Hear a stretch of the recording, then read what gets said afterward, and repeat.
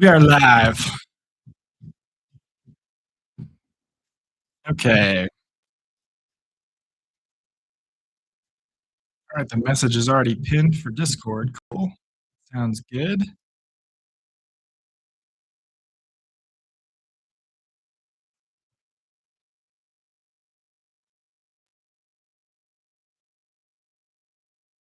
Broncos, Bills. There we go. Got that set up. The mic is working. Discord link is in the top. The poll's at the top of the chat. We got our blue light on. We got our orange light on.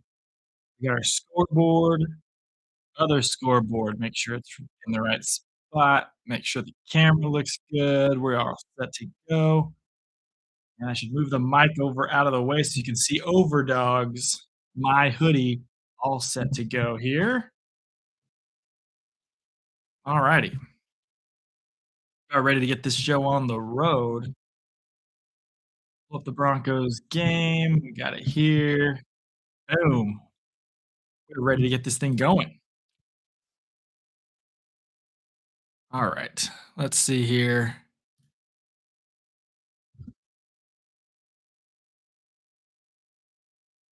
I'm very excited for this game, everybody. This is going to be a really good one. We have the Buffalo Bills and the Denver Broncos in Denver. The Broncos ready to host this game live from Empower Field at Mile High, and it is time for some football. I am very excited to call this game. I've been looking forward to this game all week, especially last night. I started thinking to myself, man, I am super stoked to be calling this game. I'm very excited. This is actually the first Broncos game, I think, this year that I'm going to be calling. So very excited to be doing that. They're usually on at the same time as the Cardinals, so it's not been able to be done so far this year. But the Denver Broncos are the 1 seed. They finally play their first playoff game in the divisional round in about a decade. They played in the wild card last year and they lost. Now this year, we are in the divisional round. The Denver Broncos going to be taking on the Buffalo Bills, and we have Tony Romo and Jim Nantz for this game. I really don't know. We're going to see if we find some good material from Tony Romo to talk about in this game, as he could end up having a few botches once again. JA7, Josh Allen 17, January 17th. I see what you did there. Hope you're having a good day, Chris. Denver Broncos, Buffalo Bills from Power Field to Mile High. It is a chilly day here in Denver today. I can tell you because I live here. Chilly day in Denver, but it has warmed up slightly, and we're ready for some good football. Really hoping the Broncos come out here, put up a good performance. Bills' offense, to me, I think is a little bit better, but they did lose Shavers. They did lose Gabe Davis. Going to be without those two guys, so it's going to be very important for them to get off to a hot start. And Cook is going to have a really good game on the ground. Broncos defense, second ranked in the NFL, right behind the Texans. It was literally neck and neck. The very final, like 3 plays of the season, the Texans ended up taking that one. But this is going to come down to the wire today. Also, I got a haircut, so my hair looks nice now. This beanie just makes me look like I'm a cancer patient. So that's at least what my wife says. So I'm going to wear this a little bit higher, actually. So you can actually, I don't know, see my hair a little bit. That's at least what I'm going to try to do as we get into the game here. All right. Buffalo Bills, Denver Broncos are going to come up after the commercial break. We're going to wait for that opening kickoff, and then we're going to be underway. First game in the divisional round will be off and running. I tried to change a headlight on my car today, and let me tell you, it was very frustrating. I've been able to do one before. I've changed the headlight before very easily with no issues whatsoever. This one, for some reason, took forever to do, and then I finally got it in there. And once I got the headlight in there, it didn't work. So now I have to take it to a mechanic because the whole right side of my car's electrical might not be working correctly. Anyways, I will let the Askew crew know that we are going. And then we'll be off and running. This commercial break is the last one probably before the opening kickoff. At least I sure hope so. Let's see here.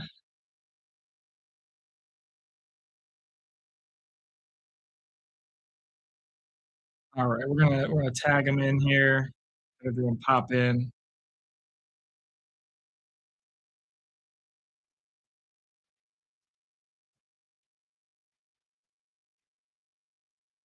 What? It's not working right now.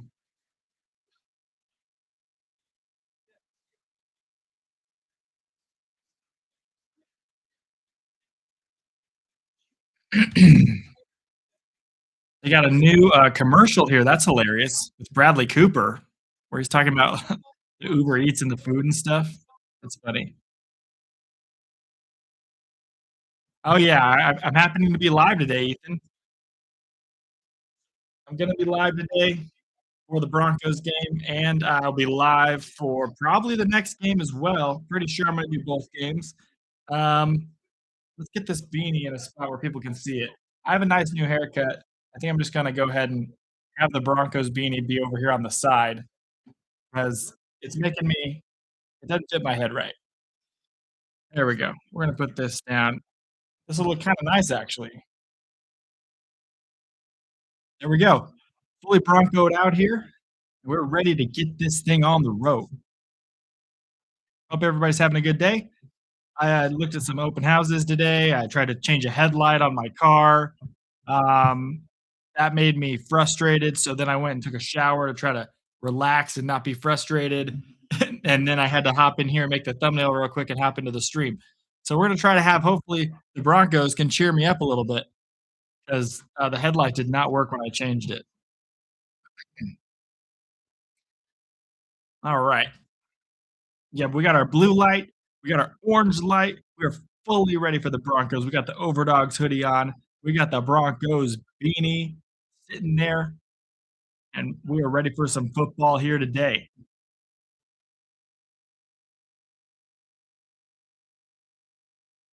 The Denver Broncos come into this one with a week. They had a week off, got to chill, got to relax a little bit. Kind of didn't play the best football at the end of the season, but they're coming into the playoffs here. They're coming in fresh. The Bills can't come in all beat up, barely beat the Jaguars last week. Ended up coming in here with, I think there was a right hand tweak to Josh Allen last week. There was also a left knee injury at one point, and there was also a moment where he got hit in the head by two guys very hard. So Josh Allen's probably still feeling sore from that this week. We'll see how bad those were and if they end up affecting him. They didn't affect him enough last week for them to lose. They were able to still manage to win that game. So really pulling for them, hoping that they have a great performance. Hope the Broncos end up winning it though, because Broncos are my AFC team. My entire family's over at a watch party right now, over at their friend's house. So we're hoping that they have a fun time watching it as well. My in-laws are there, and then my wife's friends' parents are also there, so they're having a good time. Um, so that will be fun. But we're here. We're going to be doing the live stream today, doing the play-by-play for the Denver Broncos versus the Buffalo Bills here. We got the game pulled up on the laptop. So in commercial breaks, I will hop back over. If there is anything new in the chat, I will take a look at it over there. But for now, we are right here, ready to go. We are at Empower Field at Mile High. They are interviewing Sean Payton, and the teams are getting ready for the opening kickoff. And it is a little bit chilly in Denver today. I know I've been walking around, walking my dog. Very cold. This is the first 2 days of the entire winter where it's been actually pretty freaking cold, and there was a dusting of snow yesterday at about right near midnight, 1 a.m. There was a dusting of snow on the ground out here, so it's definitely a chilly day in Denver, and the wind is blowing slightly, and it's a gentle breeze, but it kind of can pick up from time to time, especially when it starts getting colder out here. Things really start picking up. What's up, Rex? How's it going? What's up, Liz? How's it going? They're interviewing Sean Payton, and he's talking about how he wants the team to be physical, have some physicality today. Right now, it is 35 degrees in Denver, winds 7 miles per hour, and clear skies. That is basically what I just told everybody, but they just confirmed it there on their report. Almost a freezing day. Everyone's got an orange square that they are doing this with, and that looks kind of cool in the stands when they do that together. There's always the one person that's not got the right rhythm though, and they don't do it right at all. All right, the opening kickoff is up to the Denver Broncos, who are going to catch the ball at the one. And the Broncos are back playing NFL playoff football in the divisional round or further once again for the first time since they won the Super Bowl in 2015. That opening kickoff goes out to the 26, and both the Broncos returner and the defender for the Bills who hit him are down on the ground. That is the second time, guys, in like 4 weeks that we've had an opening kickoff where we're all excited to get this game going, and then immediately there is an injury on the ground. What's up, Hunger? Welcome in. Happy to have you here. I don't know if we've seen you around here so far. You must be a new guy. Welcome in. Happy to have you. We're gonna watch the whole Broncos game. We're gonna be doing the play-by-play for it. This is the second time in like 4 or 5 weeks we've had an injury on the opening kickoff, and it kind of just is the worst way to start a game. There's a commercial break now for the injured Bill who's on the ground right now. Hope he's okay. Yeah, that was a hard hit. That was like a car crash, Chris. That was a pretty tough hit to start the game with. That's what they're trying to do with the new kickoff to avoid that from happening so much. But that happened 4 seconds into this game. Is he an important player for the Bills, Chris? Is he a big guy on the defensive side of the football or offensive side? I'm not sure because, or he may be just a big guy for special teams. That's an important thing to have good guys for that. They're all important. Yeah, well, that's a good way to look at it too. They're all important. Man, I was so pumped up. I've been pumped up all week, and I'm, like, super excited. I'm like, "Let's go. Let's get this game going." I'm excited to see a Broncos playoff game. They've really not been good since I've lived here, and, the last time they were good, I lived in Texas. So, I'm excited to see them actually in a deeper round of the playoffs. They had the bye week, so this is technically their first game, but last year, they played in the wild card, got beat immediately. This is the first time we've been divisional round since 2015. My whole family is watching the game right now, and I decided to chill with you guys and have a great time watching the Broncos game instead. I'm just really thrilled. I'm very excited. I'm excited more about this one than most games we do because I'm actually into the team that we're watching for once. Because the Cardinals, man, they don't give me anything to enjoy on the NFC side. The Broncos over here trying to help me out a little bit, hopefully today. You should go to the next game. The tickets are really expensive. I don't know if I can afford that. You have a bunch of mid players that combine for half decent, for one half decent. Yeah. I would love to go to the game. That would be awesome. Would absolutely love to go to the game. I think the cheapest tickets were like $500 in the top. We're looking at the top of the stadium right now, back from commercial break.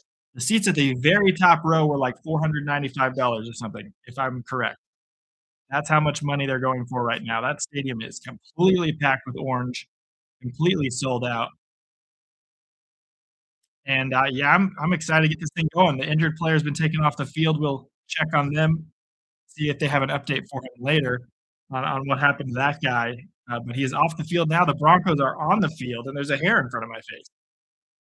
Bo Nix is alone in the backfield. He's going to fake the handoff and look to throw. He's going to throw this ball completed on first down. It's going to be a 12-yard gain and a Broncos first down on the first play.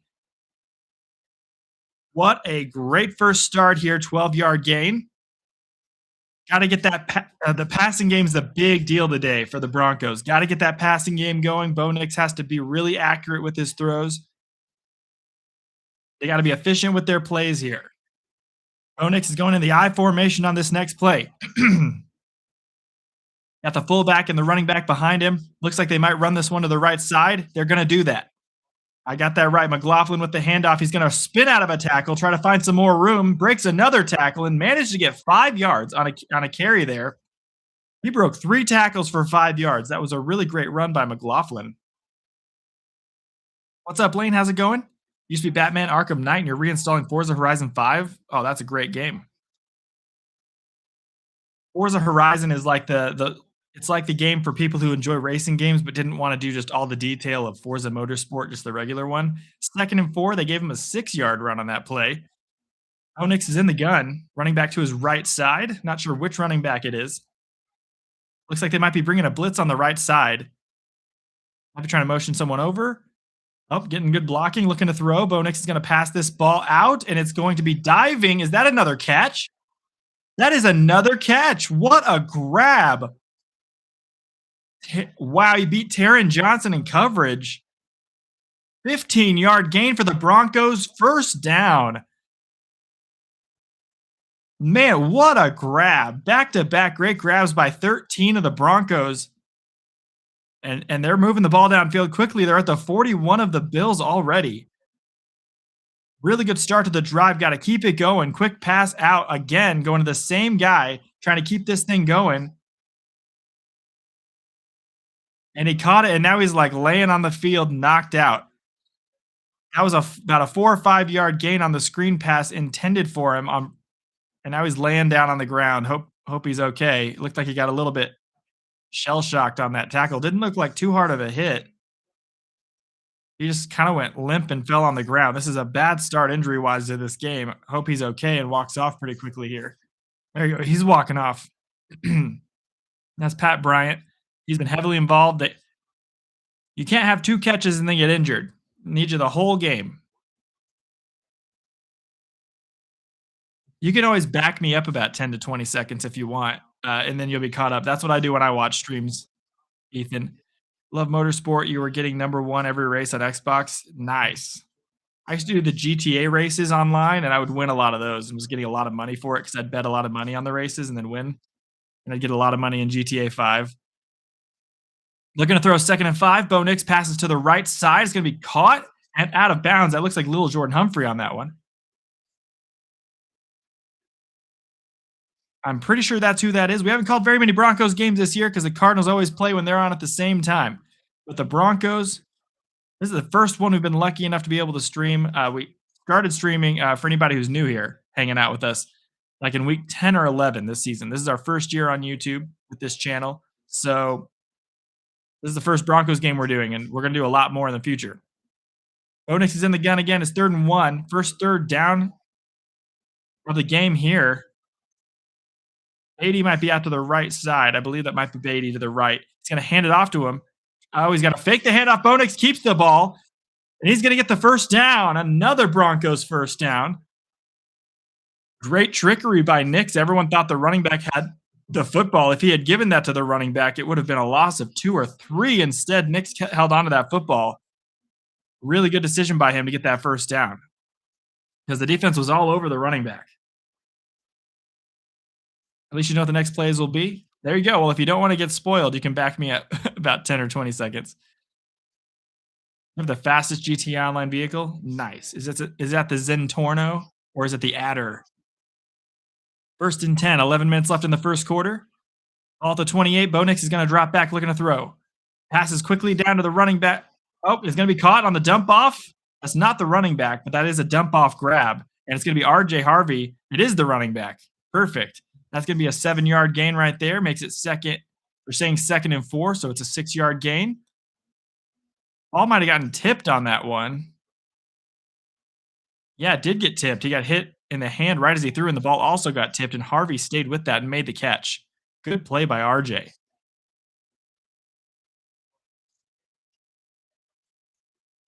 Yeah, I haven't played GTA in a while. That's for sure. He's going to hand off from the he's going to fake the handoff from the gun and run it himself again and then fall down at the first down marker. That is going to be possibly a first down. I think he's going to be just short of the marker. It is going to be 3rd and short. 3rd and inches here. They're saying 3rd and 1, but that is a 3rd and inches for sure. Okay, gotcha. Vapid MFJ. FMJ. I was thinking MHJ, Marvin Harrison Jr. All right, quarterback sneaking it on 3rd and 1. I don't know if he got enough, but let's see where the marking is. It's very close. I don't know if he got this. It looked like he might have been short on this one. We're going to have to take a look at where they spot it.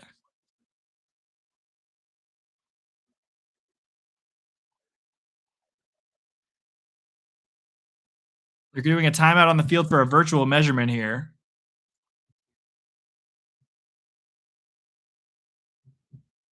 I don't know any of those names you just said for that car. Yeah, I think that they're gonna say he's short there,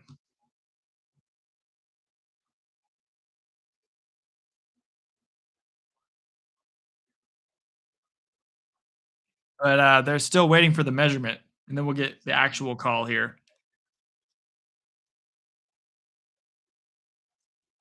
Making sure I got everything set up, all good to go. Here we go, here we go. The measurement is saying 2 inches short. I think that that's a correct measurement. It looked like he didn't get it. 4th and inches, I'm going for this one all the way. They've been moving the ball really well. Quarterback sneak just didn't work out on that play. I don't know. I don't understand how the virtual measurement knows where the ball was spotted. It's the same thing as a ref, essentially, because how are you going to know what that was? He was underneath 25 different people. How are you going to know that?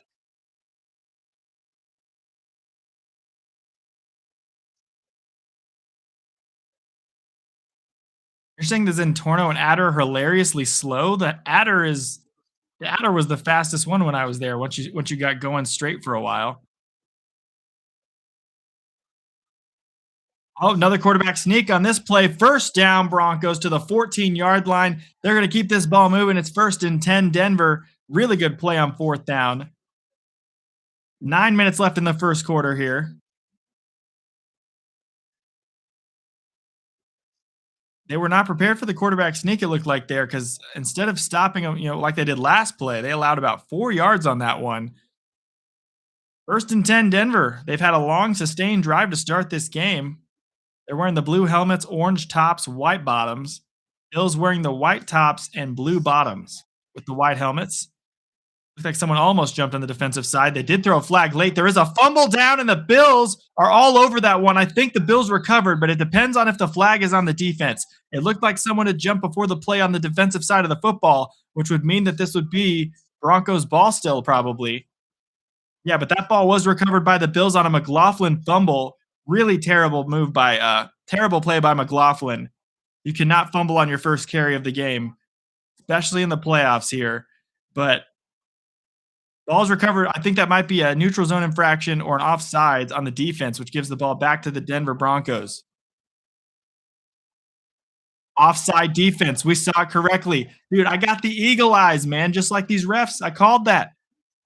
They're saying 1st down, Denver. They keep that football. It's an automatic 1st down, and it's Larry Ogunjobi who jumps off sides and causes that play to be null and void. So, honestly, McLaughlin needs to mail Ogunjobi some Omaha steaks because he deserves it after bailing out that drive and keeping the ball back in the Broncos' hands because McLaughlin just tried to hand it right to him.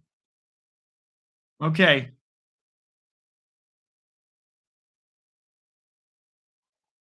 They have a chip in the ball? Oh, that's pretty cool.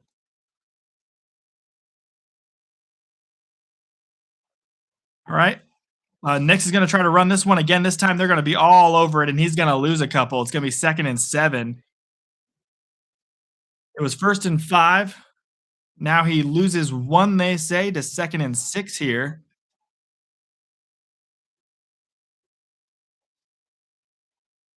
You own a bunch of Vapid vehicles. Nice. Yeah, when I see the name Vapid, I know it's going to be fast. 2nd and 6. Denver Broncos in the gun. Bo Nix motioning Harvey to the right side. Harvey's been the best running back of the game so far for Denver on the first drive. He's going to throw this ball to the end zone to the right side. It is in and out of the hands of Lil Jordan Humphrey.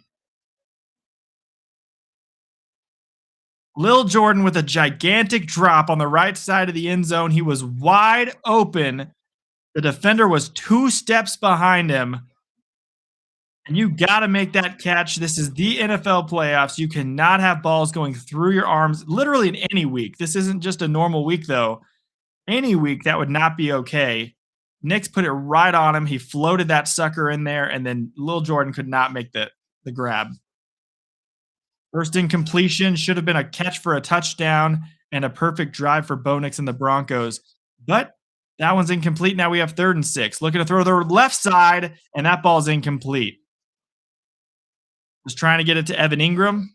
Not able to make the grab. The crowd a little bit bummed, just like I am, that they're going to have to kick a field goal after a 7.5 minute drive, taking half of the time off the first quarter for their first drive. Bills haven't even touched the field yet with Josh Allen. Um, and now the Broncos got to kick a field goal. So Lil Jordan costing the Broncos 4 points on that play. Let's see if Lutz can make his kick. 28-yarder here. The wind is very slow, so it's not going to affect the kick at all. Kick is up. It is good. Denver's got a 3-0 lead. That means we do get to flip it. Broncos are the orange today, which is fitting. First Broncos game with this scoreboard that actually works well with Broncos colors. The Broncos are the orange. They like wearing orange a lot more than they used to wear blue more than they wore orange. And the orange was the secondary color. Now the orange is the primary color for their jerseys. And there it is. We got a 3-0 game. Let's take a look at what we got here in the chat during the commercial break.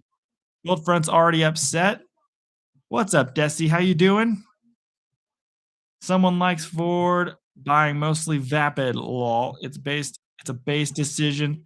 Most are from the streets.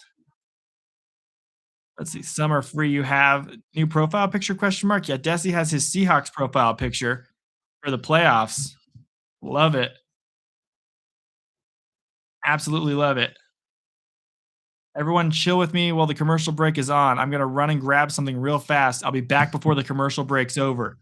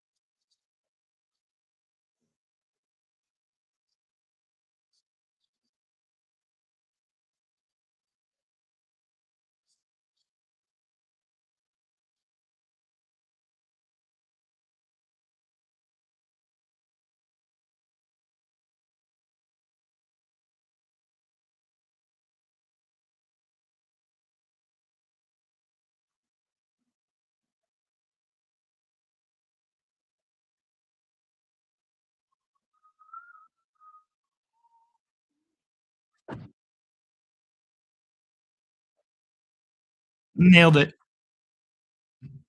Okay.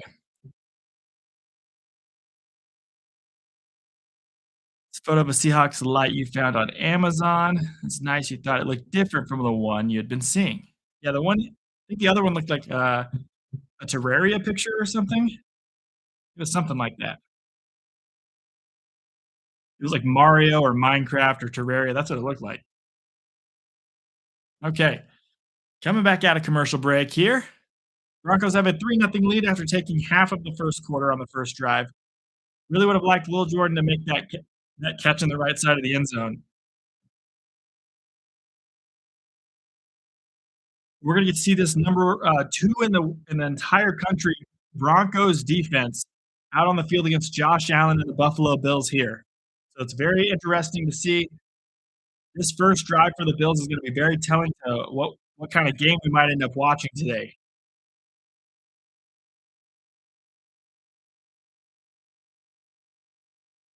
Oh, it was Mario Maker. Okay, cool. Yeah, I thought it was something like that. All right, kickoff being returned here to the 25, out to the 30, to the 33.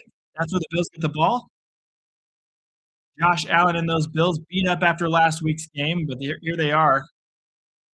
I'm not trying to have a strong performance here today. He completed 80% of his passes, 3 touchdowns, no INTs, and 273 passing yards last week. Great performance by him. If he does that again, it's going to be hard for the Broncos to win. That defense is going to need to show up today. Jacksonville's defense is not anything to sneeze at, but they're not the Broncos defense. Broncos defense is a little bit better, in my opinion, and they've proved it all season long. So hopefully they continue to play like that today. Playoffs is a whole different ball game, though. First and 10 from the 33-yard line. Josh Allen's going to hand this to Cook. Cook's going to get a lot of yards here on the first play. He's breaking loose to the opposite side of the field already. Out to the 42-yard line for a first down on the first carry, and he might have about 20 yards on that one. 33, let's see, 43, then 47. That was over 20 yards on the first carry, maybe about 25 yards for Cook on his first play from scrimmage for the Bills in this one. Man, that's a bad start for this defense. I just talked them up really big. That's the opposite of what they needed to do there. All right. Last week he had 46 rushing yards. He just did over half of that on the first carry. Josh Allen's going to take a timeout. I think he can't hear anything in his headset. And they're going to switch helmets. That's a good waste of a timeout there for the Broncos. That's awesome. They already burned a timeout, guys. Love that.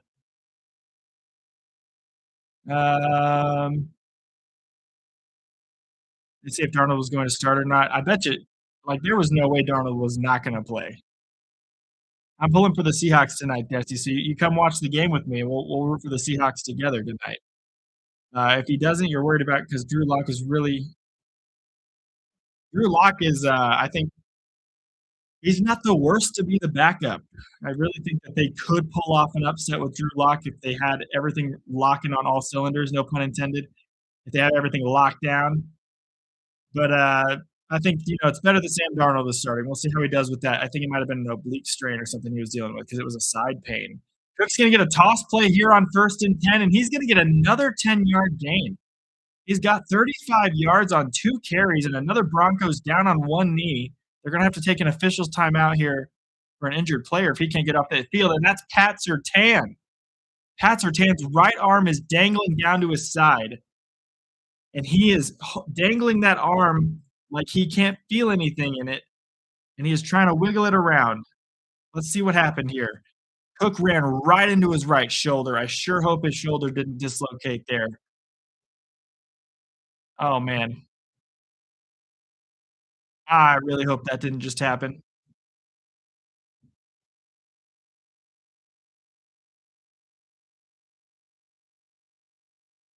Remember that Eagles game? I don't remember that Eagles game. Surtain's going into the blue tent. That's terrible. I hate to see it. That's awful. Okay, well, that's a big, gigantic blow to this Broncos defense. Allen's gonna take the snap and look to throw here. He's gonna zip this ball out for a first down once again after the 23. The Bills offense is cooking. That was Shakir on the grab. Bills offense is cooking with fire here. If the Bills end up beating the Broncos, they're my team for the rest of the playoffs that I would like to take it. Bills and, on the other side, Seahawks, as I've been saying the whole time. All right, defense, let's get a little bit more, pressure here. I don't want to jinx you guys. I know, like, being a full-blown Cardinals fan and having the Broncos being my second team, I don't want to jinx the Broncos here by just rooting for them and making them play like the Cardinals today. All right, handoff here on a toss to Cook. He's going to get 4. He's 2nd and 6 for Denver.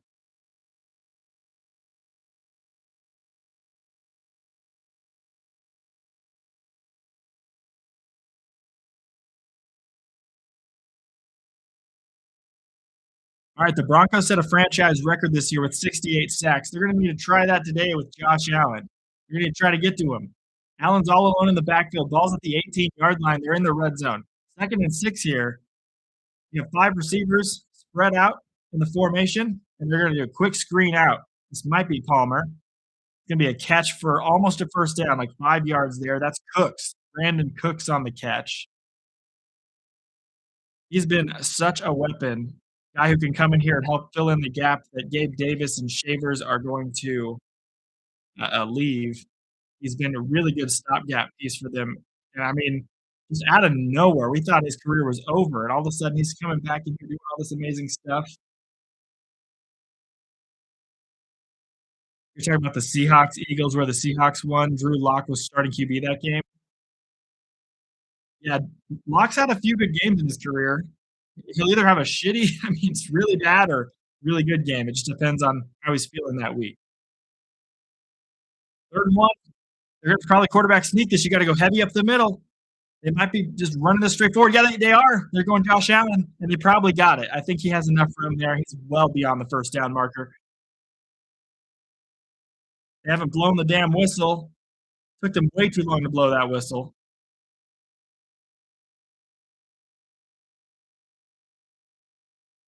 4 minutes left in the first quarter. That is going to be a first down, and the ball's at the 11 now. They can still get a first down if they get the ball to the 1. It's not a first and goal officially.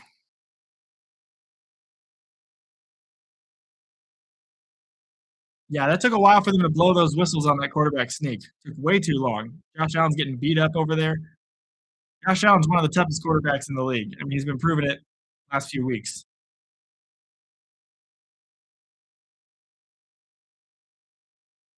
Vance Joseph was yelling at Sean Payton to call a timeout here on the Broncos defensive side of things. And Sean Payton was looking over to him like, what do you want me to do? What do you want? Like, what's going on, coach? What's going on, coach? And then Vance was looking back over at Sean Payton like, you need to call a timeout right now. Sean Payton's sometimes up in Vance Joseph's ear, getting kind of on to him about certain things, making sure the defense is running correctly. But I don't think that's something that's necessary to do, considering how good of a defensive coordinator he's been the last couple of years. But Vance Joseph said, timeout, coach. And then Sean Payton ran over to the referee to get that timeout. So that's why that happened. I think they didn't know what the hell they were running. That would have been a touchdown for the Bills. But there's a lot of Pro Bowl selections for the Broncos. They were showing about 6 or 7 guys there that have been Pro Bowl selections this year. A lot of AFC Broncos for the skills competition, I guess that's what they're doing now. All right. Allen and the Bills are in the I formation. Never mind, Kincaid's going to move out to the right side. They're going to run heavy right here from the looks of it. They got a big formation on the right side. Oh, they're going to try to hand it straight up the middle. It's not going to work as well this time. Good defense. That's the first play really on this whole drive that the Broncos defense has been able to get a stop. Ball's down at the 10 right now. It is 2nd and 8 for the Bills. Pat Surtain looks like he may be okay. Still standing on the sideline. It looks like he's working around with his helmet a little bit.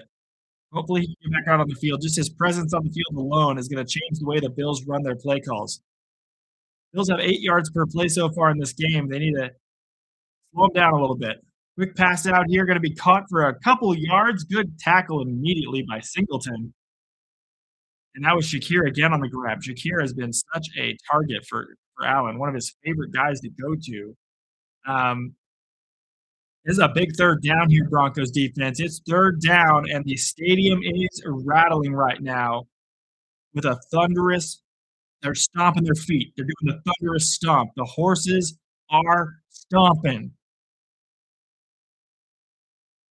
Josh Allen is alone in the backfield. Running back is now going to move to the right side. He's then going to motion him away from him. And now going to take the snap, setting back, looking to find someone open. He's going to try to run this football himself. He's got no one else in the way, and he's going to fall forward, and he gets a first down. They're saying the ball was down by contact. As he reached for it for a first down, Allen took that one for himself, reached and got the first down. The ball came out, but they're saying he's down, and that's a first down at the 1. That's exactly what we were talking about a second ago. They could get a first down without a touchdown, and they did just that. Now, they might be quarterback sneaking it again. They're trying to push their way in. Allen's only going to get half a yard, and that's going to be 2nd and goal now.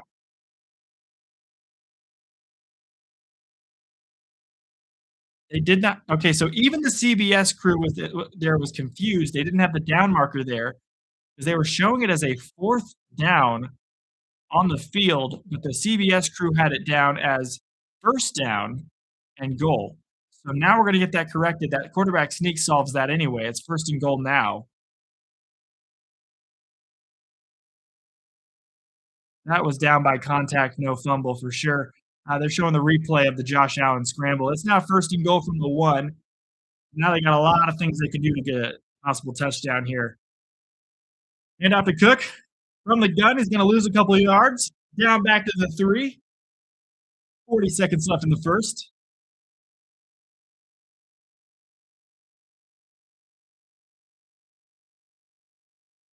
All right, 2nd and goal from the 3 now.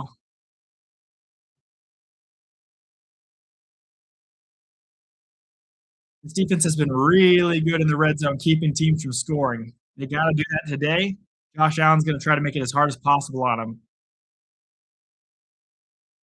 Allen under center, running back behind him. Takes a snap, looking to throw to the right side. He's got a man open for an easy touchdown. That is a wide open, easy touchdown for the Bills, and they're going to take a lead. That is McCole Hardman. Is that Hardman?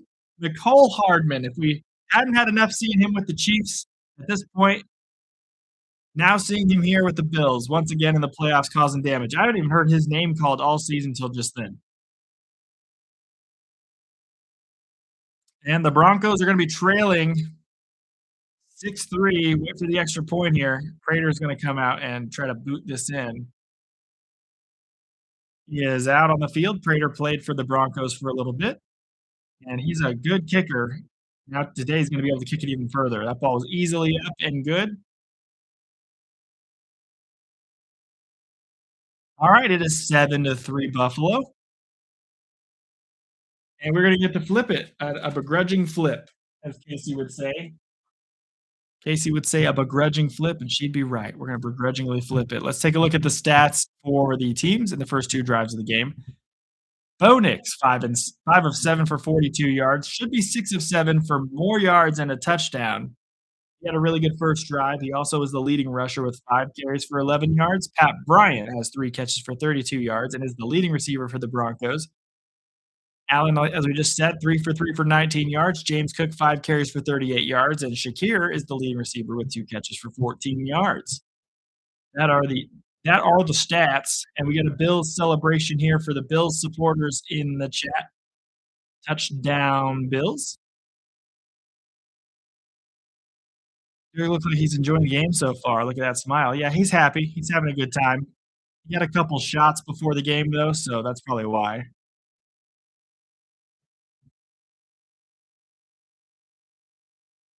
All right, Buffalo going to kick this ball back off to the Broncos.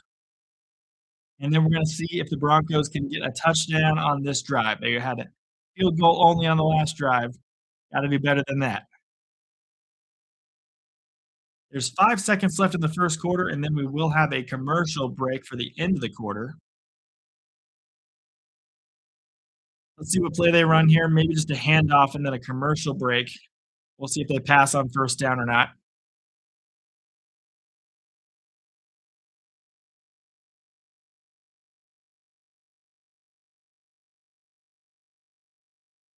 I really like that new Bronco helmet. They've done a little bit of a slight alteration to it. It looks a little bit more clean. I like how it looks. The blue's just almost slightly just barely darker, it looks like on the helmet. The helmet's a matte helmet. It's not shiny like the Bills helmet.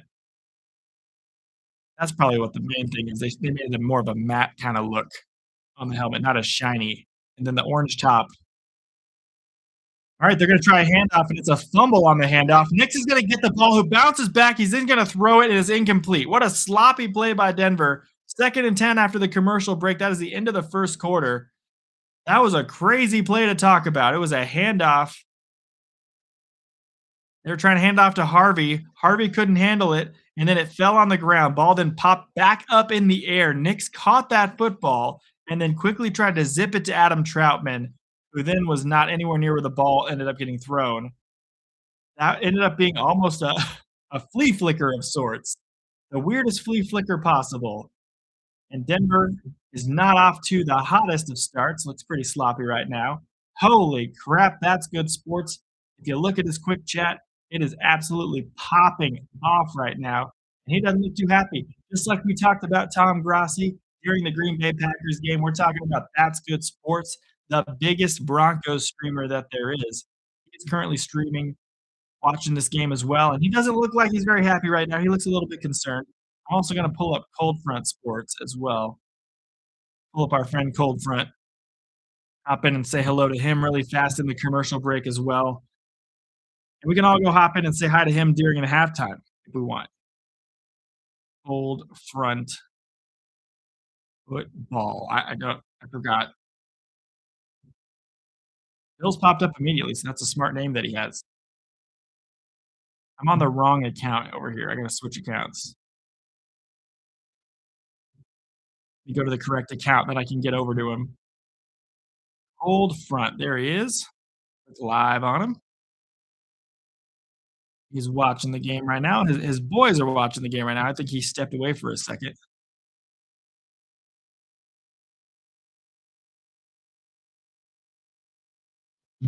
There we go. I'm gonna say sup to them real quick.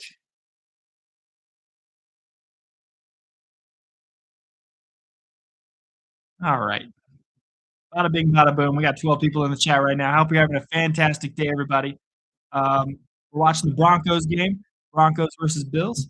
We're rooting for the Broncos. Broncos off to a sloppy start right now, though.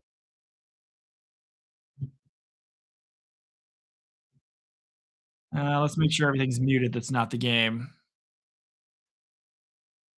People are really going in on Brandon Perna right now in the chat. Oh my gosh. People are going in on that guy. It will be the GPS freeze down games.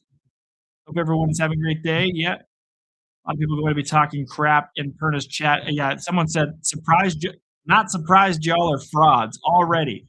Guys, it's the end of the first quarter and it's 7-3, and the Broncos have the football. I'm not sure what the hell these guys are talking about in the chat over there. But hey, haters gonna hate, let me tell you.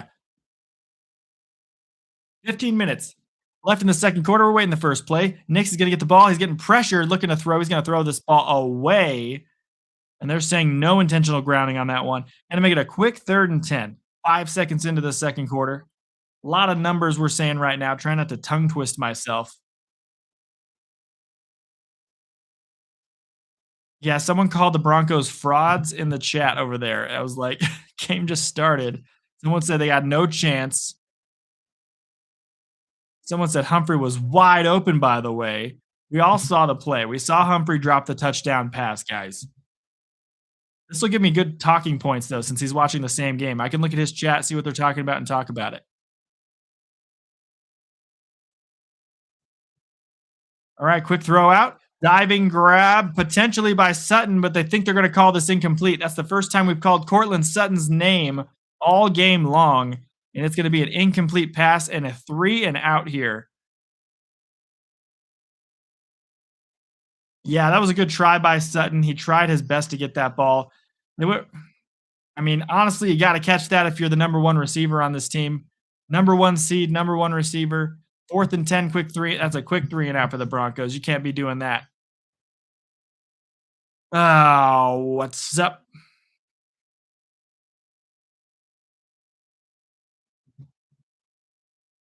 All right, quick snap out here. The punt is up and it is away. And the catch is going to be fair caught at the 37.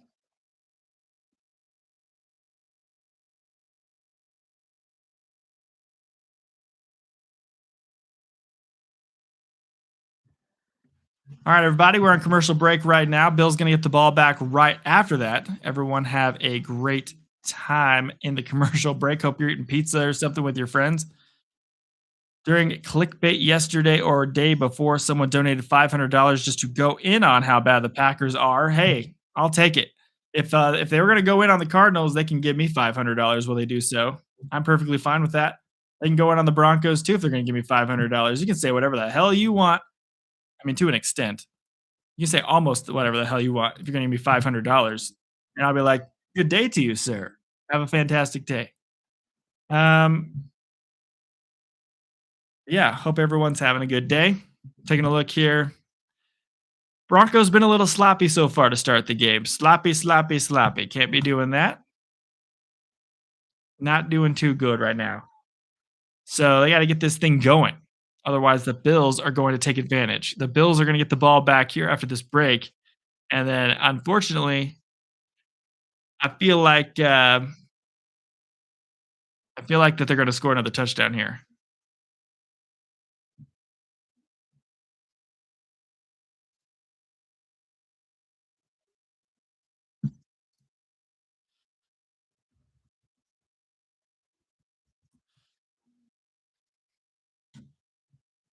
All right, cool. Yeah, I got you guys pulled up, Cold Front. I also got Perna pulled up. Both of them are muted right now, though, but I did hear you guys ask. I'm doing all the games for the divisional round.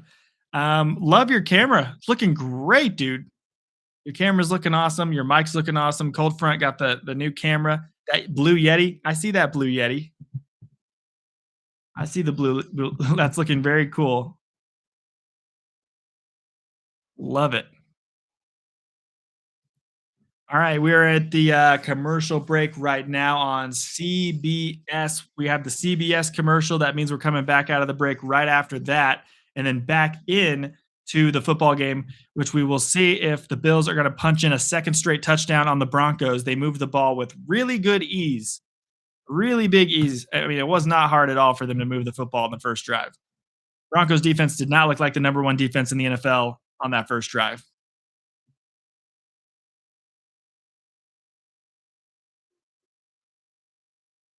That's hilarious. I didn't know they did punishments for that. All right, under center. Josh Allen going to hand this football off to Cook. He's going to juke his way to about 5. Give me second down. 14:35. We have just started the second quarter. There was a commercial break, then a quick punt, and then another commercial break. So it's been a bit of a slow start to the second quarter. Wish they wouldn't do a double commercial break like that. It really just takes everyone out of the game. But yeah, Josh Allen has no Chiefs in the way this year. If they get past the Broncos, I don't see how they don't make it to the Super Bowl. And then at that point, this might be their year. All right, quick pressure here, pressuring Josh Allen. He's going to scramble on his own downfield. He's got a lot of room. He's still going all the way to the 32 of the Broncos. Oh my goodness. I mean, defense is a thing you could try. You could try doing what you did all season long with your defense. They just let him run right up the freaking middle here. They let him run straight up the middle. He got pressured on the outside by both of the ends who came around, and then he had a big gap right up the middle, and he ran for like 35, 40 yards. I bet he's not happy. I'm not happy either. They're my second team, but I'm not happy either. I wanted to see a good game from a team I like for once. All right, handoff to Cook. A big hit here. A fumble. Broncos recover. Broncos ball at the 31. That's a clean fumble by James Cook. There's also an offensive lineman or a tight end. I think that's an offensive lineman for the Bills down right now. But at the moment, it's a Broncos ball moving the other way. Cook with a big fumble.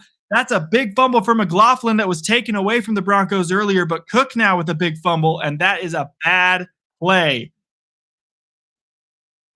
Bad play for Cook right there. Broncos going to get the ball back. Now Brandon's happy. What do you think about that one, Desi? Is Brandon happy now? Let me turn him up a little bit so I can hear him. What a stick is right. That's all I heard him say. I heard him say, what a stick. And that is exactly what I was thinking. What a hit. I didn't even see who did the hit stick on that play.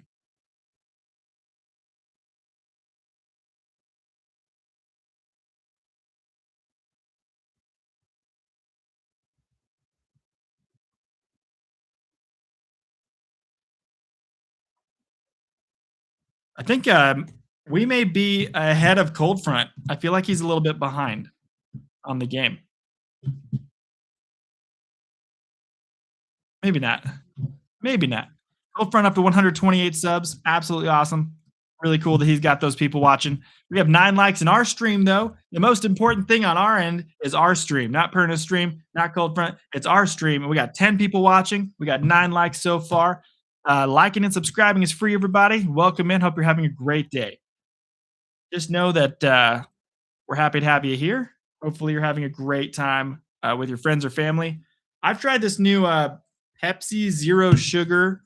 It's like wild cherry. It's wild cherry Pepsi, but it's zero sugar, and so I don't drink like 5 a day and get really unhealthy. But yeah, these are really good, guys. It's zero sugar, wild cherry, and cream Pepsi. So it's like cherry vanilla Pepsi, but it's zero sugar. And honestly, these zero sugar sodas that got the flavoring in them are really good. Like they're able to mask that gross aftertaste to where you don't even taste it, and then you can kind of feel like you still get to enjoy drinking soda while also not taking in like a crap ton of sugar, and then getting really, being super unhealthy. I had a problem with soda. That's the whole reason why I'm trying to go slower on it and drink zero sugar ones.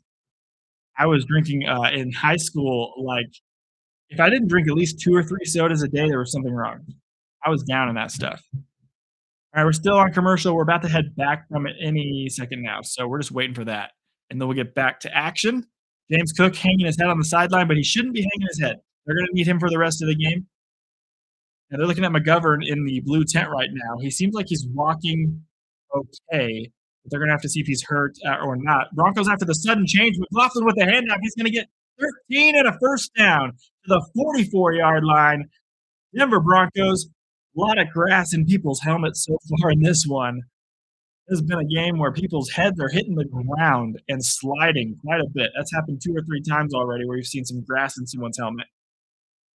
Love a good field, though. Like, we don't have some stupid turf field here in Denver. We got a nice grass field. You're not going to see ACLs just popping out of place in this field because of the stupid turf. Quick pass out on a check down, batted down by the Bills defender. Almost intercepted that one. That was a dangerous pass by Nick. You can't be doing that. How are you doing on watch hours when you get a commercial break? Oh, yeah. I saw that just now, so I'll answer it right now. I need. Let's see. We can look at the exact number in my analytics. I'll just pop open 7 tabs for YouTube here while we're watching the game. I have different tabs for every stream I'm watching and my analytics, and then the game itself on YouTube TV. 2nd and 10. Nix takes the snap, hands off to Harvey. Harvey's got room. He's going to break a tackle. He's going to try to get to the first down marker, spins out of that too, and gets a few more yards. That's a first down again for the Denver Broncos. 12-yard gain, and they're moving the ball downfield.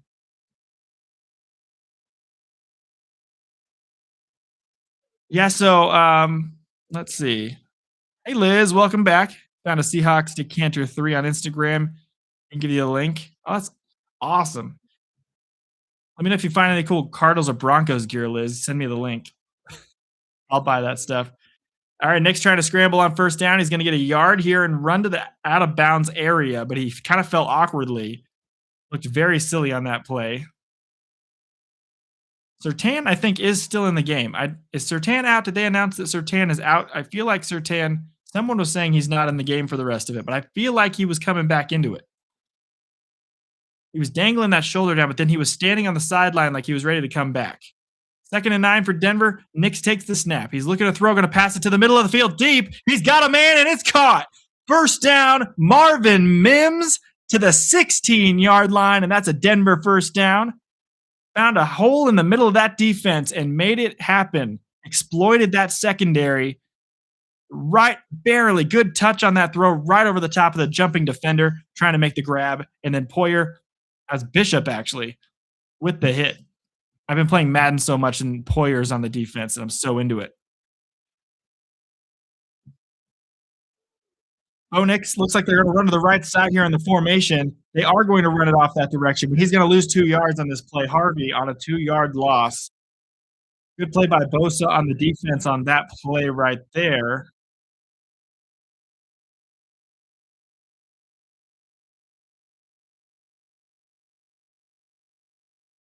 Not a good start on this set of downs, but they are at least in field goal range on this drive. Cook is still frustrated on the sideline, as he should be. That was the first play for negative yards that the defense has forced in this one. The Broncos have 3 plays for negative yards. 2nd and 12. Nick's taking the snap. Looking to roll. He's going to run this one up the middle. He's at the 10. He's at the 5. Going to slide down. They're going to say he's down at the 6, and he might have slid just short of the marker. If he had gone another yard and slid, he would have had a first down.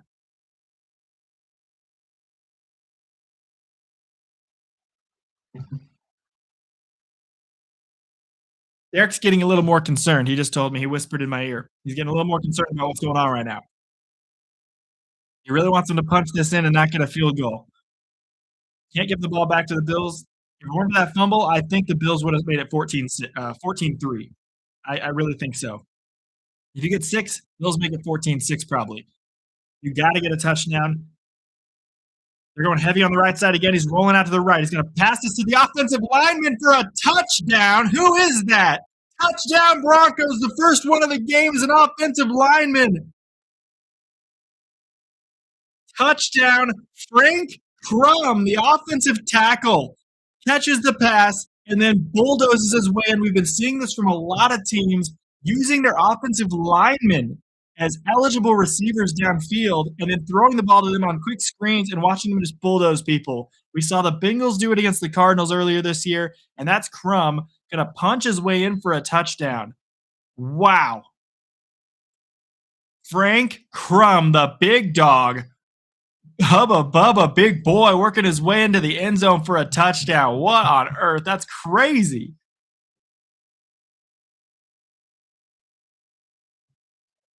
You should definitely get one, Liz. Absolutely. You should definitely get one for your late grandpa.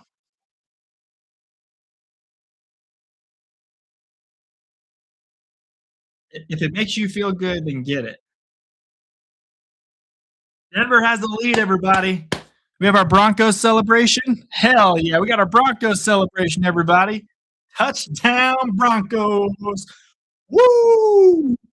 Woo! We're dancing. We're celebrating. This is the first Broncos fireworks show we've been able to watch. We got to enjoy this sucker. Look at this thing. I'll never get to watch my favorite team's touchdown celebrations, guys. Look at that thing. Right over here. I'm going to turn my mic so you can actually hear me still. Oh, no, there's no more fireworks. It's over. Damn it. We missed our chance. We saw it for a minute. Usually it does the fireworks for like a solid 4 minutes. I'm not sure what was going on there. Alrighty.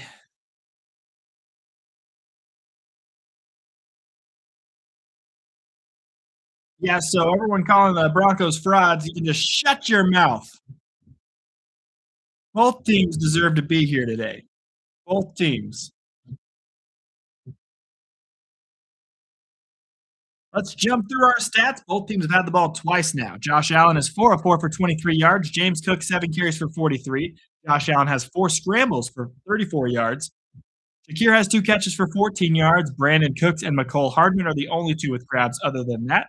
Cooks has a 5-yard grab. Hardman has a 4-yard grab for a touchdown. Broncos side of the football, Bo Nix is 7 of 13 for 76 yards and 1 touchdown. He's got a 97 passer rating. He's got 7 carries for 23 yards. McLaughlin has 2 carries for 19. RJ Harvey has 2 carries for 10. Pat Bryant has 3 catches for 32. Those were all on the first drive. Marvin Mims has 1 catch for 27. And Frank Crum, 1 catch for 7. Frank Crum is the 3rd leading receiver on this team after that touchdown grab, guys. Yeah, well, the game's over. Yeah, Ethan, I feel you. Ethan, how are you feeling about the John Harbaugh thing? Rex, you got John Harbaugh if Rex is hanging out here. You got John Harbaugh. How you feeling about that Giants fan? I know you like the Giants. Ethan, you were saying something about don't take him from us. I think you're a Titans fan, though, right? I just want to confirm that you're a Titans fan because I was like, are you a Giants fan? I feel like he's going to the Giants regardless, or Atlanta. Atlanta was the second team, I think. I uploaded that John Harbaugh video, and then at that exact moment, um, he, the news came out he was going to New York, and so I was like, I'm just going to post it anyway, even though it's a dead video. All right, handoff. Kick return out to the 33 again. Second time today that the Bills will be starting a drive from the 33, unless we see what this flag's about. Late flag thrown. Let's take a look here what the ref has to say.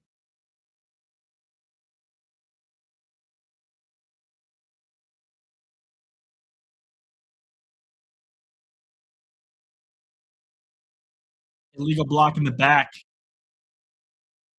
10-yard penalty.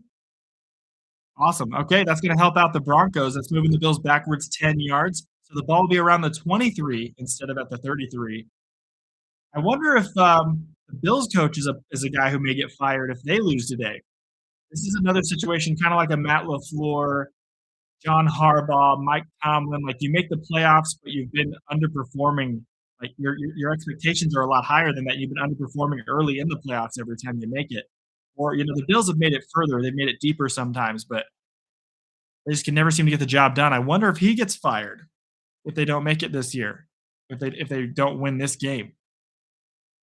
Throw to the left side, deep downfield. Josh Allen had Cooks, and he missed him barely. Cooks was trying his best to use that speed of old that we're so used to seeing from him, but just missed him on the throw. It's going to be second down, and the pass is incomplete. All right, they're evaluating a player in the locker room for a concussion. I did not hear who they said they're evaluating for the concussion, but I believe it is the McGovern, the offensive lineman for the Bills, that they're evaluating in the locker room. So that is a backup offensive lineman on the field. Offensive line is like the goalies of hockey. They are the most important piece of the offense. Without an offensive line, you can do nothing. James Cook going to get the handoff here, go for 9 yards, makes it 3rd and 1. Yeah, quarterback's obvious, the obvious pick for best, most important position, but without an offensive line, even a good quarterback is not going to do anything. Which is why I'm so adamant that the Cardinals go get an offensive line uh, in the offseason any way they can. 3rd and 1, Buffalo. 8 minutes and 50 seconds left in the second quarter right now. Ball is at the 26-yard line, and I said Joe Burrow. I was thinking about Joe Burrow because bad offensive lines. And they're going to try to quarterback sneak it, and he's going to get the first down, 2-yard gain. Josh Allen and the Bills moving the ball, moving the chains. 8 minutes and 30 seconds left in the second quarter. And that clock is ticking. 10-7. We forgot to flip our board. Let's flip this sucker. We did a happy flip because it's the Broncos. We want the Broncos to win. So it is now 10-7.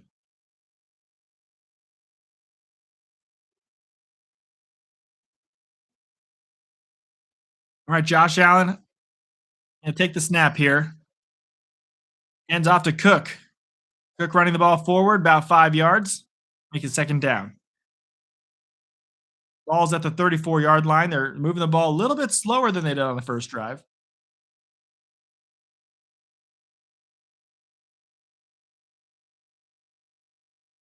NFL rank all season long. Denver Broncos are ranked 91.1 on how many yards they allowed. They allowed 91.1 rushing yards per game. They were ranked 2nd in the league, rush defense, and they've already allowed 93 yards rushing in this game. So the Bills are putting in some work right now. Broncos are making a few more stops a little bit better now. Quick pass out to Cook on 2nd and 5 is going to go for a pretty good gain all the way across midfield to the 44. Another hit stick move put on. And that's another big first down for Cook. I spoke too soon. That's a 20-yard pass. The ball was at the 33, so you go 43, then it's another 27-yard gain. We saw Cook on another play go from the same spot of the field to the same spot of the field on another drive. And he's going to be playing a lot harder after that fumble. You better believe he's not fumbling again unless he gets hit hard enough that even with his trying hard, he fumbles again. I mean, I don't think he's going to be playing hard the rest of the game after that fumble that led to a touchdown for Denver. Quick throw by Allen out to the left side. He's going to be caught by the tight end. That is Knox. Knox is going to get 11 yards and a first down on this play. Who do you think will be the Cardinals' starting QB next season? I think that we may go. This is a bold prediction on my part. I think we're going to sign Robert Saleh. He's willing to come to us, and then we might get Mac Jones. I think Mac Jones will be the quarterback for the Cardinals next year. I'm not mad at that. I'm not mad at that. I think he's a little bit better than Brissett.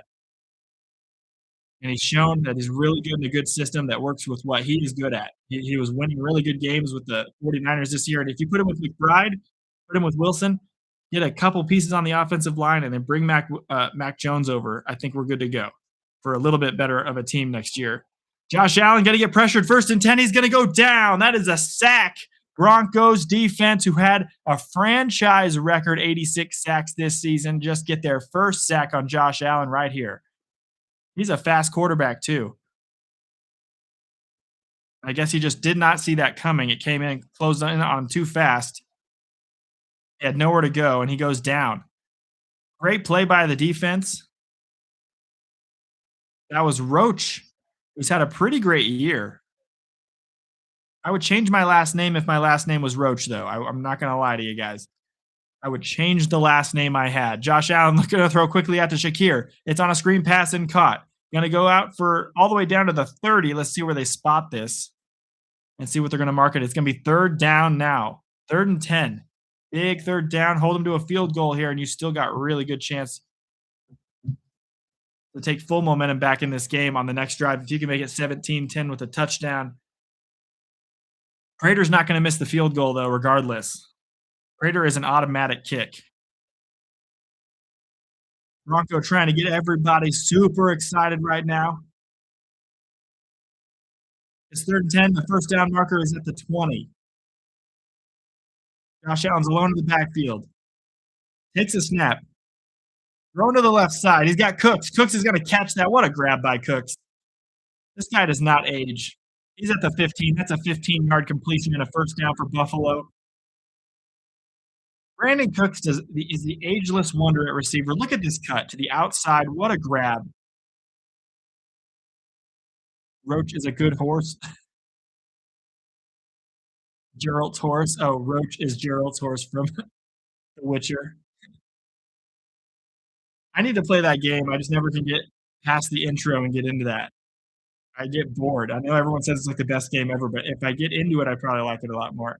I just can't get past the intro of the game, like the first hour of the game. All right, hand off to Cook. Gonna go for 1 yard, and that's it. Good run defense. They're gonna need to do that for the rest of the game. They haven't shown up on run D at all today.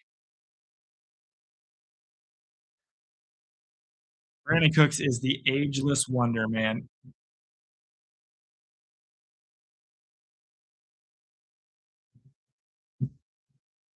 Okay, big play here. 2nd and 8. Josh Allen looks like they're going to pass this one unless it's a design run for Allen because he's all alone in the backfield. You don't rule out a design run for Josh Allen in these situations, though. He's standing back at the 19-yard line, and there's a low snap. He's going to take it off the ground and then look to run it, and he's going to get hit down at the line of scrimmage. I wonder if they're going to call this a sack or not, but who is it again? It's Roach, and he does the little salute.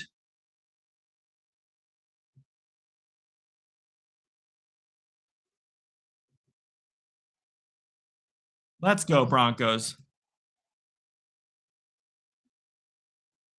Come on, Broncos. You guys got this. Let's make a big stop here. Those plays didn't work too well for him. It's 3rd and 9 now. 2:35 left in the second quarter. Josh Allen's in the gun, running back to the left side. He's going to drop back to pass. He's looking to throw. He's getting pressured again, rolling to the right side. Going to try to get the ball out. He's trying to stiff arm a defender away. That was Cooper. He throws to the end zone, and it was off the hands of Coleman, and it's an incomplete pass in the end zone. Coleman had a touchdown in the end zone. Depending on what the flag was, the flag looks like it's on the Bills anyway. It would have been a touchdown without the flag if he had caught that ball. Regardless, it hit him in the hands and he dropped it. Penalty is going to be declined. It was on an offensive lineman for the Bills, and they're going to have to kick a field goal. Crazy play. A lot of stuff to talk about on that one. W. Roach. He's a good Roach. Let me tell you. Out of any Roach, he's the one you want to have. You don't want any other Roaches. Let me tell you, roaches in your house? Nah, get rid of that. Stop that. Roach for the Denver Broncos defense? Heck yeah. That's the kind of Roach I want. That Roach can be in my house whenever he wants.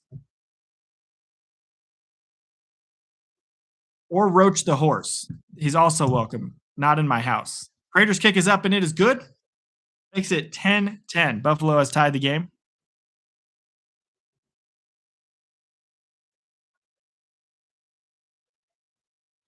Yeah, Cold Front's about 20 seconds behind us, guys. He just watched Coleman drop the touchdown pass. So he is about 10 seconds from what I'm seeing. 10 to 20 seconds behind what we're seeing right now. That helps me out so I can go in there and look at it. Let me flip it real quick.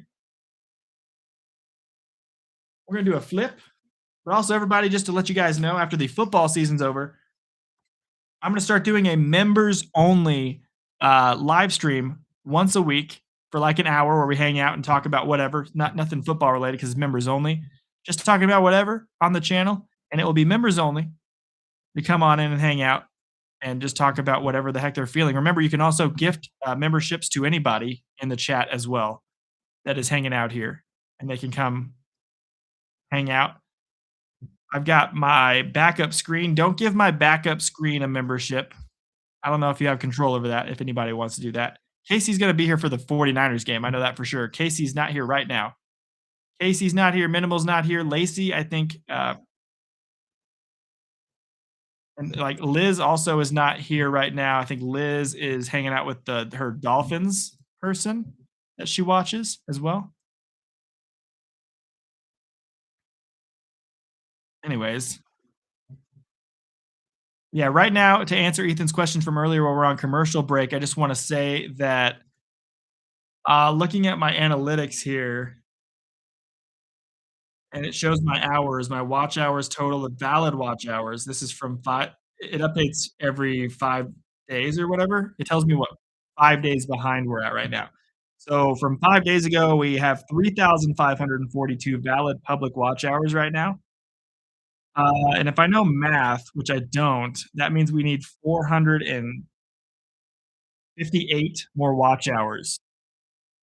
458 more watch hours to get fully monetized, so it's really close, man. Like, we get about 100 a day when we stream 2 football games, and right now we have a good amount of viewers in the live, so honestly, right now, I feel like we could get 100 watch hours today, possibly putting us at going into tomorrow needing 340 watch hours, and that's not even counting any of the watch hours I'm getting from videos here and there on the channel. Those also count. So we can just take a look. We have 9.7 watch hours already in this stream. So that's awesome. It randomly picks people if you pick a random membership. Oh, it picks anyone randomly in the chat. Okay. Gotcha. Oh, you're here. Awesome, Liz.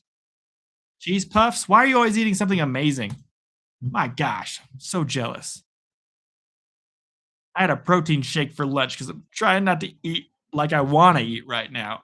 Trying to get muscles and get big and strong. Garrett Bowles is the man of the year winner for the club. That's pretty cool. I got Deion Dawkins over on the other side as man of the year for the Bills. 2 offensive linemen for each team. I'm just glad the Bulls hasn't been committing any holding or false start penalties because there were a few years there where Bulls was a penalty machine. All right, Nick's rolling out to the right side. Can they throw this ball? It's going to be incomplete. If he had thrown that with accuracy, this is what we're talking about with the accuracy for Nick's. If he throws that with accuracy, Cortland Sutton makes that grab for a big first down. Instead, he missed him. He's just throwing on the run, getting a little bit cute with that ball. That's just a bad throw by Nick's. That was a bunder throw by Nick's. You say you got your Bover throws, you got your bunder throws, and that was a bunder throw for sure.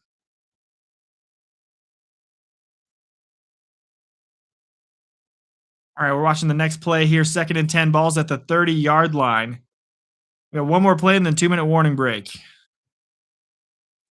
Fake end around to little Jordan Humphrey, looking to throw up the middle. Going to get this ball completed. That is a Evan Ingram catch for 7 yards. It'll be 3rd and short when we get back. 1:55 left on the clock. And they're heading to a commercial break right now. Go Broncos. You ate a Samoan Girl Scout cookie Pop-Tart. Oh my goodness, that sounds amazing. I just like the classic Pop-Tart, guys, while we're on commercial here. You're missing nothing. I really like the my favorite Pop-Tart's just the basic brown sugar cinnamon. You can't go better than that one. You pop it in the microwave for 10 seconds. If you have 2 of them, you pop them in for like 15 to 17 or 18 seconds, and then they're nice and hot, but still the little crisp on the frosting on the top is so good. And you get that little bit of a crunch with it, and then you get the bread, and I eat around the Pop-Tart. I eat the bread all the way around it, and then leave one frosting side, then start working my way down, and then I finish with that last frosting side. I've been around a Pop-Tart a day or 2 in my life. You ate Zaxby's before the stream? We don't have Zaxby's in Colorado. I remember when I lived in Alabama, we had Zaxby's because it's a southeastern company. Yeah, we don't have any Zaxby's. Out here we have In-N-Out. There's a few Whataburgers that have come up here from Texas, and you guys gotta try that if you haven't. Whataburger, we have In-N-Out, we got Freddy's. What's our chicken places? There's like Hardee's and Carl's Jr.'s out here, and I remember in like the Southeast, I don't think there were. Because Walmart has them in the cereal aisle. Yeah, Pop-Tarts are amazing. I usually just go with brown sugar, cinnamon, or strawberry. That's all I do.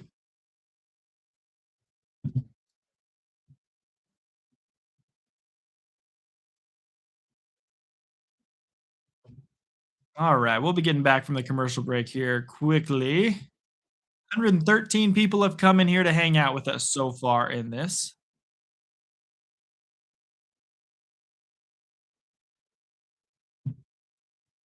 I'm hoping that I will hit 4,000 watch hours by the end of the season.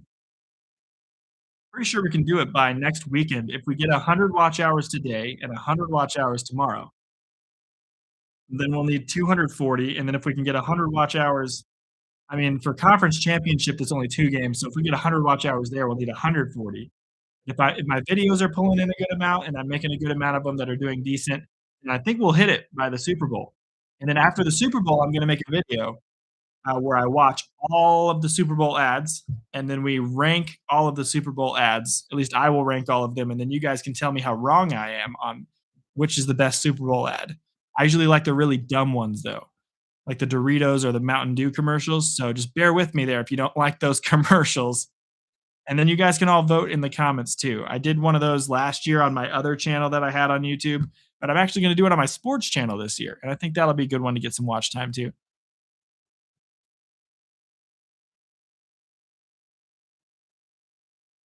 Do you have a drink called Ski? I haven't seen it. Not sure. Is it a beer or is it a soda? Onyx looking to throw first and 10. Ball is incomplete as he got hit as he threw. The Bills still playing this ball as if it's a fumble. That is an incomplete pass, though.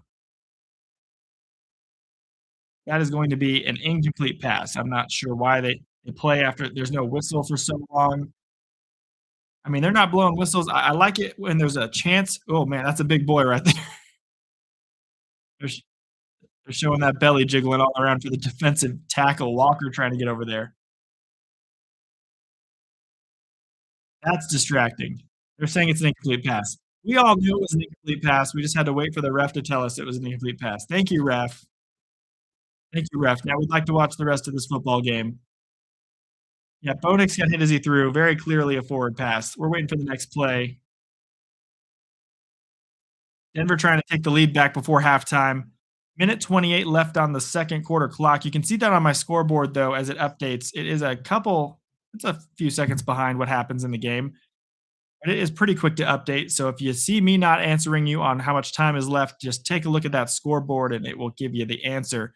Snap out here to Bo Nix, looking to throw. Snaps this down to the running back. He's going to catch it. And that's going to go out to the 50, right at midfield. And that's Beatty. Bidet. I like calling him Beatty. I hate calling him Bidet, but he said it's called Bidet. He said it's pronounced Bidet. So we're going to call him Bidet, I guess. All right, Bidet with that catch. It makes it 3rd and 3. 1 minute 5 left in the second quarter. Nix is looking to throw, trying to find someone open. He's scrambling. He's going to find some room. He's open. Going to the 45, to the 43, and running out of bounds. Okay, first down, Denver. Moving the chains. 56 seconds left, and he's hearing it from the Bills sideline as he runs back out on the field. And he also returned it and let them have it as well. You know that doesn't faze him at all. He's been playing football for 20-plus years probably of his life. He was in college for like 7 or 8 years. This guy was an old rookie.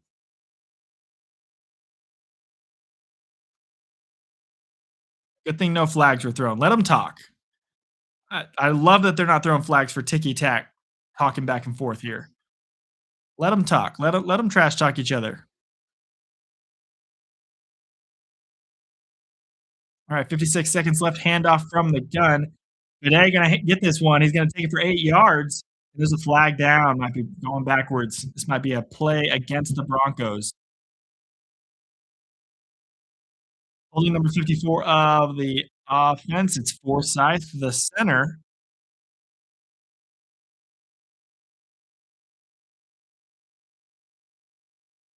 Troy Franklin and Pat Bryant are out of the rest of this game, so both teams are on an even playing field. Both down 2 receivers now. Pat Bryant not returning to the game after that amazing first drive. He's kind of an injury-prone kind of guy. He'll come in, make a few grabs for you, and then get hurt for like another 6 weeks.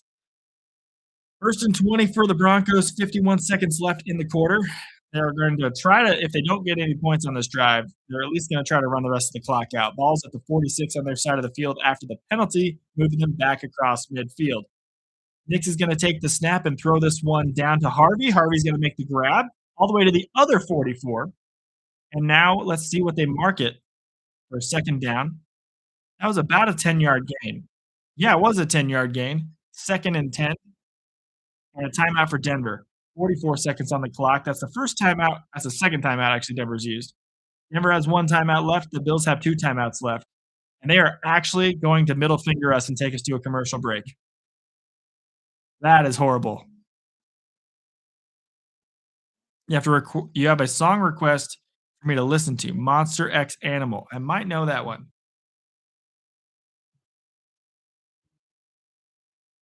I might have to mute my mic while I listen to it real quick though, for a second of it at least. Is it rock? It sounds like it would be something, let's remove that. It sounds like it would be something that's more of like the anime or like the dubstep or the EDM kinda scene from what the name of the song is.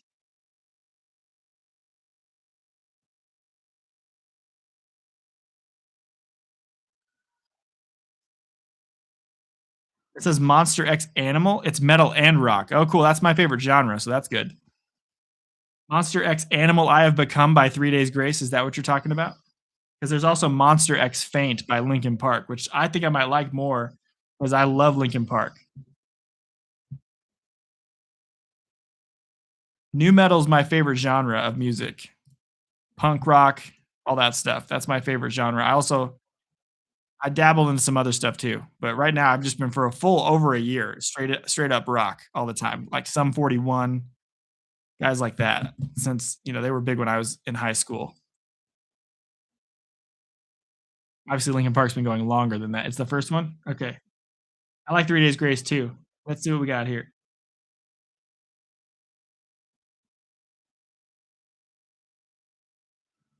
I don't know if I have the right one.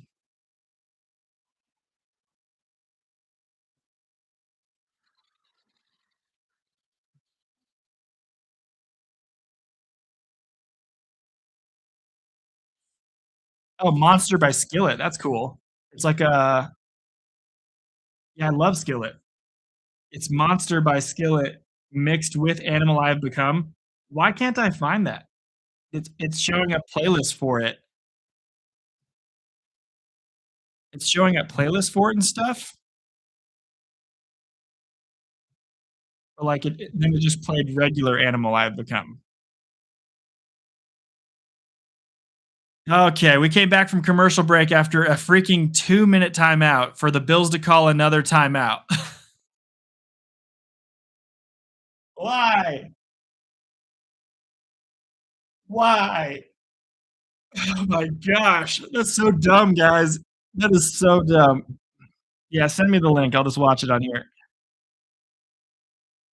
I got Spotify on my laptop too, logged in, so I can just pop it up there. Not sure why Spotify just didn't have it ready for me, 'cause it had playlists saying that exactly what you put in the chat, but then it didn't have the song itself. It had the separate songs. I know both of those, and I like both of them, but that was it. 2nd and 10. We finally get a play after about 5 minutes. Bo Nix on 2nd and 10 with 44 seconds left in the first half. I just hate big pauses like that in football games. It just sucks the life out of the entire stadium and everyone who's watching.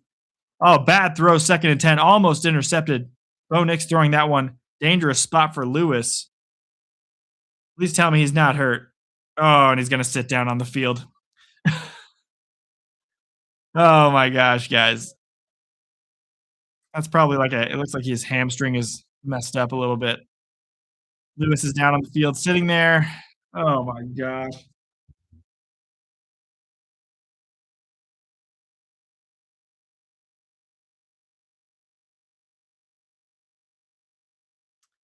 Oh man, guys, this has been the longest 6 seconds in football history.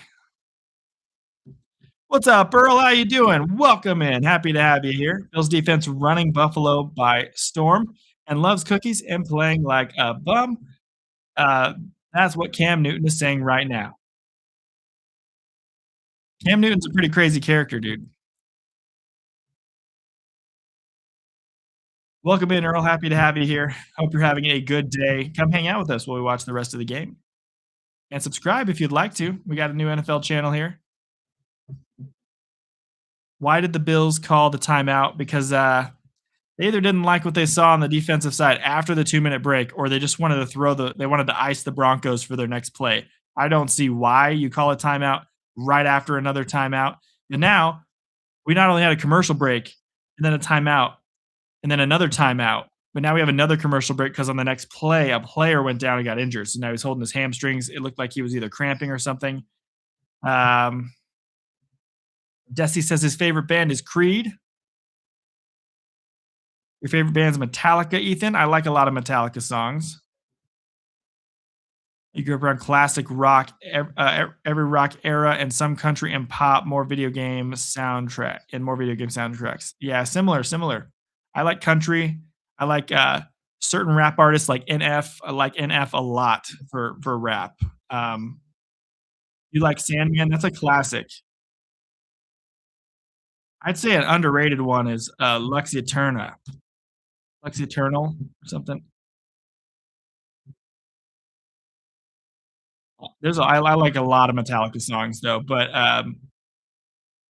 my favorite band right now at the moment is Linkin Park. I'm on a big Linkin Park kick. Then you got Skillet. Skillet's my second favorite right now. Was into Thousand Foot Crutch when I was um, Thousand Foot Crutch has been my underrated uh, top band my whole life. Love Thousand Foot Crutch, guys.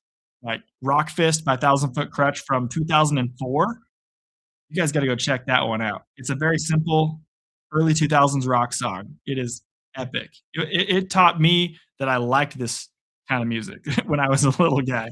I was like 10 years old. I heard that thing and it made my eardrums just like it was like an eargasm of happiness. Called Rock Fist.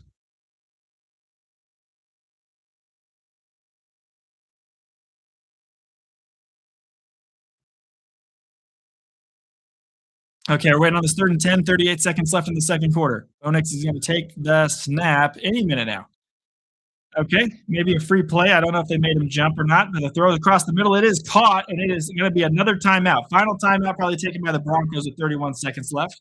First and 10. Broncos finally get a first down. Sorry I called that so tired and unenthusiastically. I'm very happy about it. It's just we've seen two plays in about 10 total minutes. The last play we saw was at like 3:50 Mountain Time, and the play before that was at 3:45 Mountain Time. So I'm just waiting for, some momentum and some motion to happen here.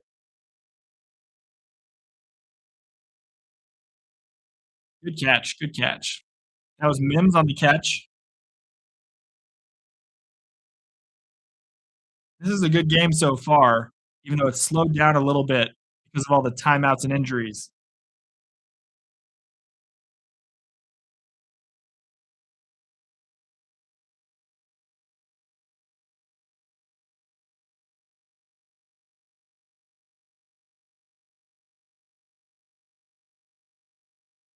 All right, waiting for the snap here. I'm a pretty big Kenny Chesney guy myself. 32 seconds left. Gonna spike this ball into the ground at the feet of Ingram. Second and 10. 29 seconds left. No one has any more timeouts. It is 10 to 10 right now. Broncos are like on the absolute edge of Lutz's field goal range. They can't afford to take a sack or a loss of a play here or a 10-yard penalty that would knock them out of range. They've got maybe two plays. If they get a ball downfield, they got to run up if they complete it and it's inbounds. You got maybe two plays left total before you're going to have to kick because about the amount of time it takes you to spike will take about 15 seconds. Bo Nix is going to look to throw this ball downfield deep. He's got a man. It's Humphrey, and this time Humphrey makes the grab. Touchdown, Broncos. It is now 17 to 10 after the Lutz extra point will be good, most likely. And that is a big time touchdown, redeeming himself for the drop earlier. Lil Jordan Humphrey. Let's just see. What a grab.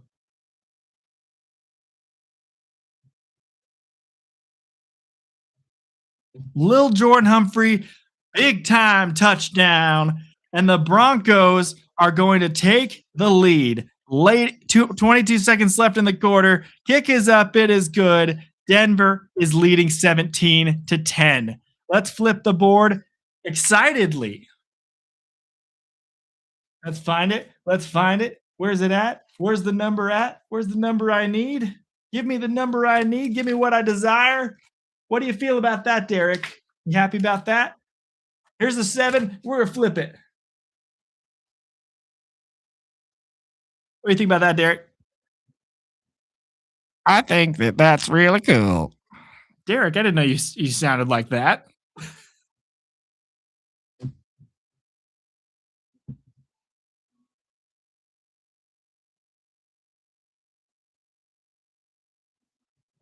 Yeah, so country stars who are new that I like.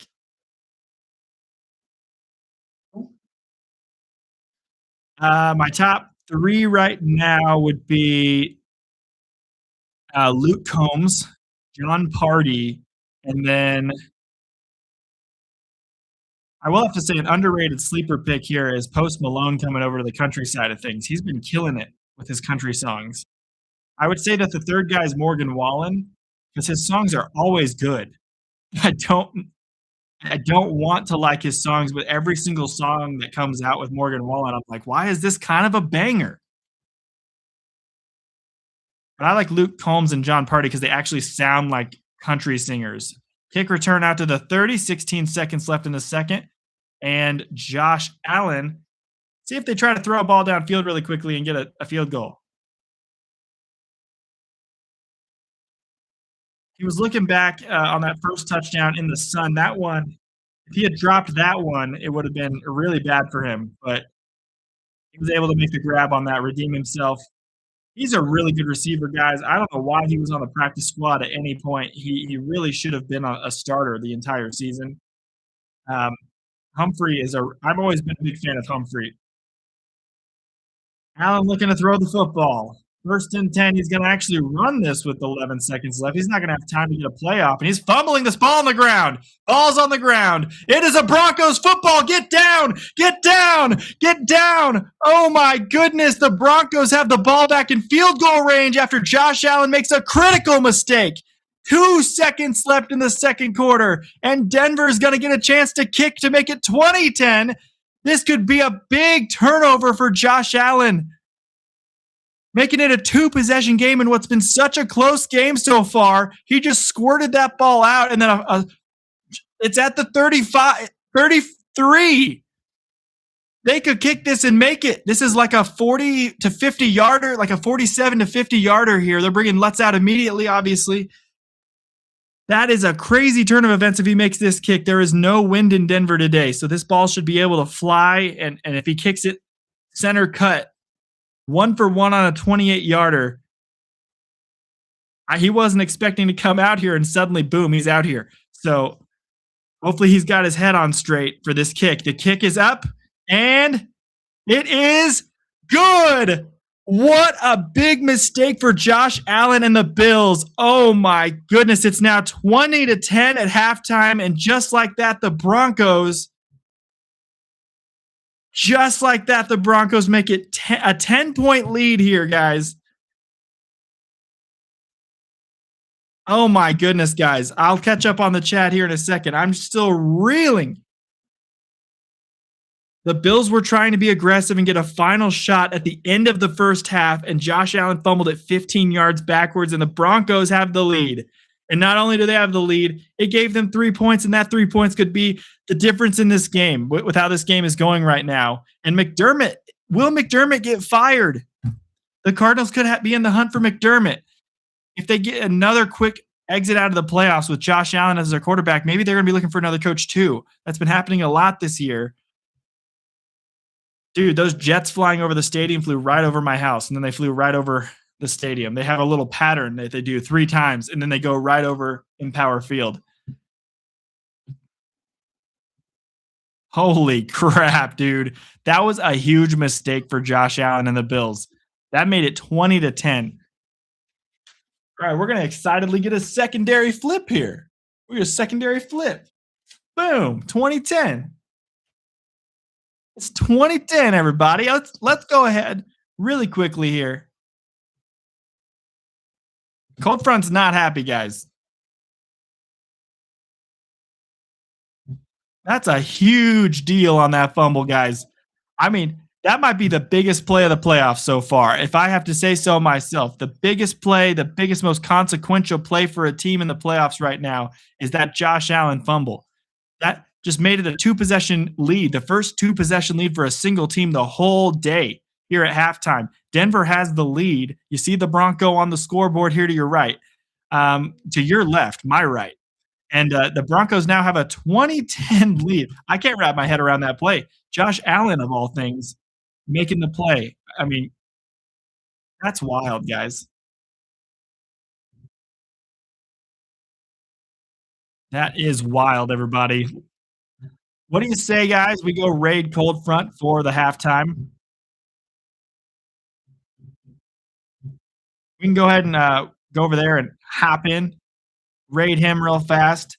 I'll pop the link in just so you guys can see it, so you can hear him. Go comfort him in his rantings. He's not happy right now. So let's go comfort him over there in that. Go comfort cold front. I'll be right back, guys.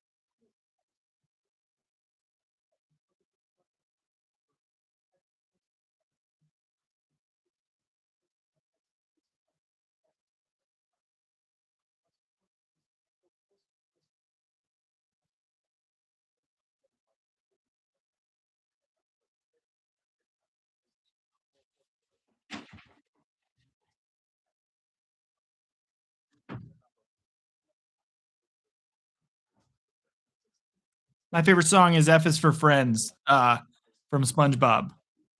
And then the part where Plankton says it in a more evil way. All right, we're at halftime right now, having a good time. Really, really good time. Let's mute the They got Kirk Cousins talking in this game at halftime? That's hilarious.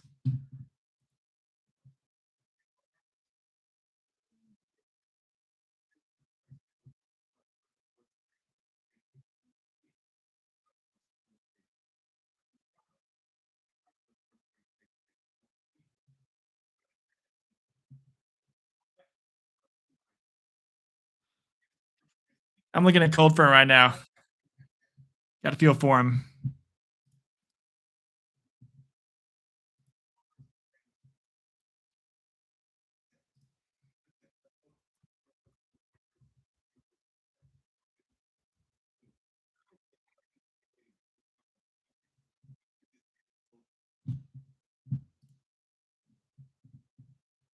Rex, you over here saying you're over here saying let's hope the Broncos choke. How about no? How about let's hope the Broncos pull this sucker off and go to the AFC Championship game? But hey, I appreciate your kind words to Cold Front.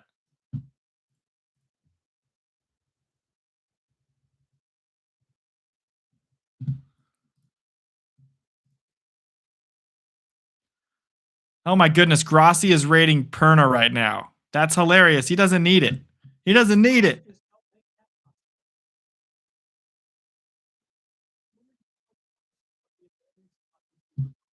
Bears Broncos Super Bowl. I don't know how I'd feel about a Bears Broncos Super Bowl, guys.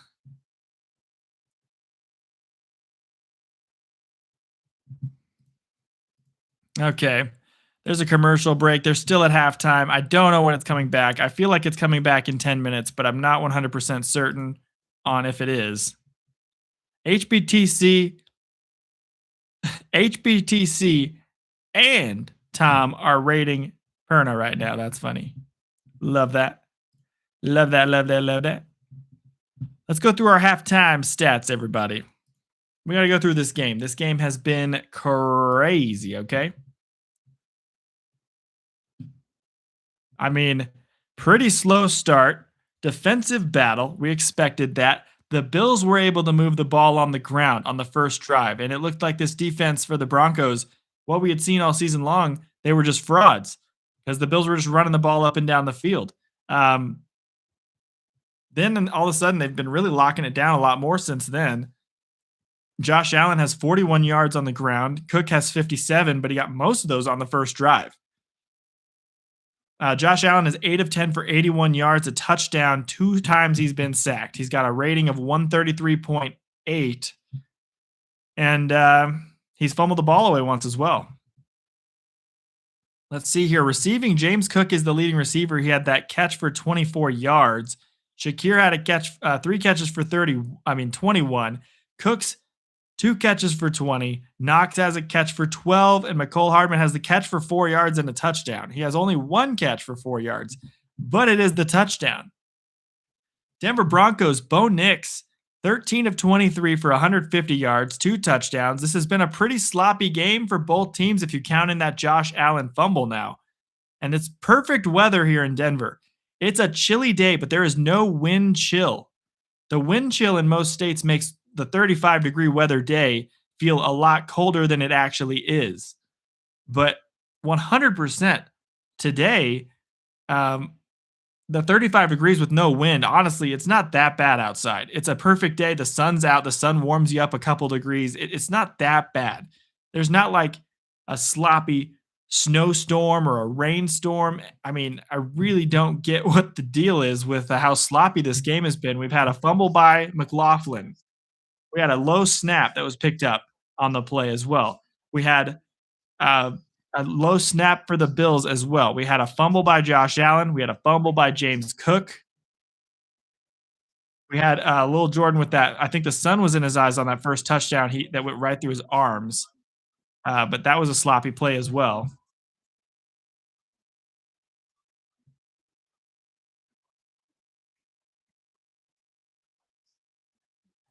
It's 11 degrees in Iowa. No thanks. It's probably more humid too, which means it's even colder feeling. It's dry and 35 here. So, yeah. Man, oh man, oh man, oh man.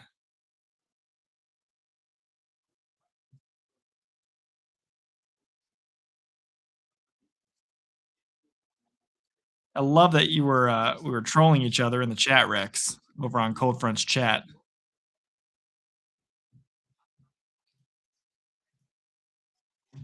All right, let's go back in there real quick. I'm just gonna drop one more.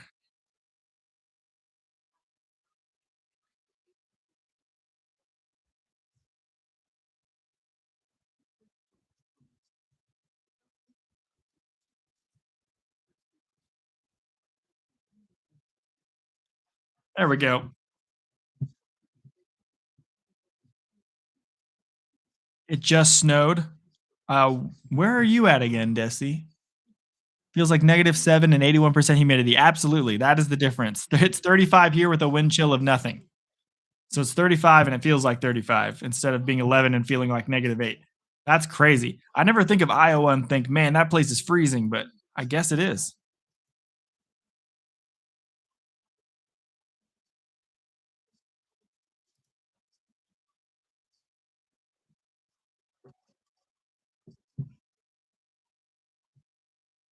All right, here. Let's see what we got. How many people have hopped into the stream so far today? 133 people, 15.5 watch hours so far. Love it. Let's see what we got.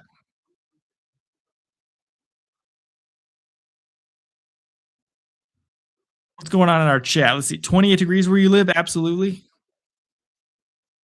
Yeah, you're in Kentucky, Ethan. We have been lucky. It's been cold, but no snow. Knock, knock, knock on wood. I thought you were in Florida, Liz. That's right. Smack dap in the middle of the Midwest. The Midwest, I guess, gets a lot of snow. Yeah.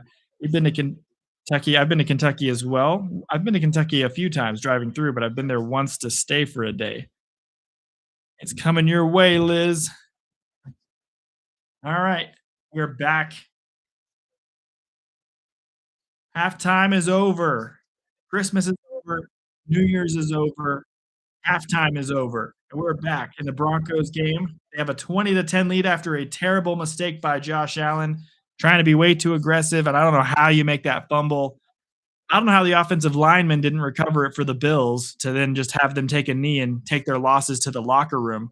But that fumble, then recovered by the Broncos, such a big deal. Crum with the touchdown in the first half as well. The offensive lineman. That is just so cool.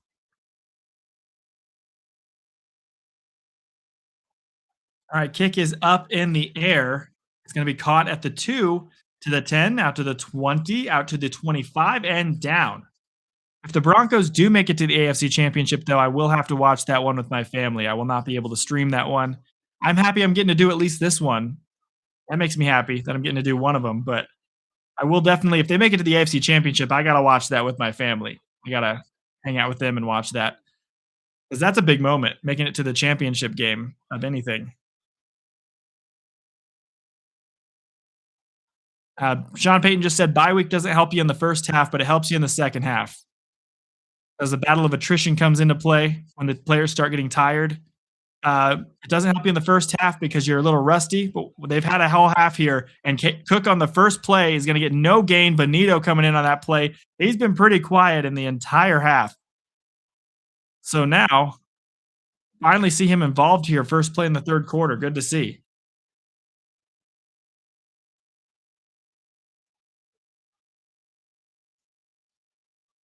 I feel like everyone's having hot summers right now. Denver had a horribly hot summer this year. I felt like I was in Arizona. It was like 100 every single day. It was horrible. 2nd and 10. The snap to Allen. Dropping back, looking to throw. He's getting pressured by Benito. Benito hits him. It's a fumble. Ball's on the ground. Trying to get the ball. It's it's Roach. It's Roach. We're covered by the Broncos. And that's already in the red zone, pretty much right on the red zone again for Denver. Oh my gosh. I survived pumpkin spice season. I did. Bonito has been involved out of nowhere. 2 straight plays in the second half. Forces the fumble. Should have probably kept hustling after the sack. He got up thinking the play was dead or something, but like I guess he wasn't going to get involved in that play. He had no time to get there. Everyone else mopped it up for him. He did his part. Roach fumbled around with the football a little bit, but he ended up coming up with it. Denver gets the ball back. You got to feel bad for Bills fans right now. Their team is making horrible mistakes. That's the second fumble for Allen. This one wasn't his fault because the blindside guy got around and hit him, and he didn't see him. I've been getting choked up a lot. I keep choking on my spit, and I've also just kind of been my throat's been irritated, so I've been coughing. Um, I've been coughing very easily. If I get like worked up and start breathing or like get too excited, I cough sometimes. So it's kind of, I don't know, hilarious. Harvey catches this ball, hit at the line of scrimmage, breaks the tackle, is going to get all the way to the 11. I got to breathe. Got to breathe here.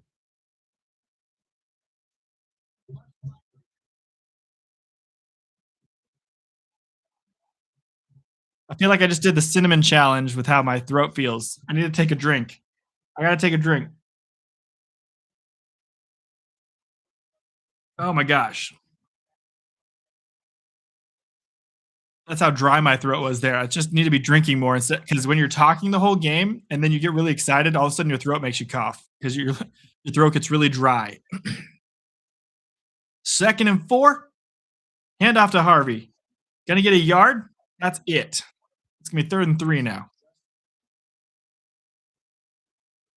At least we don't live in Phoenix where the dry heat melts trash cans, especially the aluminum ones. You'll never survive, AZ. You live on the Kentucky and Tennessee border, so you get a lot of rough weather at times. Yeah, the tornado season must be tough, man. I've been through 2 tornadoes in northern Alabama when I lived there. Not fun. Had a funnel cloud go over my dad's house once. It whipped like hail and everything up against the garage, like stacked up tall. Not fun. But Arizona also, as we get a toss out here on 3rd and 3 to McLaughlin, he's trying to find room, but there's a lot of Bills everywhere, and he's going to get no gain. It's going to be 4th and 3. The Broncos may have to settle for 3 on this after a bad turnover by the Bills. You got to take the points. 4th and 4 here. Take the points. Denver's offense is on the field. They're going for this, or are they going to get the points? You can't go and get no point. I mean, they kind of gave you a free possession. You can kind of look at it as that we weren't supposed to have the ball anyway here, but take the points. Come on, Sean Payton. What are you doing, my dude? 4th and 4. They might be trying to draw him, and they're going to walk off the field. Okay, cool. So they are going to kick the field goal. That's the smart move, everybody. Yeah, the plastic ones. I don't know why you'd put a plastic trash can outside I mean, you'd have to keep that in your garage in Arizona. It just seems like a bad idea to make plastic trash cans in Arizona. All right, we're waiting for the field goal here. Lutz is going to line this one up. 4th and 9 after the delay of game. He made a 28-yarder and then a 50-yarder right after that sudden change and fumble recovery at the end of the half. So this is his first try of the second half, 33 yards. Kick is up, and that was a close one on the right upright, but he made it, and it is a good field goal. Broncos at least get 3 on that possession. Would have loved to see them get a touchdown. 13-point lead for Denver, and we get to flip the scoreboard again, everybody. Where's that 3? Where's that 3? Boom, there it is. 23-10. I agree, Desi. It just gets so dry in your throat. Thank goodness you've never lived in tornado or hurricane states. Yeah. You've been through quite a few. You've been through quite a few tornadoes. That's horrible. Hate to hear that. You were in the derecho that went through Iowa. You were inside moving the laundry into the dryer, and the power went out. That's terrifying. I actually moved when I moved to Denver. That we hadn't had a tornado in like 10 years, and then there was a tornado like 2 miles away from me, and it was a F1. But still, I was like, they don't get tornadoes over here. I'm fine. I don't have to worry about the weather ever. and then I had to like hide my car in a parking garage, and then there was hail and bad wind, and there was a tornado like 2 miles from me. That happened a year ago. We got 15 people in here right now watching the game with us. We're at commercial break, so you're missing nothing. We're just chatting. Happy to have you here. Hope you're having a great day. Broncos with a 13-point lead right now at the moment, 23-10. They didn't capitalize for a touchdown off that last turnover, but they did at least get the three. It's going to be a big deal. You had to get the points because now you have full blown advantage of this game. You usually lose power where you're at because you're in the country out of city limits. How many tornadoes do you get in Iowa? Too many to count. Oh, yeah. Yeah, see, Iowa is just like Tornado City. It's right in Tornado Alley. Anything in Tornado Alley is just like you get a ton. Apparently, it's like the worst part is Iowa down through Alabama right now for Tornado Alley. Based on what I've seen this year, I'm a tornado enthusiast. I watch tornado videos all the time. Also had a tornado go over the Colonial Mall up in northern Alabama, and I lived right near that when I lived there at the time. The tornado went right past that, and they were like, "Everyone near the Colonial Mall, you need to seek shelter in your nearest interior room." And me and my mom looked at each other. We're like, "Oh crap, that's not good." You storm chase, Rex? Dude, again, what do you not do, Rex? That's what you seem like you know everything. You know a little bit about everything, and you storm chase. I would not want to storm chase. I don't want to do that. But I've thought about it before. I don't think I'd be good enough at it, but I don't want to get caught. I would be one who would get caught in the tornado. All right, Bills with the kickoff return. Going to go to the 26, and he goes down quickly. Great tackle on that play. 26 of the special teams. That is key on that great tackle for the special teams unit. And the Bills are coming back out on the field. Time for a drink. Cheers to everybody who's a Broncos fan in here. Also, Bills fans, you're welcome in as well. Love the Bills Mafia. It's unfortunate we had to play each other today. The Bills are my. If I had a third team, if I needed a third team for some reason, the Bills would be it. But can't do that today. This is the one day I won't be rooting for the Bills. Broncos have a 23-10 lead right now. Allen takes the snap. He's going to look to throw. Checks this down to Cookin. It's going to go through his hands, incomplete. 2nd and 10. Not able to make the grab. That pass is incomplete. 2nd and 10. Waiting for the play. Come on, Broncos D. The crowd's on their feet, getting loud. Defense, baby. Defense. Let's get loud. Let's get big. Roach has had a great day. Benito's making his name felt here in the third quarter all of a sudden. Singleton's trying to change the play up in the defensive side. He's trying to move people around. Allen's going to take the snap, looking to the left side to throw. He's not going to get it there. He's getting pressured, going to get this ball checked down. It's Kincaid who's got a first down and more. Really big gain for the Bills. 1st and 10 for Buffalo. And that was about 20 or more yards on the first down. Allen was getting pressured heavily. Couldn't find anybody downfield. Luckily, Kincaid for him was running the drag route right across the middle. He found him, and Singleton didn't pick him up, so he was able to get a big gain until he caught up with him. Dalton Kincaid, my fantasy receiver this season, my fantasy tight end. I formation for Buffalo. Going to toss this one out to Cook. He's running the ball to the outside, going to get a couple yards and go down there. It is 2nd and 8. 10:40 left in the third quarter. Time is ticking. And that 3 points they gave the Broncos at the end of the first half could loom large on top of the 3 points that they gave the Broncos after the first fumble. That was a big 6-point turnaround suddenly. And that 6 points could be the difference in this game that the defense has helped them do. I said the Broncos are going to make it to the Super Bowl this year. If they're going to do it, it's going to be on their defense. In that video I made on my channel about who's going to win the Super Bowl, it's going to be make or break for the Broncos on their defense. Today, the defense is getting the job done. Allen gets the snap on 2nd and 8, going to throw quickly out to the tight end, Kincaid. He's going to get 7 yards. It's going to make it 3rd and 1 from the 39-yard line.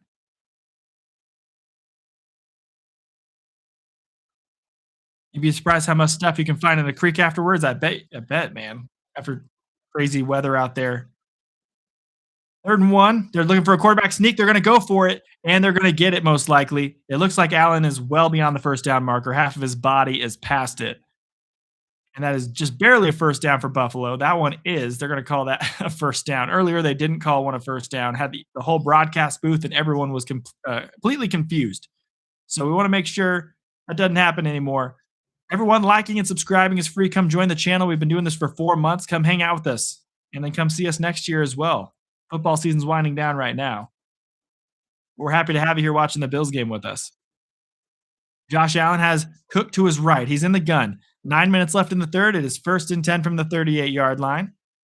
Takes the snap, trying to find someone open. He's going to pass again to Knox, right in the middle, and what a hit by Uafala. That is a crazy hit by Ufanga. I called him Uafala. Been watching too much wrestling. Ufanga with a massive truck, dude. He hit the analog stick straight down and hit sticked the crap out of Knox right onto his back. Going to make it a short down to gain. Got 2 yards to the first down marker. I formation again for the Bills. They're looking like they're going with a heavy set here. Right to Cook. He's got the first down and more. He's down to the 18, and that's where he gets tackled. First down for the Bills again.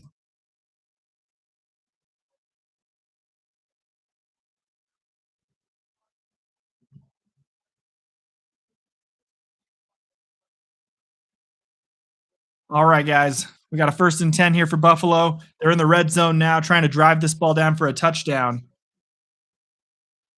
Vance Joseph telling his defense to bow up. Come on, guys. Come on. Let's go. Vance Joseph, another Cardinals coaching candidate. I think he's a likely guy to be one of the top 3 people that the Cardinals want to get if they can't get Saleh or someone else like that. Pass out to Shakir, 9-yard gain. Makes it 2nd and 1 for Buffalo. That was a quick slant. Quick slant, good throw, but good open field tackling. And that was Moss on the tackle. Good tackle by him. Down at the 10 right now. Oh, man. 2nd and 1. 7 minutes left in the third quarter.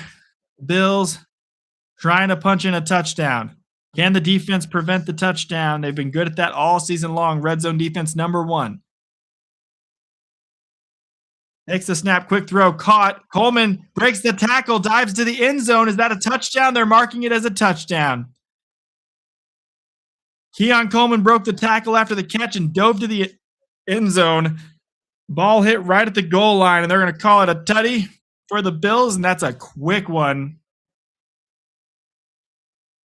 That's a quick response, and they are not done yet. That is definitely a touchdown. It crosses the plane of the goal on the dive right there, and he did a great job keeping his body above the ground on that play.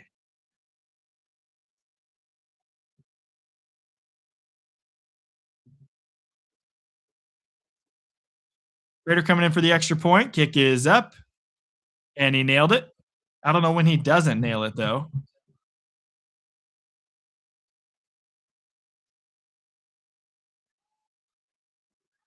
The Bills have woken up, military. Absolutely. The Bills are waking up. Best thing you ever found in a creek, though, is an only arrowhead you've ever managed to find. I think I found an arrowhead in a creek once as well. We're at commercial break right now, guys. We got to flip the scoreboard. Bills just got a touchdown. There we go.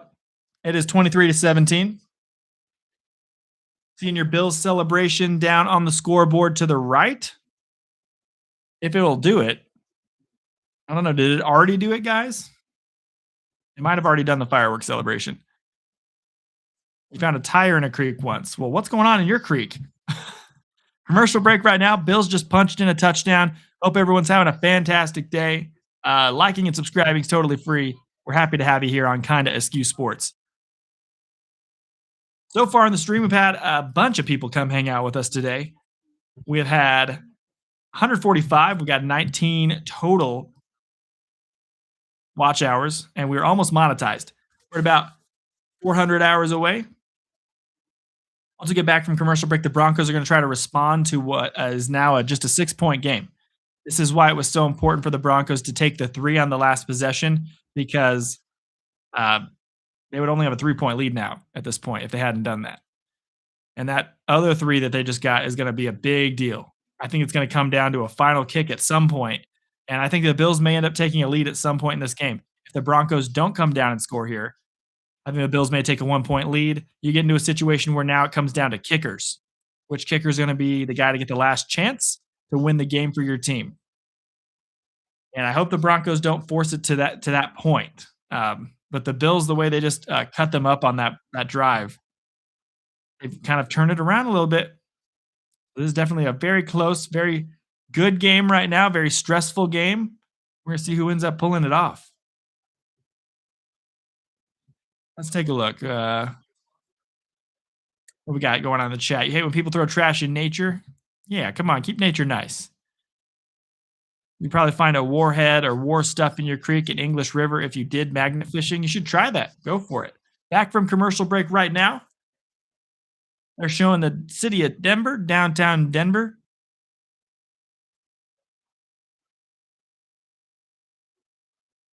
Oh, that's their new slogan for Bud Light. If you drink, don't drive.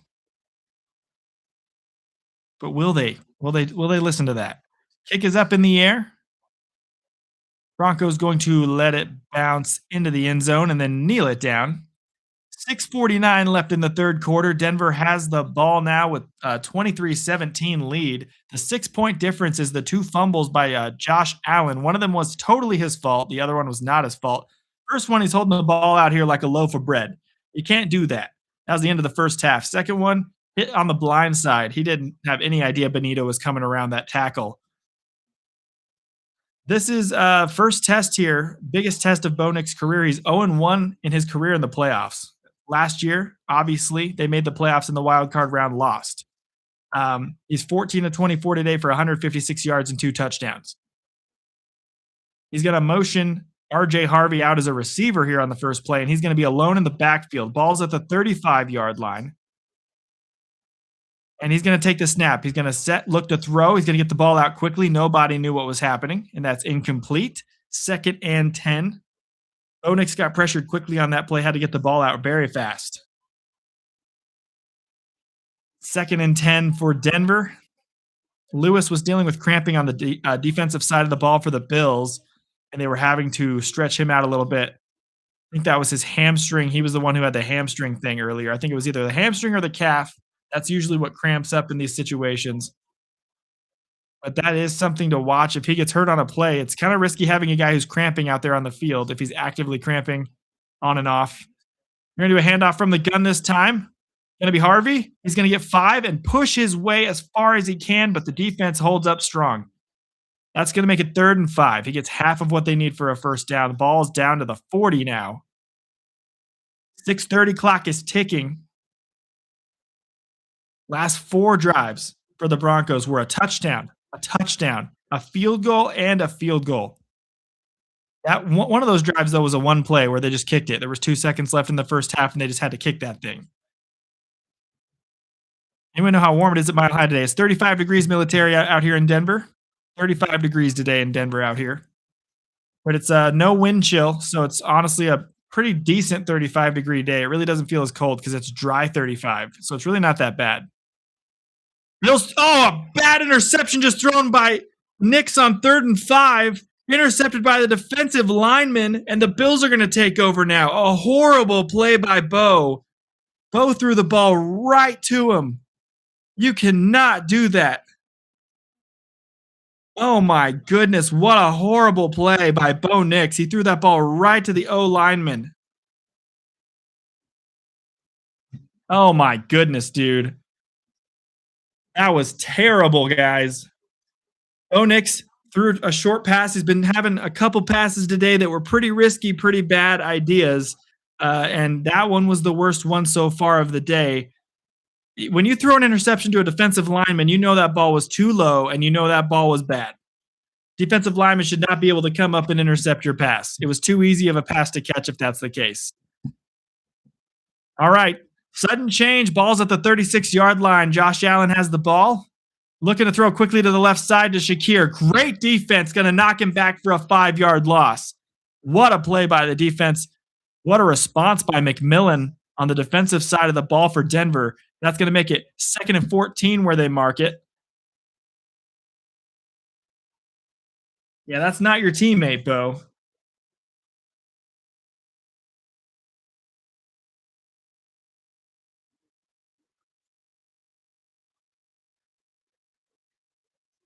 Yeah, tomorrow's game at Soldier Field. I agree, military. Tomorrow's game at Soldier Field is going to be brutal. It's going to be a fun one to watch. We'll be doing it live here if you want to come watch it with us, but that's going to be a brutal game. We're doing all the games here for the divisional round. Throw by Allen downfield. He's got a man, and it's intercepted. Intercepted by the Broncos, being returned right now back out to the 39, and Josh Allen just hands the Broncos the ball back. Thank you, sir. Thank you, sir. Appreciate it.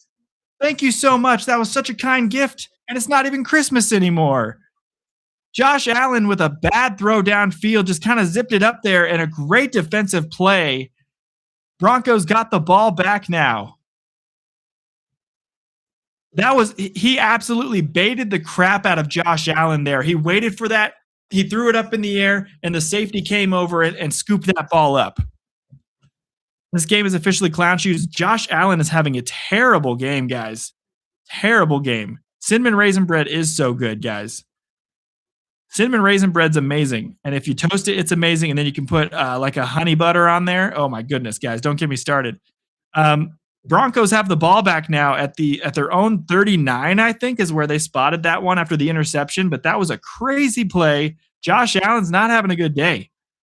And this is kind of his legacy right now, is not being able to get it done in the playoffs when it matters most. And it's mainly usually because of the Chiefs. But today it's not the Chiefs.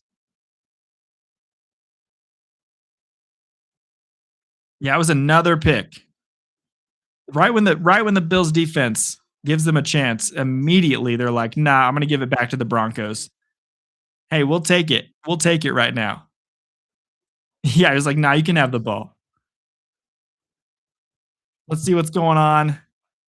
Right, this is kind of cool. I got my stream going on here. I've also got Brandon Perna pulled up to see his reactions. I've also got Cold Front's reactions as well.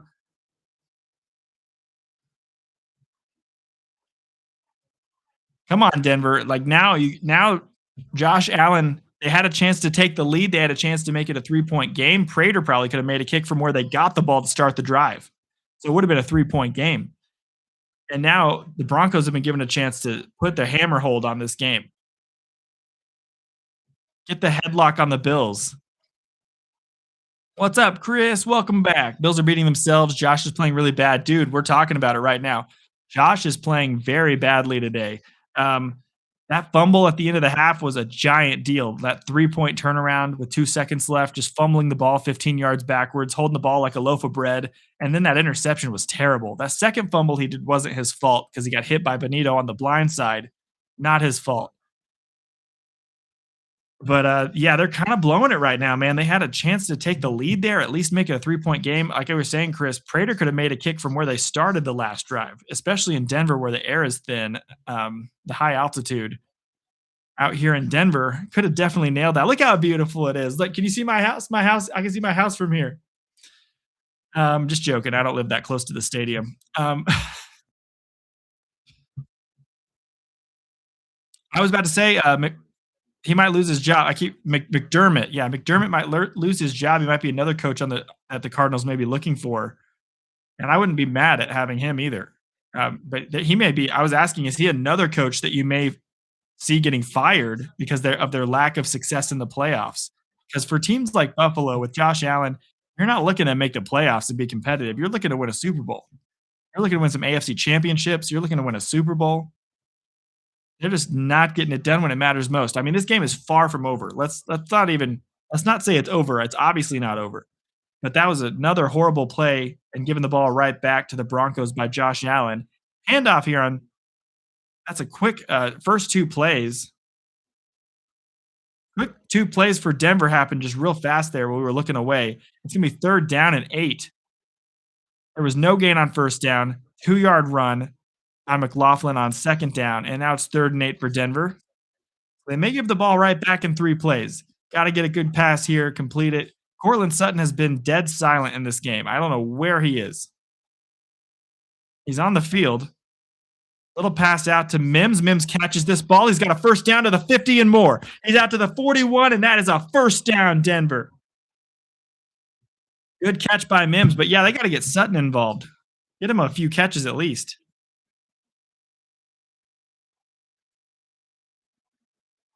Brought to you by Pepsi. Just joking. Don't give those bastards any free promo until they pay me money. Covering the can right now.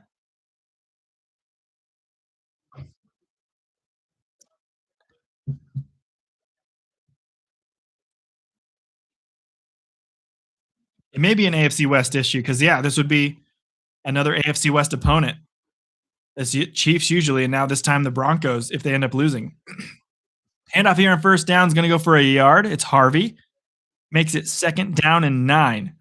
3:20 left in the third quarter. Broncos moving kind of slow right now. But they have been executing at a pretty high level except for the big errors. In between the big errors, like the fumble by McLaughlin that luckily the refs bailed out because actually it was the Bills defense that bailed it out because that was a legit offsides penalty. Other than a few little mistakes here and there, they've been doing pretty good today. Pretty solid football.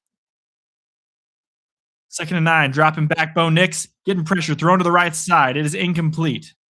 Pass intended to 46. Third and 9 now. 2:44 on the clock. They're showing Joey Bosa. If Nick Bosa was healthy, both Bosas would still be in the playoffs. Joey Bosa is not used to being in the playoffs this long, though. He's used to getting bounced in the first round with the Chargers, kind of like they did again this year. Chargers can't ever win a playoff game, it seems. Okay, we got third and 9. Bo Nix standing at the 45. He's got the running back to his right side in the gun. There's a blitz on the left side. They're going to come in hot from the looks of it. They are going to bring a blitz. Trying to get this ball out. Is he going to run it? Is he going to flip it? He tried to flip it out on a shovel pass to Bidet, and it's incomplete. 4th and 9 here. The ball's at the other team's 40. Maybe you go for this on 4th and 9. I don't know if you can kick a field goal. I mean, maybe Lutz can make a kick from there, or you're going to punt it and try to pin him down. This is a really weird spot of the field. You're at a spot where maybe the field goal is too far away, but the punt seems unnecessary. But, like, do you go for it and give the ball back at the 40 if you don't make it? I feel like I would have gone for this, try to get a pass completion. But they're going to try to punt this one. It would be like a 57-yard field goal. And I guess they don't trust Lutz to make that. So they're going to punt it. All right. Here we go. They're going to punt the football. It does pin them back, but it's Josh Allen and the Bills. You can never count them out. And that was a bit of a not the best punt I've ever seen. Down to the 15. Fair caught by Shakir. Hey, I know somebody who knows that punter. He just told me he was talking to him the other day. That's pretty cool. I also used to do physical therapy for one of the former tight ends of the Broncos. I did that in one of my clinical rotations. Can't tell you who it is because of HIPAA, but I can tell you that it was a Broncos player, and it was pretty cool. All right, we're at commercial break right now. The Bills will get the ball back afterwards, and we got 13 people in here right now. Liking and subscribing is free. Happy to have you here. Hope you're having a good day, everybody.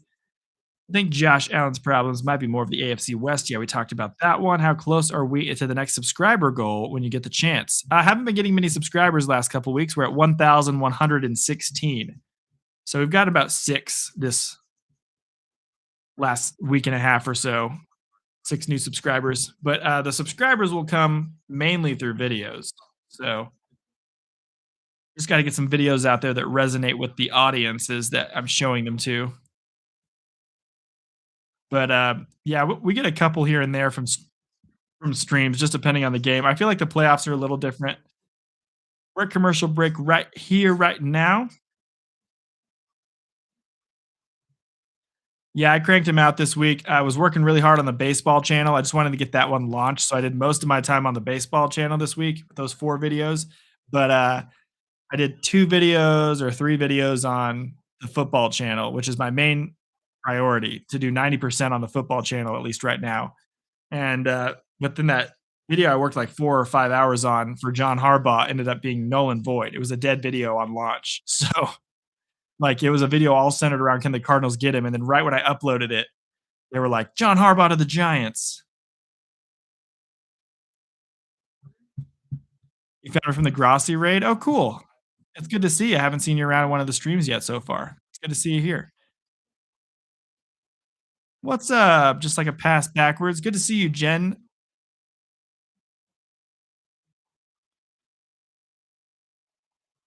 It's Jen Wilball Andrus. We've seen you a few times. I just don't know what to call you. All right, back from commercial break here. They are showing that brand new building in downtown Denver. I believe that's the new one they just built down there. If not, then they are building one that's going to look similar to that down there soon. All right. This stadium is completely packed to the brim. The crowd is on their feet and loud, and this game is getting more critical by the second. Not moist critical. 2:30 left in the third quarter. Toss out to Cook. He's got the ball for 5. Fights his way forward for a couple more. Hits Surtain. Surtain fighting through that shoulder injury. They might have injected a numbing thing into his shoulder so he doesn't feel the pain and he can play through it. It is 2nd and 3. 7-yard gain for Cook on that last run. Peyton Manning is at the game right now. And he fist bumped Josh Allen after that last play. He loves good quarterback play, even if, he loves his Broncos.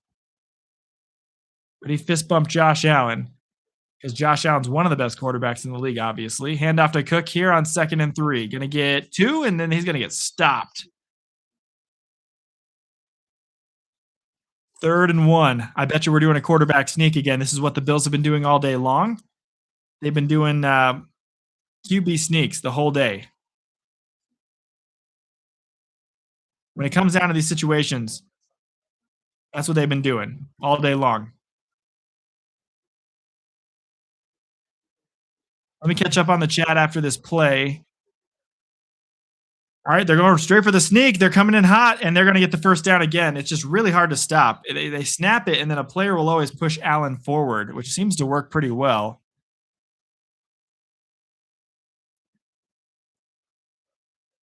This is the first you jumped on. Yeah, been watching your videos, though, since subbing. Appreciate it, military. Trying to make them better and better each and every time. Trying to make the videos better each week, each and every time, trying to add cool, fun graphics, like for the Who Will Win the Super Bowl video. I really like the graphic I was able to use for that one. I think that was pretty fun. Got a lot of videos coming out for the Cardinals and for every team, really, right now. Cardinals will, when something interesting happens, I'll make a video about it. Cook get the handoff on the right side here. Going to get 13 yards and a first down again for the Bills. So we go from first down to first down. 30 seconds left in the third quarter. This game is going to come down to the wire, and I have a feeling it's going to be heartbreaking.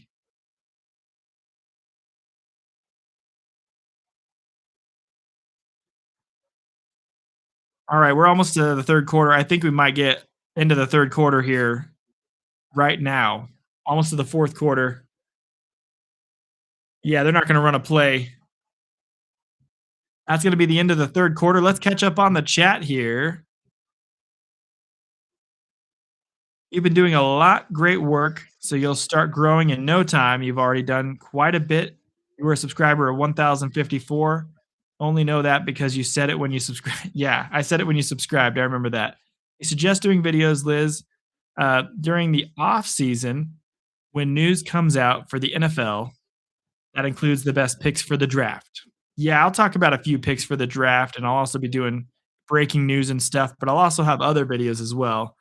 A lot of videos of like questions like, will A.J. Brown return to the Eagles? Stuff like that. Questions about coaching. Right now is like a lot of coaching stuff because we're in the coaching carousel right now. Cinnamon, chocolate chip, zucchini, and banana breads. Yum. Sounds good to me. After this, we're rolling straight into 49ers Seahawks, where we're going to hope that the Seahawks win. And then KC will be joining us for sure in that one. because she loves her 49ers. And then she will be not happy when the 49ers lose to the Seahawks. But we're at a commercial break right now. Broncos holding a tiny little lead over Buffalo. Buffalo has the football. And we're getting into a pretty scary game right now that could have been, Denver had a really big advantage, 13-point lead, chance to take the lead even further, have not been capitalizing on it. I don't know, that punt there, the fact that they punted the ball when they were at the Bills' 40, I don't really know if I agree with that. Maybe kick that one or try to throw for a first down. Want a T-bone steak? If so, what rarity? I don't know what rarity means, but I love any T-bone steak. Any T-bone steak is good. It doesn't matter. Doesn't matter where it's from. When the playoffs started, Tom was at 967,000. Now he's at 981. He 3 years ago was at like 600,000. So he's grown 300,000 in a couple of years. The growth is exponential over time. When you start, you start slower, and then the bigger you get, the more people it shows you to, and then you start growing faster and faster. As long as you keep consistency. So that's what I'm working on, trying to keep the consistency. But on streaming days, it's hard to make videos when you do both games. When I start doing games, like when I start doing specific games only, I'll have more time to make videos around that as well, instead of just constantly streaming the entire day. It'll give me more time to edit on the weekends, which will give me more time, which will be good. I'll enjoy that.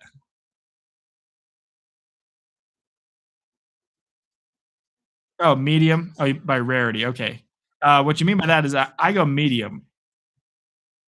I go medium on T-bones. T-bones, like a porterhouse, is my favorite, and I go medium on that. Um, yeah, I go medium rare sometimes, but medium. Pass is going to be incomplete here on first down. Intended for Knox. It's incomplete, and we have a 2nd and 10 for the Bills.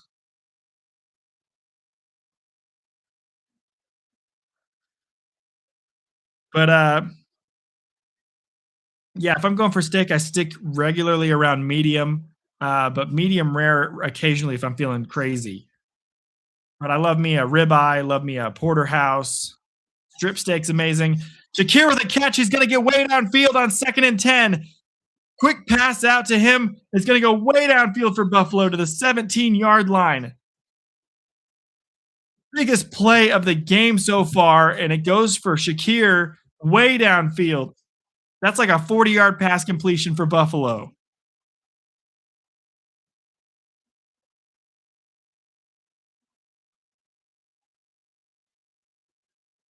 Well, he had editors to help him make the videos for him. That's understandable. Yeah, editors help big time. Once I have an editor, that would be great if I can get an editor one day. That'll be awesome. A good editor. Because then I'll just have to do the filming, and then I'll give the guy the video, and then he'll make it. All right, handoff here for 3 yards to Cook. It's going to be down to the 14 now. Big play by Shakir, went for 40-plus yards on that one, and suddenly the Bills are in a position to take the lead. This is what I called. I called it. I think the Bills are going to take it 24-23. Broncos are going to be down, and it's going to come down to a battle of kickers is what I'm thinking is going to happen here. Like a 26-24 Broncos finish or a 27-26 Bills finish. It's going to be a kicker who's going to do it. And I trust Prater more than I trust Lutz when it comes down to that situation, even though Lutz has been really good this year. Prater's just a Hall of Fame kicker, legendary kicker. Quick pass out here on 2nd is going to be incomplete. It was a bit of a dart, not Jackson dart, intended for Samuel. Curtis Samuel, I think that was. Not sure which Samuel it was. Haven't heard him all day. Really haven't heard him much in any of the Bills games I've called this year. That was a zipper, bullet of a pass. It is 3rd and 7 for the Bills, and the Broncos defense got to get strong right here. Get strong, make a stop. Crowd on their feet. Allen's motioning the running back to the left side. It's not Cook. It might be Davis. I think that's Davis to the left side or Johnson. Looking to throw. Passes the ball to the end zone. He's got Kincaid, and Kincaid makes a massive grab in the end zone. What a catch by Dalton Kincaid. The Bills are going to take the lead here with the extra point. It is a tie game, 23-23. What a grab by Dalton Kincaid. DK86 with the grab. Donkey Kong with the grab.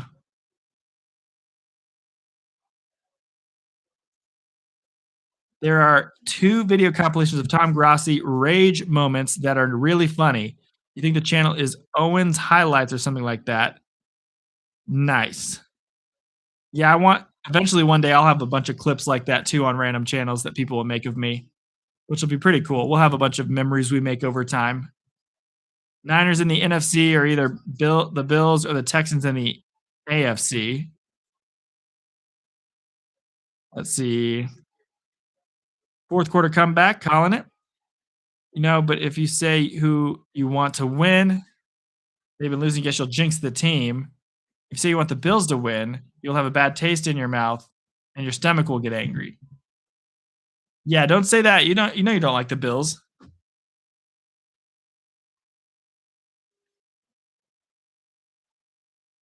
Come on, Liz, we got to root for the Broncos together.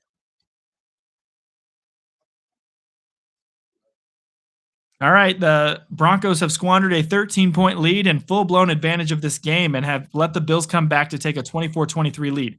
It's what I said last drive. You cannot allow on that punt. I was like, do you want to give the Bills the ball back? You can never trust Josh Allen not to just straight up go off out of nowhere. And that's what's happening at this current moment. I think you should have tried a field goal on that drive or try to pass for a first down. You had the ball at the 40 with 4th and 9. Sure, it's not likely, but if you give the ball back to the Bills at the 40, it's the same as giving it to them at the 15 because they would have just stormed down and scored regardless, it seems. They did it anyway. They went 85 yards and a touchdown. You forbid the Bears from winning and going to the Super Bowl. Wonder how Perna's doing. Right now, looking at Perna, he's laughing at the moment. Seems like he's chilling at the moment, but he seems a little bit nervous.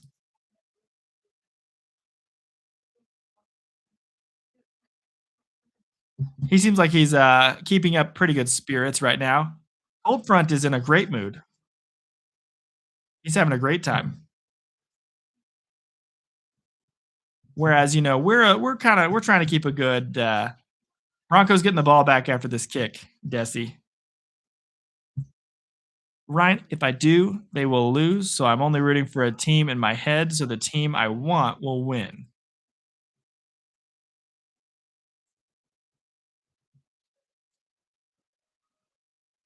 Yeah, so say you're rooting for the Bills and then just jinx them. Just straight up jinx them. I'm rooting for the Bills in quotation marks. Yeah, the Broncos are about to get the ball back after the Bills took the lead 24-23, silencing the crowd. They've scored 14 straight points, and right now they have advantage. Broncos offense can't get anything going in this game. It's probably one of the reasons for it. Sutton has been invisible. I don't even know where that guy is. Sutton has no catches in this game. 0 catches on a target. Return's going to go to the 32. That's where the Broncos will have it. 1st and 10 right there.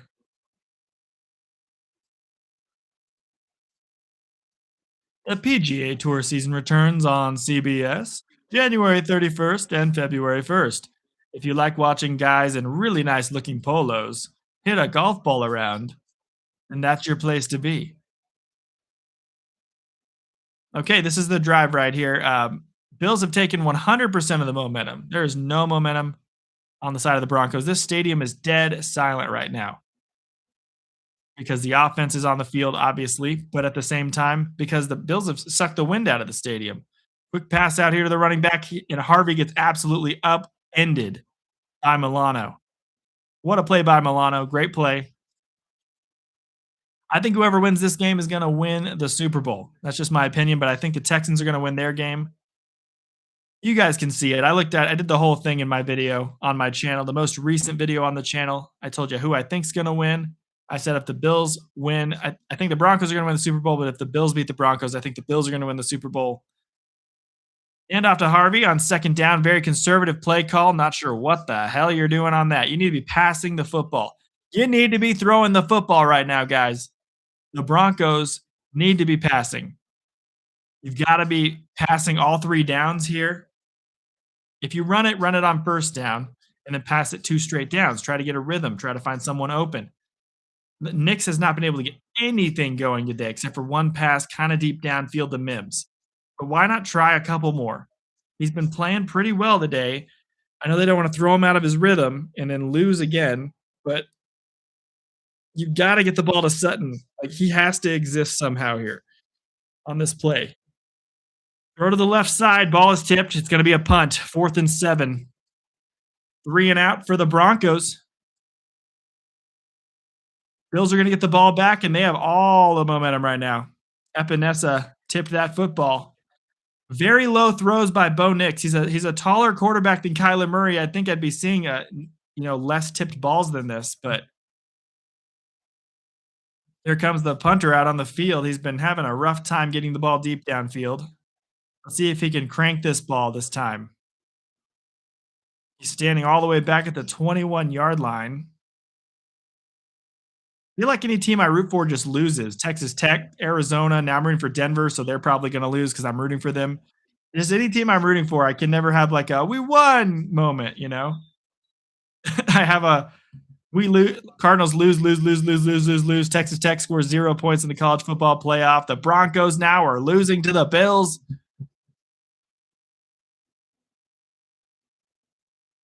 All right, Bills have the football when we get back after that punt.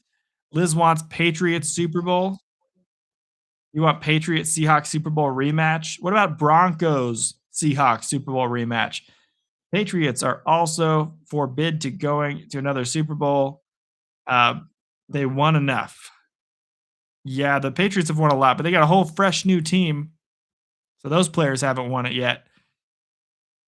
You don't care who you face, you just want the Seahawks in the Super Bowl? Yeah. Go Bills. No, Rex, no. You rooted for the Packers as well? Yeah, I was rooting for the Packers. I was rooting for the 49ers in the game that they won. And of course, the one day I root for the 49ers in my entire life, they win. Wild card round, I was rooting for the Panthers. They lost. I was rooting for the Packers. They lost. I was rooting for the Bills in the Jaguars game. I didn't really care about that one. I wanted either team to win. But I was rooting for the Bills, and they ended up winning, so that was good. 49ers versus the Eagles, I was rooting fully for the 49ers, and they won. And I was rooting for the Texans against the Steelers. They won, but I didn't stream that game. And then the Chargers-Patriots game, I was rooting for the Chargers, and we know how that went. The Chargers chargered it up.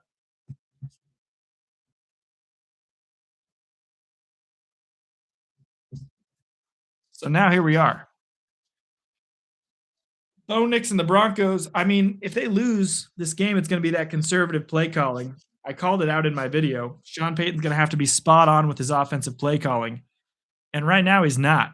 Like, what was that 3 plays? I didn't see a single pass even go to the sticks. You got to get that ball down to the first down marker. Like, when they were passing the ball a few times in this game, it's been working. They just haven't been doing it. They haven't been passing the ball at all.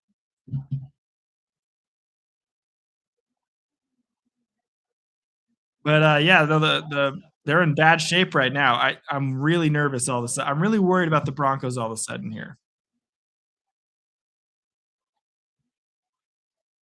I am very concerned at this moment right here. 2-2 bracket, and so far you're on second. 1, you're perfect, so go Bills. All right, so you picked the Bills on a bracket. They're technically a New York team, and you like the Giants, right? So you want to root for any other team in the state of New York.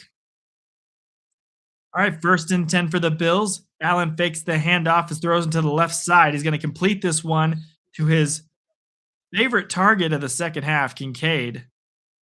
1st down, about a 13-yard gain, and Kincaid daps up a Bronco on the sidelines. This defense is, I think, maybe getting a little bit tired, but Broncos have 0 points in the last good while. Total yards since 6:50 left in the third quarter. Buffalo has 169, and Denver has 30. Denver had a 23-10 lead at one point, and now the Bills have the ball and advantage. This is totally Josh Allen's moment to take a chokehold on this game. Cook with the handoff. He's going to get 10 and more. Over 100 yards for Cook. This defense has only been allowing total rushing yards of 91 per game, and Cook has more than that by himself today. Allen is going to have a first down with his Bills here at the 47-yard line. I feel like I'm not allowed to root for the Bills the rest of the season now, though, because then they'll just lose. If I root for the Bills in the AFC Championship, they'll lose. That means I have to root for the Texans if they beat the Patriots. I'm rooting for the Texans. That means the Patriots are going to win. All right. Josh Allen looking to throw. Passes this out again to Kincaid. They're letting Kincaid run open freely in the field. That's another first down for the Bills. 13-yard gain once again. I feel like I'm watching a Cardinals game now. This Cardinals defense is terrible. Broncos defense right now is allowing about 13 yards of play. You were actually right about Tomlin leaving. Tom said he wouldn't, and then had to do a quick video. Yep. I figured Tomlin. This is the year for a lot of these coaches. If I think the Bills coach would probably leave as well. He's going to get fired if they lose. That's just how I feel. I thought Matt LaFleur would be too as well, but they're going to keep Matt LaFleur for one more year. We're going to see what goes on in Green Bay with him one more time. And after Cook here from the 40, going to get down 6 yards. 2nd and 4.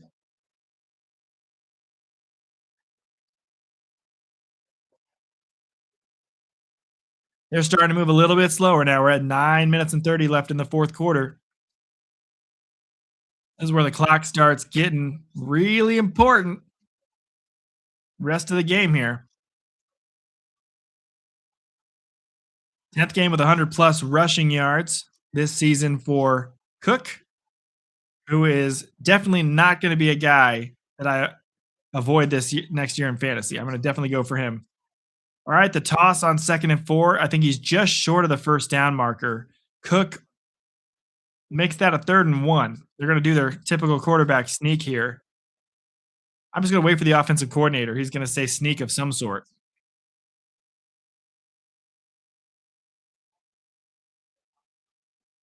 Different conferences, and they got a wide right field goal attempt to lose the Super Bowl to us.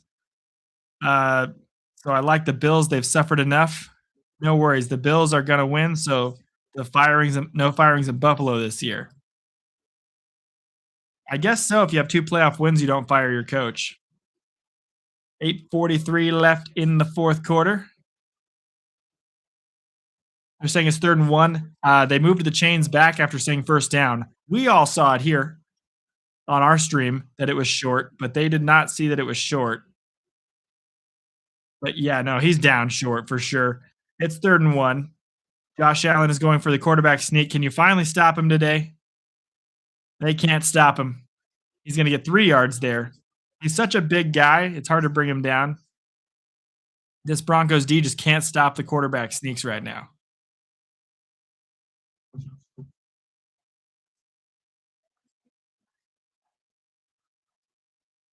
The big thing I'm not looking forward to when I get bigger is looking at Tom. Guys like Tom. He had 55,000 people in his stream when his Packers blew that lead and lost to the Bears to get eliminated from the playoffs. And 55,000 people watched him be upset about it. And now Perna's got a bunch of people watching his stream. He's got 11,000 right now watching his. And if his team will blow the 13-point lead they had. Throw to Davis is going to be caught for only 1 yard. Good tackle, open field. So I'm not looking forward to one day if the Cardinals make the playoffs or something and I have like 20,000, if like 5-10 years from now, or like 8,000, 5,000, 2,000 people watching me be like, no, not the Broncos, not the Cardinals. Derek Carr wants to be a coach. I'm sure the Cardinals would hire him. Oh, brand new head coach who's never had any experience. Let's bring him on. That would be a Cardinal thing to do. 28-yard line, 2nd and 10. Josh Allen's going to hand this one off from the gun. No, he holds on to the football himself. Gets 5 yards and gets hit. Ball came out late. Are they saying it's a fumble that the Broncos recovered? Just a second here. Allen was coming down to the ground, and they're saying Bills football. A lot of Broncos got way too excited just to not have the football there.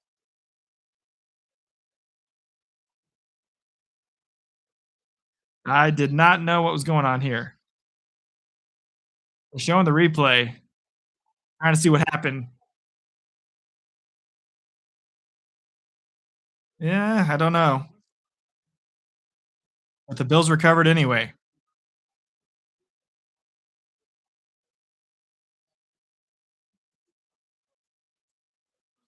All right, they need to just start blowing whistles a little bit faster in this game. Bills recovered regardless. It's going to be 3rd and 5. We have an injured player on the field. It is a Bronco. Looks like he might be cramping. Might be a calf cramp.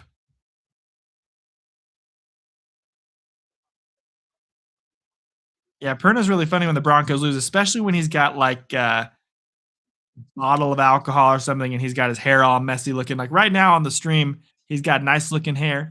He'll make that look all messy if they lose, and he'll be like, Broncos. Broncos did it again. I think if you watch the one after the Raiders game that he made when they had a horrible game but barely won, he made just such a drunk video. It was hilarious. I'm not going to lie. It was funny. Cramps and in the cold weather don't mix well together. Yeah. Cold front's probably pretty happy.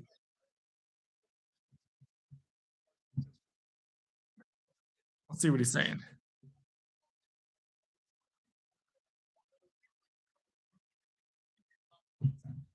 They're way behind us over there at cold front. They're like 30 seconds to a minute behind us, unless I'm not on the correct spot for him. It says I'm live on his stuff. He just announced that PJ Locke is down. We saw that about 30 seconds to a minute ago. The leverage penalty was funny to watch from Perna's perspective. Yeah, leverage. That was the game. I think that was one of the games where he was funny after the next day. And then there was a leverage penalty. Perna's a little bit ahead. Okay. That's weird how that works. I guess it just depends on the broadcast for whatever service we're on and stuff. Perna's always a little bit ahead of me, though. I'm always on with Tom. Wherever Tom is at, we have the same kind of internet. So me and Tom are in the same spot usually. Perna's usually a little bit ahead of me. He must have a different provider that he watches with, but I watch with YouTube TV. So we're on a commercial break at the moment. Bill's just trying to end the game here on this drive. I mean, they're draining the clock down quickly.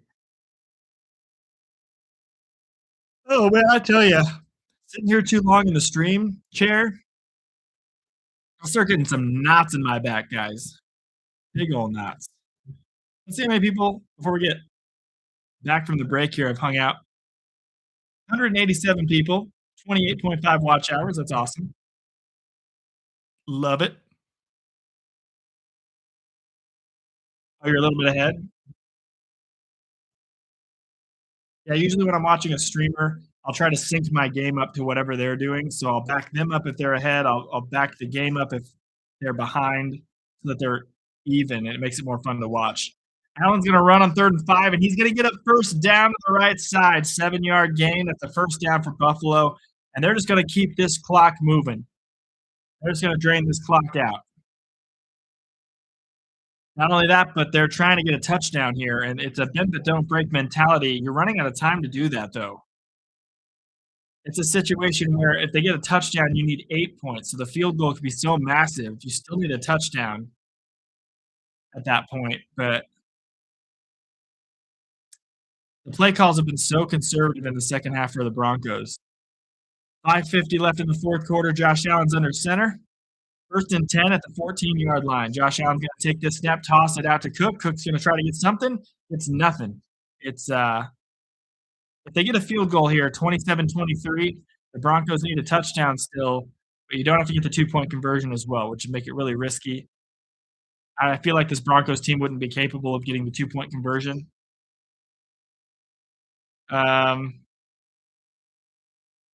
They just mentioned on the broadcast, Jim Nance said that if they get a touchdown, they could go for 2, try to make it a 2-possession lead. And if they make it, it makes it a 9-point game, not an 8-point game. I would just make it an 8-point game because the Broncos, I don't think, can get a 2-point conversion. I don't think that's going to happen for them. All right, 5 minutes left. Second down, snap going to be taken. Looking to throw. Gets this ball out. It is caught, and then a great tackle by Ufanga. 1 yard gain. Make it third down. Biggest third down of the game right here. You're saying 3rd and 8 after that pass. Hey, Casey, what's up? Welcome in.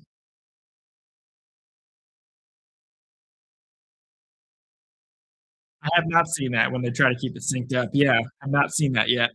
3rd and 8, big third down here. 4:30 left in the fourth quarter. Gigantic here. You got to stop them. Hold them to a field goal. If they do not get this, they have to kick. So you have to stop them. Big screen. It's a screen pass to Shakir. It hit the ground. I think it hit the ground. I'm saying it didn't hit the ground. Shakir's running all the way to the end zone, but I'm pretty sure it hit the ground. The Broncos gave up on the play thinking the ball hit the ground. Shakir ran into the end zone. Let's see what they call it. They are saying it is incomplete, off the ground. I thought for sure that was off the ground as well. A little bit of a low throw by Allen. He zipped that in like a sidearm, but he's not Mahomes. He can do the sidearm throw. I'm not sure why he threw it so low. Yeah, that ball hit the ground. So ball was incomplete. It's 4th and 8, and now that's a big stop for Denver. They have to kick a field goal here. So here comes Prater. I might have jinxed him earlier by saying he never misses. Let's see if I hopefully did. All right. Crowd getting very loud. He's played in Arizona. He's played here in Denver. He's now played for Buffalo. He's bounced around so many different teams in his career. Kick is up, and it's easily good. Easily good.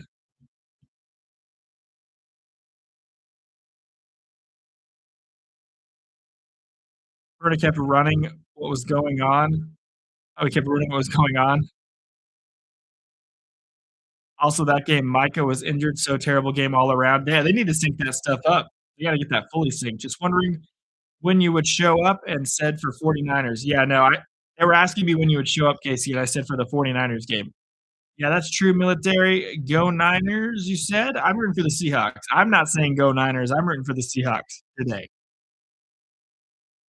Apparently, me and Rex are against each other all day long because I'm rooting for the Broncos. He's rooting for the Bills. He's rooting for the Niners. I'm rooting for the Seahawks.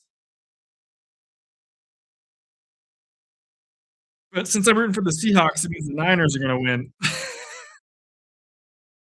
And since I'm rooting for Houston, that means New England's going to win. So it's going to be New England, Buffalo. And my picks were Denver, Houston, and the AFC Championship. But based on what we're seeing right now,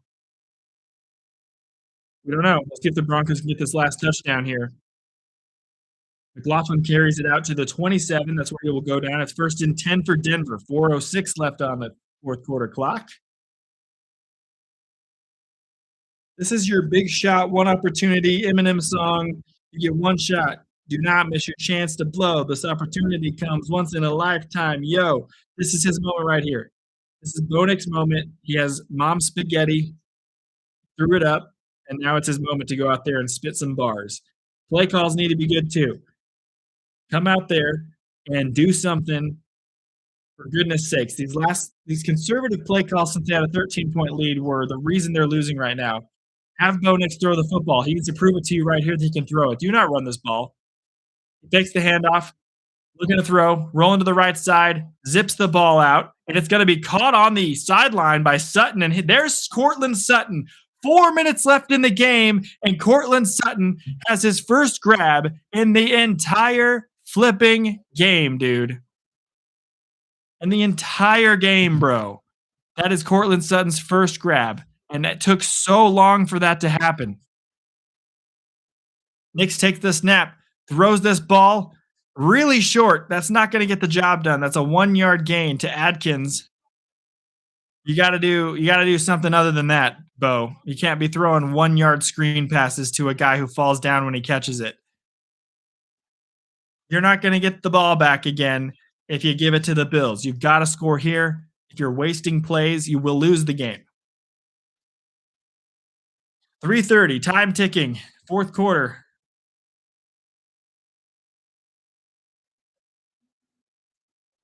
Bo Nix in the gun. Going to take the snap. Dropping back, throws it out on another screen to Mims, and he's going to lose 2 yards. Bo Nix just cannot throw the ball downfield. Come on, guys. Throw the ball downfield, dude. These are either horrible play calls or Bo Nix is too afraid to throw it more than 3 yards.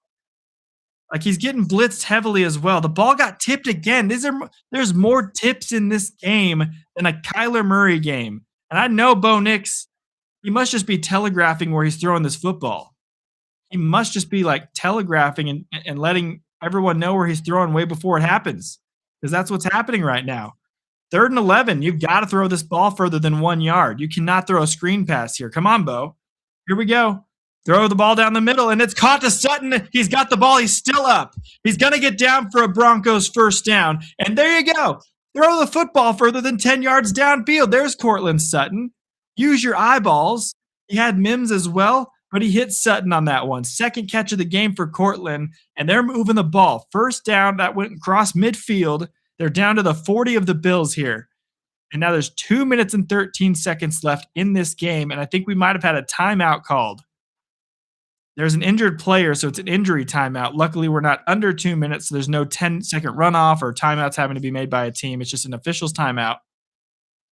And that's the center for the Broncos. That is the worst time for the center to get hurt. Freaking center, get up. You're fine. Get up. You're fine, dude. You're not hurt. You're okay. Like, some people's bodies collapse on them at the worst moment. That would be me. I'm not gonna lie. Like, have you ever seen Not Another Teen Movie, everybody? That's a great movie, by the way. But I'd be the guy who's going up for the catch, and then he gets cut in half, gets cut in 2 pieces on the touchdown grab. That would be me. You've got Seahawks, Texans, and Rams. You got Texans and Bears. Texans and Rams winning tomorrow. I got Texans, Bears. I went ahead and threw an oddball in there with the Bears. The Rams are the more complete team, but I've got the Bears winning. I think if the Panthers almost beat the Rams, I think the Bears can do it. 1st and 10. Clock is ticking. Will they snap it before the 2-minute warning? Doesn't look like they're gonna. 3, 2, 1, 2-minute warning. All right, we're gonna have a 2-minute warning commercial break after the injury. Broncos now have 2 minutes left to try to get a touchdown, and the idea here is you don't want to give the great Josh Allen any time. So if they score a touchdown, they'll have a 30-27 lead, which would give Josh Allen a lot of time to get a field goal. We know how this has gone before. We are in a position to get overtime football here in the divisional game. We don't want a Bears-Broncos Super Bowl. I'd be perfectly fine with a Bears-Broncos Super Bowl. I'd be perfectly happy with that. Definitely the Broncos, obviously. But Broncos Super Bowl, other than that, Bears would be fine. Seahawks would be fine. I don't want I don't want a California team. I'd rather have the Bears or Seahawks on the NFC side. We got 3 out of the last 4 teams in the NFC being in the NFC West, though. How's that going? Everybody else in the NFC. NFC West is rocking it. Too bad there's a 4th team in that NFC West that just maybe isn't one of those teams. But hey, it also sucked for the Cardinals because if they finally get good, they still have to contend with those 3 really, really good teams in the NFC West. And every single year you got to play them for a total of 6 of your games. So while they're all still good at the same time, you have to deal with that every year. You don't necessarily want a Bears Super Bowl, but you want them to win tomorrow. I wouldn't mind it. I know a lot of you guys may have some issues with the Bears, but I don't really have a problem with the Bears. All right, we're on a commercial break right now. We have 2 minutes left in the game. This is like the last commercial break, unless we have a score. Broncos have not done anything in the second half, guys. Looking at the box score here, it has been just nothing. They've been outscored 17-3 in the second half. Onyx has 208 passing yards, 20 for 36, 2 touchdowns and an interception. Josh Allen is 20 of 27, 225 yards, 3 touchdowns and an interception.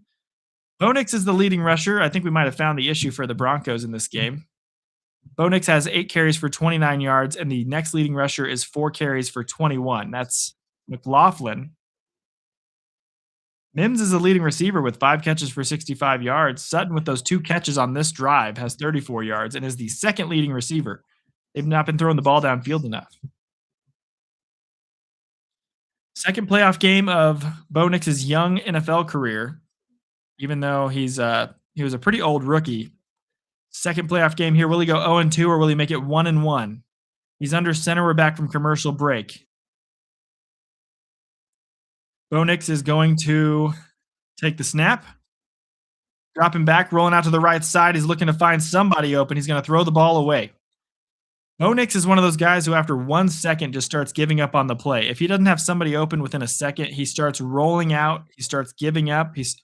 He quickly will give up on a play and throw the ball out. But I mean, pressure has been on him pretty fast today. It's just been I've just been noticing that he kind of just all game is a little uncertain of himself, a little unsure of what's going on. 2nd and 10 for the Broncos, 1:54 left in the game. You have to score here. Crowd quiet for their offense. Sutton in motion. This is on Bo. Bo has to win this game for the Broncos here. Looking to throw, gets it to Sutton. It's caught. Sutton's going to go down at the 20. I think it's the 32, actually. Not the 28. That'd be on the other side. It's at the 32. It's going to be a 3rd down. Time is ticking right now. No one's calling a timeout. 3rd and 4. No timeouts are being called, and everybody is holding their breath. I don't even know what to think right now. All right, 3rd and 4. Got a minute 30, and the clock is ticking. Minute 23, minute 22, minute 21, minute 20. Wow, a lot of time's ticking off the clock, and no one's using a timeout. Snap the football. What are we doing? Holy crap, dude. Nix is trying to run this football. He's going to get the 1st down. He slides down, and then there's no flag. He tried to flop. That was not a flag, I will say. No flag there. He tried to flop at the end of the slide, but he does get the 1st down, and that's a 1st down Denver. Moving the ball downfield. That last play took 30 seconds. What were they doing? Yeah, time management is not a thing anymore for multiple NFL teams, and the Broncos are one of them, apparently. Cardinals can't do it. Broncos can't do it. Apparently, the whole crowd was wanting them to call a timeout if you're going to waste 30 seconds. They're playing like they have the lead with a minute left. The Broncos have 1 minute and 1 second left now to get a touchdown, and they now only have 2 timeouts because they finally did just burn a timeout. That was the worst clock management I've seen in a while. That was White, who left the play there as well. White for the Bills. He's left that play. They're looking at him. Who knows if he'll be able to return, but that could be a big hole in the defense. 1st and 10. 26. Nix takes the snap. Throws the ball to the left side deep. He's got a big one, and he caught it. Touchdown, Marvin Mims. Touchdown, Broncos. He's holding his lower back like he's in pain, but he got the touchdown. And if he goes out with an injury, you went out loud and proud, my boy. Let's see what the injury is. I don't know why his low back is hurting for that touchdown grab, but he caught it for a touchdown. 55 seconds left for Josh Allen. It's too much time to give Josh Allen, but what a grab, what a touchdown for Marvin Mims. And he hit the camera with his lower back. He flipped into the camera. That's why he's injured right now. He landed just fine and then got stabbed in the back by the cameraman with a little bit of sabotage.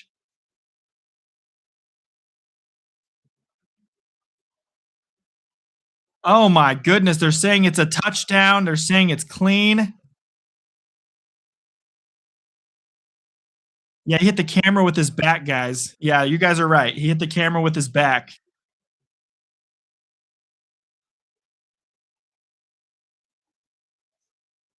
The camera, that must hurt. That's a heavy camera. That's like over 100-pound camera. That looks like a 100-pound camera. I don't know how heavy those cameras are. I'm sure they're not light. That's a heavy-duty professional camera. Bo Nix, that was a great throw.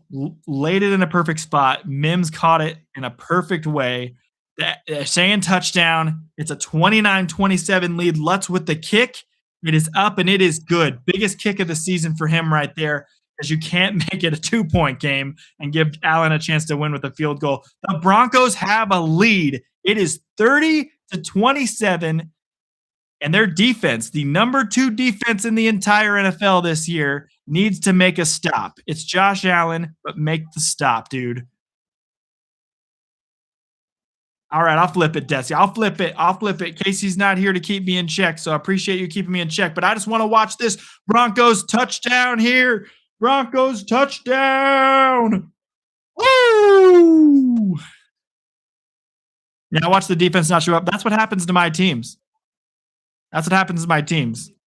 I get really excited. They get my hopes up. 55 seconds left. And then the final score will be 34-30. Watch. And then I'll clip it, and I'll make myself a little short that I'll put up later of me saying, woo! And then 5 minutes later, oh, man, we lost. We called it. We lost. Good time management. That's why you let the clock run down. Hey, dude. I don't agree with it still. I'm going to tell you right now. I don't agree with the way they were managing the clock. You got to be urgent. You've got to not run the clock down. They were playing like they had a 7-point lead. And you can't – if they hadn't gotten that amazing pass completion, you're putting yourself in danger of screwing yourself over. I've seen too many teams do that.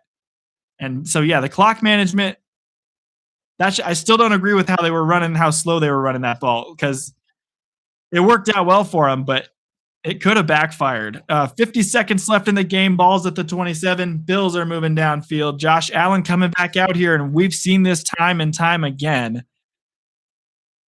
We've seen this time and time again. The crowd has now just gotten so loud because finally the defense is back out there.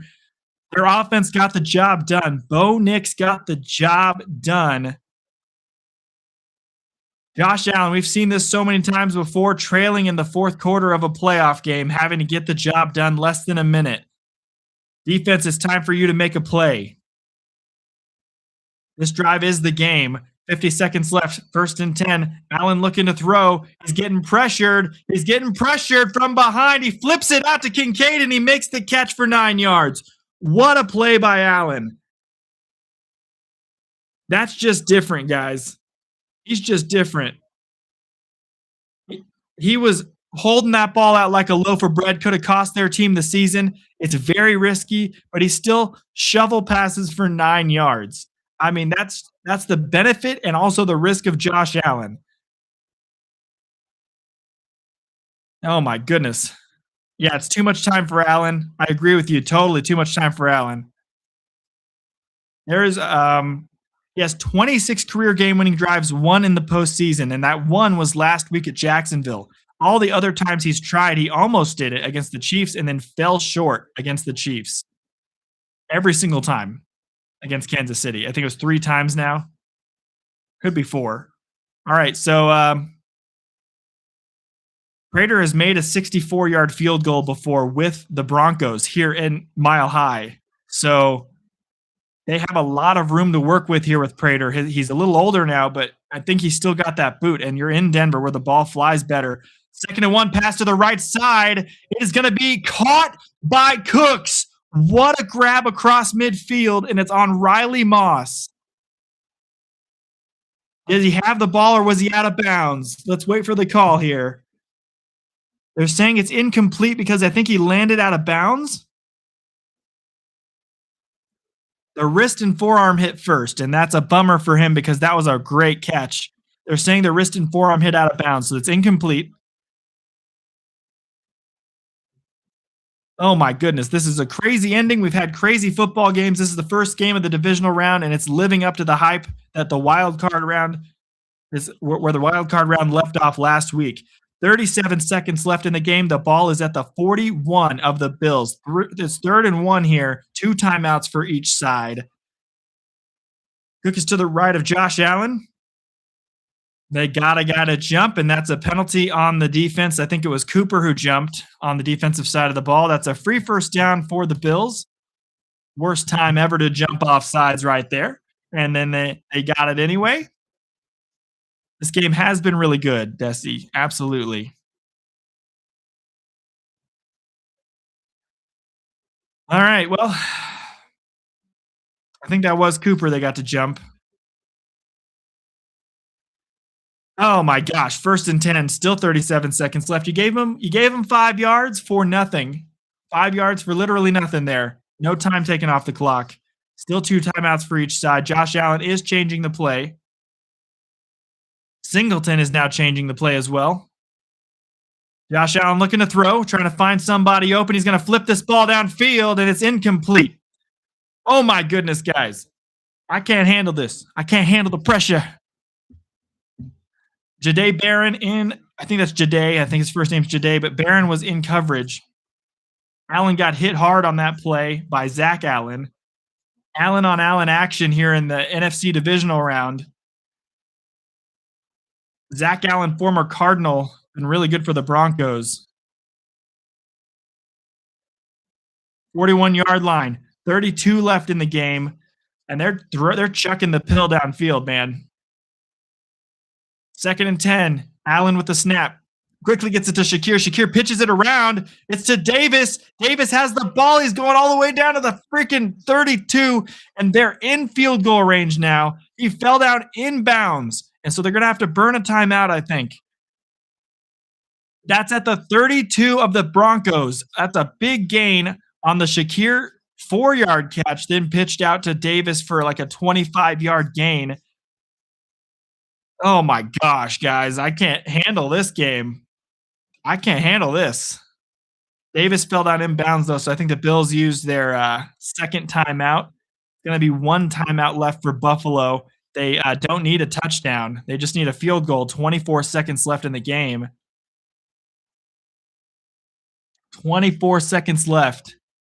1st and 10 on the 32. The defense is failing right now. The defense is falling apart.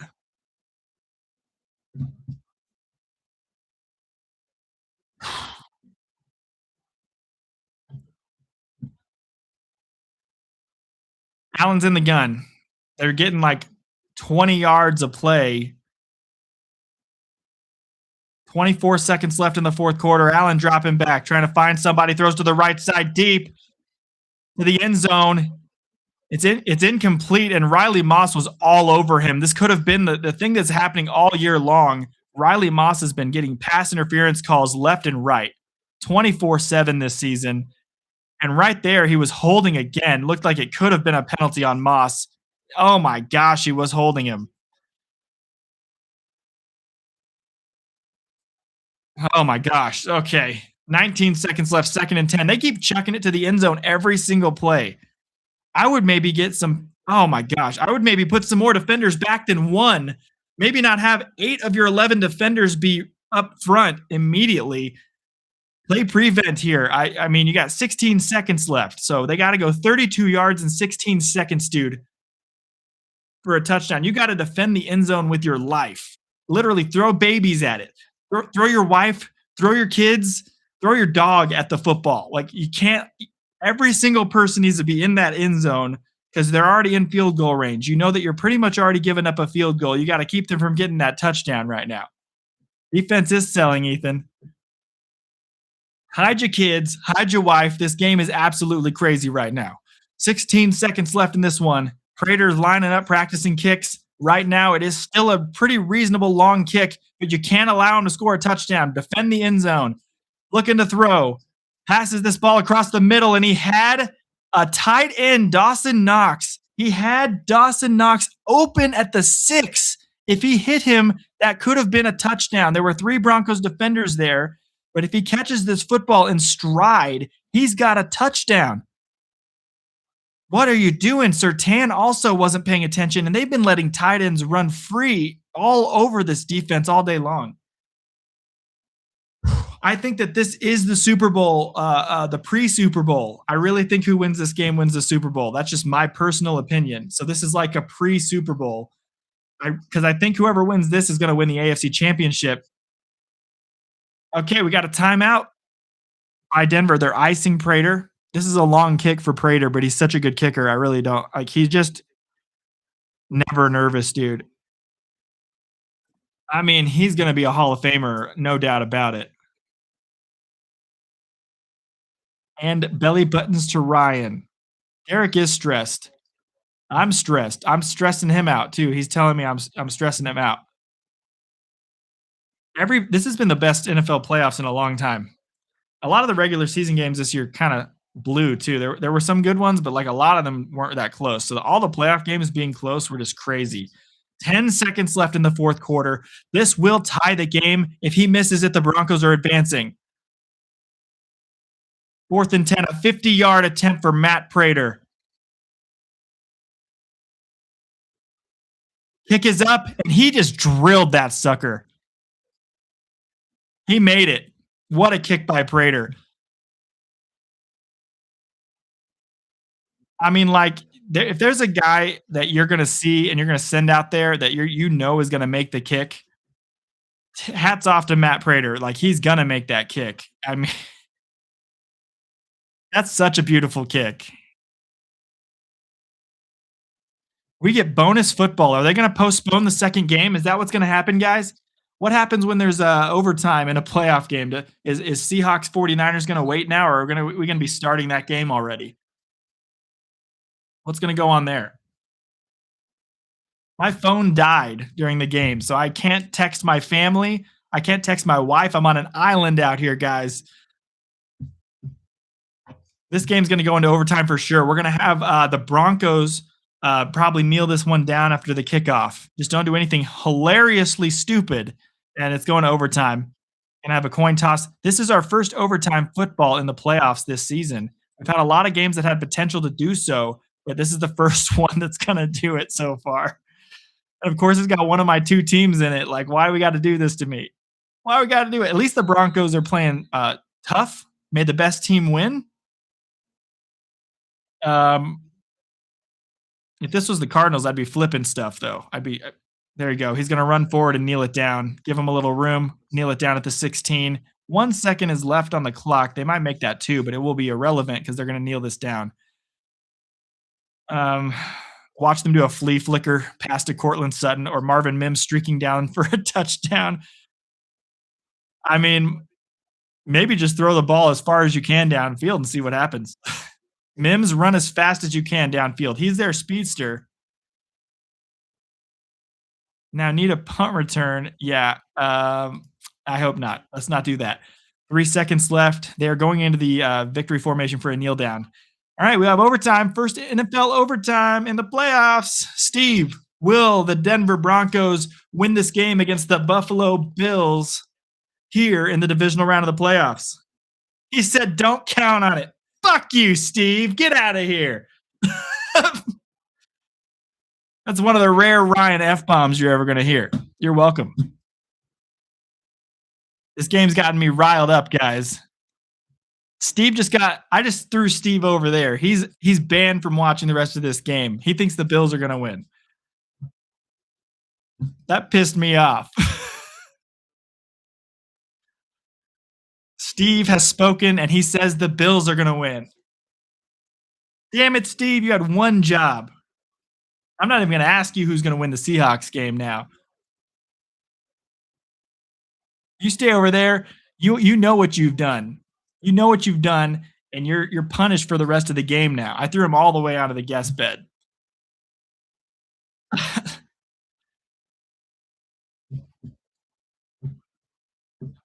Yeah, man. When I'm not streaming, I do cuss sometimes, guys. I'm not perfect. I'm not a perfect little perfect person with my G Willikers misters. Sometimes I will. My wife is worse than me though. She's got a potty mouth.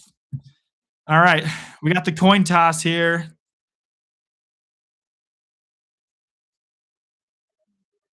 Waiting for the coin toss. They are currently talking to both teams. I'm very nervous about the Bills getting the ball first. I need the Broncos have to have the ball first.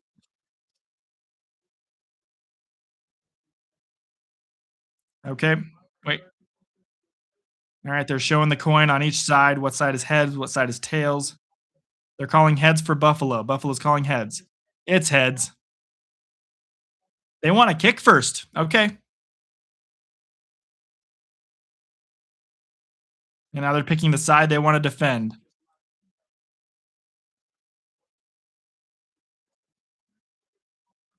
All right, Lutz was the captain. Denver is getting the ball first. All right. Cool. Denver's getting the ball first.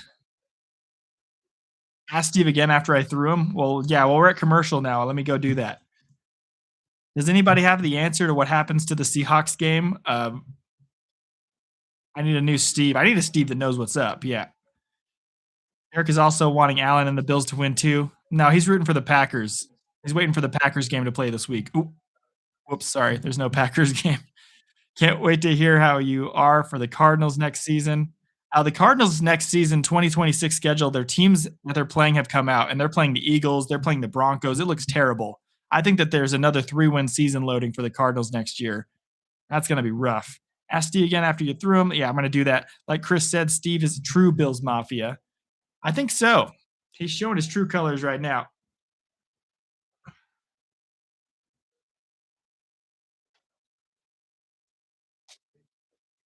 What do you think, Steve? What do you think? All right, Steve. Now that I almost broke you, are the Broncos going to beat the Bills in overtime right now? Here we go. We're gonna really let him think about it because he's gotta have the right answer. We gotta let him think about it. He said ask again later. I thought for a split second it said ask again never. How about ask again never, Ryan? Yeah, Derek's a Packers fan. They're eliminated. It'll be a thing that you'll have to compile. It will have to be a thing you have to compile because you're not going to get many out of me. All right, Derek. This is stressful. I didn't flip my board. Sorry, guys. Good thing I have the other board. I've been so stressed in this game, I'm not paying attention to the board. We're flipping it to 30-30. There we go. 30-30, brought to you by ESPN. When the Cardinals fumbled to the Titans, how many did you say? I think I did a few. 2 or 3. I didn't do many. I was just shocked. With the Cardinals, it's more expected. All right. Kick return to the 10, to the 20 for the Broncos. Mims has it. He's going to get out at the 28 for the Broncos start their drive for overtime. And the next game's kickoff is in 10 minutes. So let's see if that's delayed or not.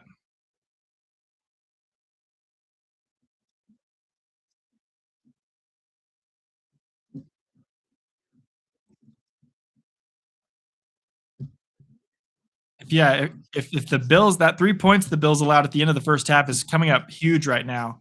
Without that, the Bills would have won already. Okay, 30-30. Broncos have the ball first and 10. We're staying with this one regardless of what happens with that other game. We'll hop into that one later if it's starting early. I bet you they're going to hold it until this game's over, though. From the gun, Bo Nix.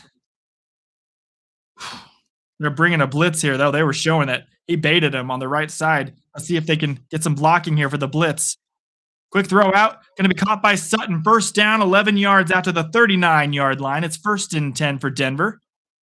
Crowd is really good in Denver at being dead silent when the offense has the ball and being loud when the defense has the ball. A lot of offenses have to quiet down their own fan bases because they don't understand, like, be quiet when the offense has the football. But this crowd is like, I can't even hear anything right now. It's like you can hear a pin drop. I feel like Brandon and Tom watch their streams muted, but I don't. I have my sound on, at least quietly, so I can at least hear what's happening. First and 10 from the 39-yard line. Bo Nix is going to take the snap. Looking to throw really quickly again, and it's incomplete. Sutton dropped that pass. It's going to be second and 10 now. Yeah, I was going to keep the stream up anyway, Ethan, but this time it'll flow right into the next game seamlessly.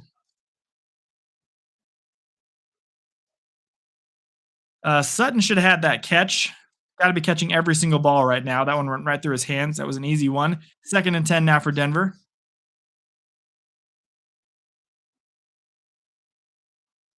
In the gun once again. Got to be passing here. Don't do anything. Don't waste a play. Quick pass out to Mims on a screen. Bad play call, 2-yard loss. Third and 12. Steve, are the Broncos going to beat the Bills in overtime? Don't count on it again. He said, don't count on it twice and ask again later in the middle. I'm going to put a little Bills jersey on Steve. Apparently, he's a Bills fan. He said, don't count on it again. Right now, he's looking like he's right. All right, 3rd and 11. Bo Nix again in the shotgun, this time motioning Evan Ingram to the right. Takes the snap, dropping back, trying to find someone open, zips this ball, diving, and it's incomplete. Too low for Cortland Sutton as the intended receiver. This is really good news for Allen and the Bills. They just need a field goal to win. Broncos are going to have to punt this ball. Ball was too low by Bo, and it slipped right through Sutton's arms. Right here, slipped right down into the dirt. If he had had that ball cupped under his hands, he would have had the catch. But instead, Sutton with 2 crucial drops on the final drive, and there's a punt coming here for Denver. Perna's hair is already messy, guys. 4th and 11. Kick is up in the air. Oh, that's a really good punt. Really beautiful punt. That's exactly what they needed here. Ball is at the 8. All the way down at the 8. That's a hell of a punt when you needed it. Josh Allen, this is his moment. Again, I mean, I said it earlier. They're moving the ball so much better than the Broncos right now. Next score wins the game, even if it's a field goal. This is old overtime rules. Paint in blue. I might do that. Hurry up and score Broncos because Seahawks versus Niners in a few minutes. Now Bills just need a field goal to win. Yeah, Bills just need old overtime rules. Field goal wins the game. We're just in any score here wins. Come on, Broncos defense. Let's go. You've been the best defense all season long. Hand off to Cook. No gain. First down. It's going to be 2nd and 10. Conservative play call for the Bills there. They've been moving the ball through the air easily. So interesting play call there. But now if you force a punt from the Bills, you have the ball in field goal range. Josh Allen is 0-6 in his career in overtime and 0-2 in overtime in his postseason career. He has never won an overtime game yet.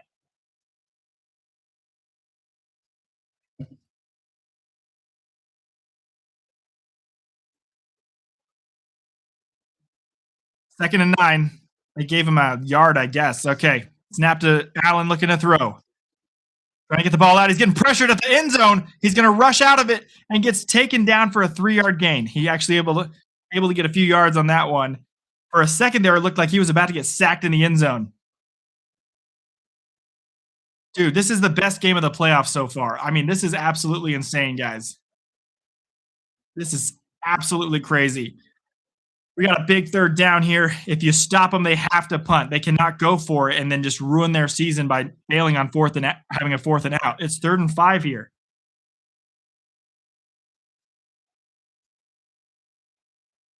Yeah, you can't go for it on 4th down here. You have got to punt this football.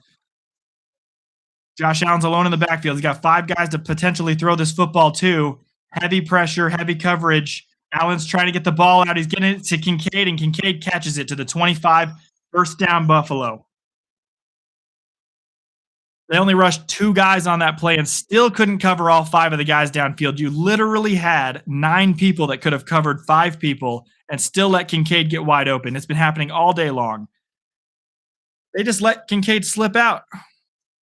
One of the spies let Kincaid slip out to the left side. You've got to force a punt here. Come on, this defense is really not looking like they've been looking all year. 1st and 10 from the 25 in the I formation. Going to hand this ball off to Cook. He's going to get 1 yard and get stuffed. They're going to give him maybe 2 here before the whistle. 2nd down. Oh my goodness, guys. You had the Broncos winning it all for the year of the horse, but this might be the Bills' year. Maybe the year of the horse is actually a buffalo, and they just didn't know it. Maybe it's a bison or a buffalo, whatever they want to call it. 10:25 left in OT, 2nd and 7. This defense has gotten them to where they are this year. You're going to win or lose on your defense. The defense has to make a stop, make a turnover, make a stop right here. Heavy on the left side, got a lot of blockers there, but there is a timeout going to be taken. Right now, we're 2 minutes away from kickoff in the Seahawks game. They're calling a Broncos timeout here. Broncos called their first of 3 timeouts. Trying to catch their breath a little bit. I mean, man, it's not looking good right now, guys.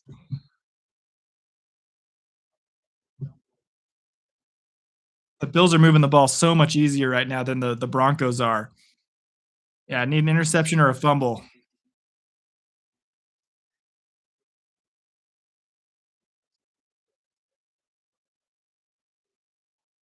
This game has been going on for a while. We've been going for 3.5 hours. Game's still happening. Ball at the 28-yard line. They're going to fake the handoff and look to throw. There's a guy who might be able to get to him. He's going to try to shovel past to Cook. Cook catches it, still not down, and it's no gain. No gain. He caught the football for no gain.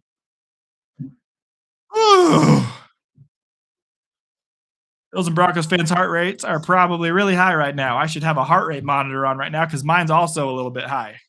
If you guys forgot, I am also a Broncos fan. My mom had me in Broncos jerseys as a baby. Whole family loves the Broncos. I am a pretty big Broncos fan too. 3rd and 7 here. You got to make this stop. Big stop here. They'll have to punt. You can't give them the ball back in field goal range. They're going to have to punt if you stop them. Allen looking to throw on 3rd and 7. Gets a screen pass out. Get him, everybody. Rush over there. Full speed. Davis gets the first down. 9-yard gain to the 37-yard line. Every single person had to sell out there.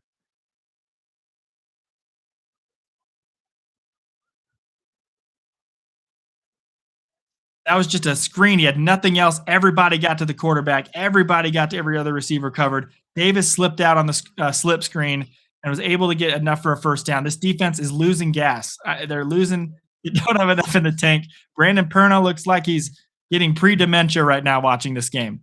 I'm spitting all over the place with every P I say. P. 2 seconds left. 1 second. Get the snap. Cook is going to get the ball on a toss. That's a bad play call, in my opinion. Not sure why they're doing that. The things that are working every single time for the Bills. But then they did that, which hasn't been working. Toss play to Cook is no gain, and it's 2nd and 10 now. 8:30 left in this game here. Lonix should not be smiling. He's smiling. Show some freaking fire, Bo. Get that Tom Brady face. Like, if I get the ball back, this game's over. Can we have a tie in overtime, or will we have a double overtime? 2nd and 10. 8 minutes left in OT. In the OT quarter. Allen dropping back, looking to throw. Come on, D. Come on, D. And that ball is, should have been caught. That ball is not caught. That was Hardman who could have made that catch deep into Broncos territory. This secondary really is playing poorly right now. We are leaving guys open all over the field right now. There was not a Broncos defender within 4 steps of him. 4 steps running. Like, this is bad secondary play right now. But Hardman luckily doesn't hold on to this football. It is 3rd and 10, 7:55. This is the biggest play of the game. Broncos have to get a stop. They cannot get off the damn field right now. Their defense is gassed. They can't seem to get off the field. They're coming after with another blitz. They can't get anyone to him, though. Allen's throwing deep downfield. He's got him, and he caught. It's intercept. Is that intercepted? They were wrestling to the ground with it. Has that been intercepted by McMillan? If that was caught by the Bills, this game is over and the Bills win, but McMillan took it from him on the way to the ground, and Cooks lost that football, intercepted by Denver. Are they saying that's an interception for Denver?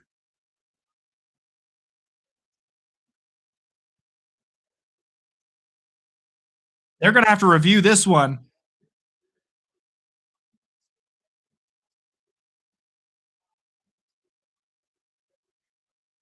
I don't think Cooks had possession, first of all. I don't think McMillan had an interception either, possibly.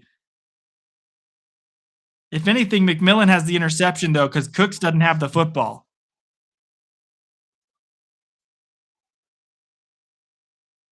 Oh, brother, guys.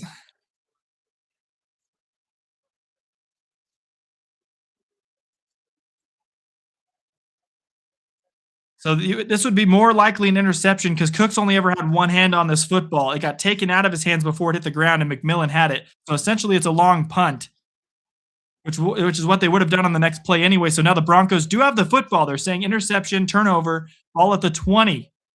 Oh my goodness, that was so close to the Bills winning. If that ball wasn't underthrown, McDermott, they're explaining the play to Sean McDermott. If that ball had been caught by Cooks, the game is over and the Bills win.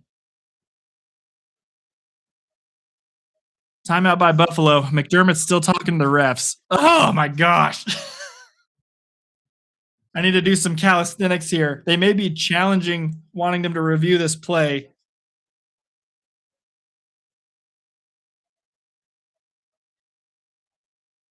That was a great play by McMillan. That was the play of his career.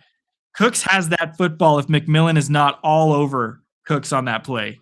McMillan, like Cooks wins the game for the Bills there. The throw is a little bit underthrown. If he hits him on the run, he's got it for more than a first down. But McMillan, the best defense I've seen from him all year. Yeah, maybe Bo knew that was going to happen. Maybe he Bo-leaved. I believe that's going to stand. I think it is. It's going to be 1st and 10 for Denver. 20-yard line is where the ball is. 7:46 left in OT. We're 4 minutes into the Seahawks game if they have kicked off there.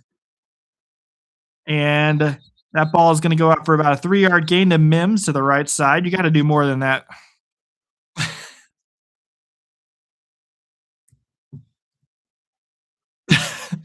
I love how Brandon Perna's hair went from nice and combed to completely messy, guys. My hair is getting the same way. I'm so stressed right now. I so stress. I have emotional damage. 2nd and 7 for Denver. 7:10. Time ticking in overtime. There will be a double overtime if no one wins. We can't have a tie in the playoffs.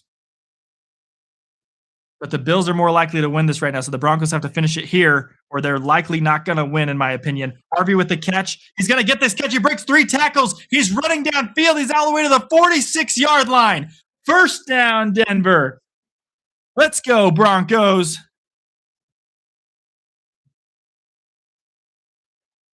RJ Harvey, if he had been tackled at the beginning, would have only had a couple yards. Instead, he broke 3 Bills defenders' tackles.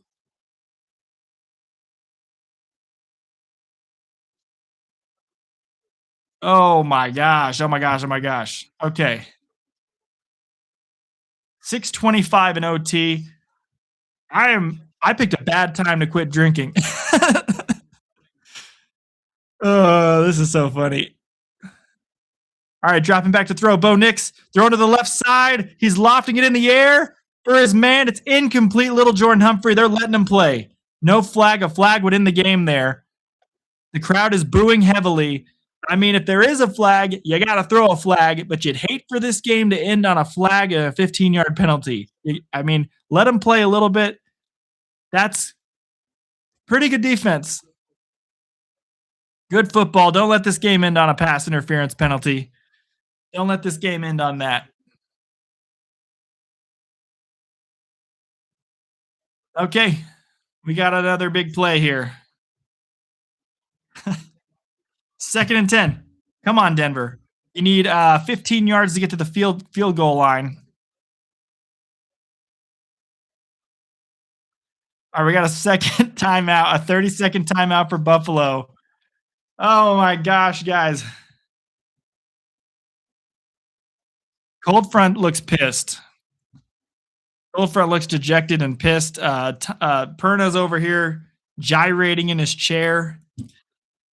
wiggling around like I am right now. Whew, this is the biggest kick of Lutz's career. The Broncos are 11-2 in one-score games this year, so every single game has been, they've been the cardiac Broncos.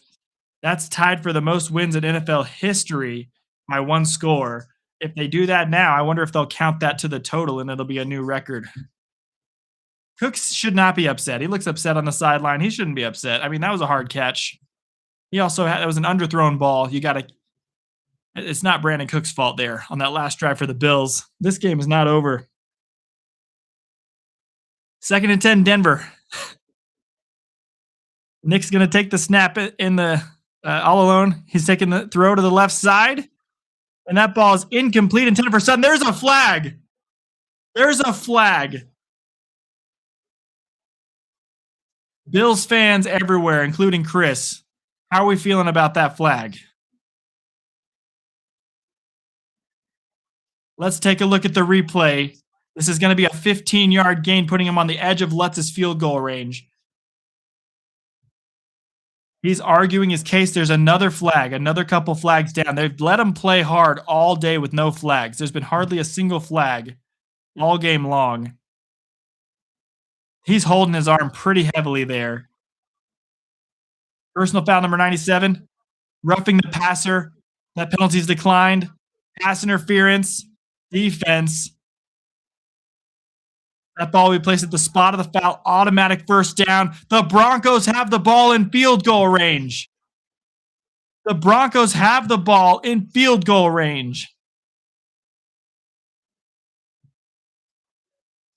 Buffalo's season may end because of a pass interference call. I told you I did not. If it ends in a tie, it goes to second overtime. You can't end in a tie in the playoffs. Oh my gosh, the Buffalo season may end because of a penalty. 6:04 left in OT. 1st and 10 from the 36. You're now technically in field goal range. This is a long-ass field goal, though, if they were to try it from here. Bo Nix is going to take the snap and run to the left side. It's a design run, and he loses 2 yards. I don't know what you're doing on that play call, ladies and gentlemen. Try to get a short pass completion. You've been doing the damn short pass all day long. Maybe try to do another short pass right here, right now. You've done it all day long. All freaking day long. You've been throwing for 2-yard passes all day. Do that now. Get Lutz closer. Don't do a designed quarterback run to Bo Nix. All right, 2nd and 12 from the 38 of the Bills. They're in Bills territory now after that penalty. Looking to throw, passes the ball deep downfield. He's got Mims. Oh, incomplete. Another flag. Another flag is down. Another flag is down, and the Bills are flagging their way out of the playoffs here. Josh Allen and the Bills. Pass interference defense, number 27. That's 30 yards the Bills have given the Broncos because of penalties on this drive. On the last 3 plays, to be exact. And I don't know about that one, guys. I didn't want this game to, it's such a good game to end on pass interference penalties. And I don't think that was a pass interference on the second one. I think the first one was pass interference, but the second one was not pass interference. Oh my gosh, guys. I didn't want this game to be decided by the refs. They've been letting them play all day long. And now the ball is at the 8-yard line, guys. This is the worst way to win. They're going to kneel it down in the middle. They're moving the ball to the middle, and they're going to bring Lutz out to win the game. And I'm going to be happy about it, but this is not how I wanted to win. This is not how I wanted to win, guys. This is ref ball supreme. You're totally right, military. This is ref ball to the max. They'd let him play all game long, and now suddenly 2 15-yard penalties on the defense. There's another flag now. I think they're going to throw a personal foul on him, maybe.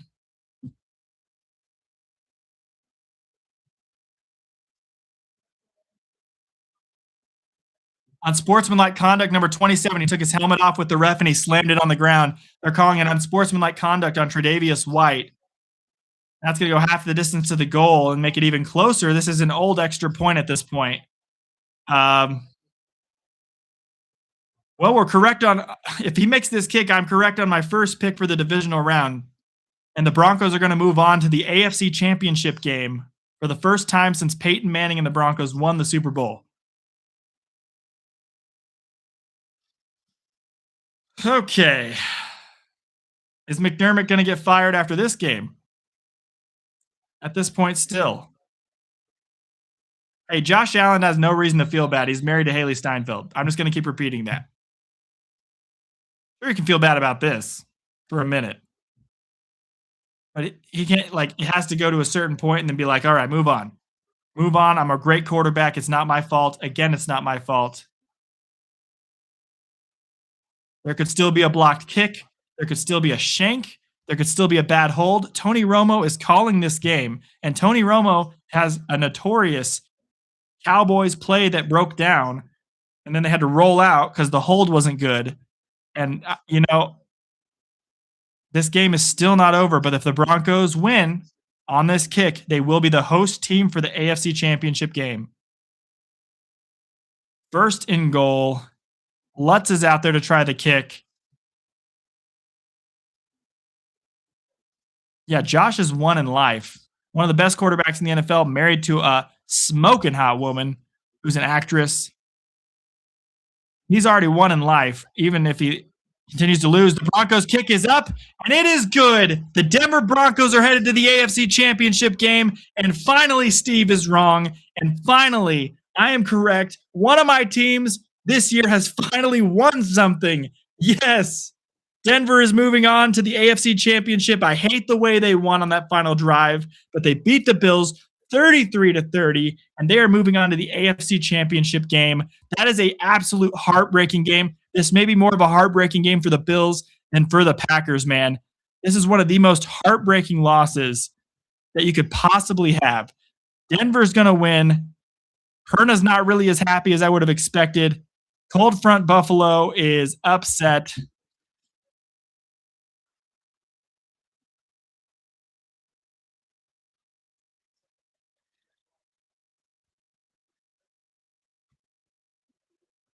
That's the last way I wanted to win. Yeah, ref ball coming into play here at the end. The Broncos win. They're moving on. What a great game it was overall. Yeah, they were letting them play tough all game long. And then that final drive, it just unraveled for the Bills. It looked like the Broncos could have won on that first pass interference that I think was legit. The second pass interference was total bullcrap. Total bullcrap. That was not pass interference. And then, obviously the game at that point was basically over. You had a chip shot field goal that you were giving them. And then what else? At the end of that, Tre'Davious White just threw his helmet on the ground, gave it 4 more yards closer. So it made it even more of a sure thing. Broncos going to win. They're going to move on. Yeah, I hated to win on ref ball after probably the best game of the playoffs so far. That is the last way I wanted to win, is winning on 2 personal fouls and then another personal foul at the end of the game. That's the last way I wanted to win that. And so that really is garbage, the way that the game ended. The Bills continue to be cursed when it matters in the playoffs. You caused 3 flags, Liz? Dang, that's crazy. Yeah, what's up, Michael? How's it going, dude?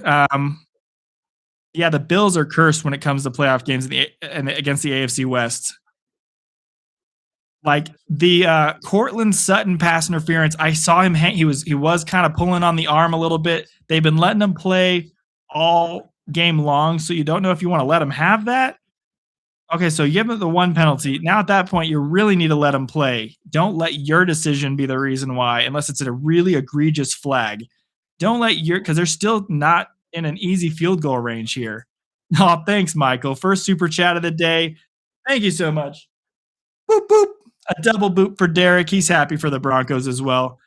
You don't want to let that game end up impacting, you don't want to let your stupid call end up impacting the game, right? So that second pass interference was nowhere near egregious enough to be a flag after how you've been letting them play all game long. and then they just threw that flag. You're making the Broncos look like the Chiefs out there with the flags you threw at the end of that game. And then throwing the flag on white. The Bills Mafia is calling up their head bosses right now because they're pissed. Much love, Michael. Appreciate it, sir. You guys are all the best. Everyone hanging out.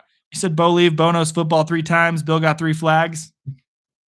You got to do that next week too. I probably will be with my family next week now that they made the AFC Championship. There'll probably be another watch party, and I will probably be watching that with my family next week. So I won't be able to do the Broncos game next week for one of the 2 games, but I'll do the other of the 2 games.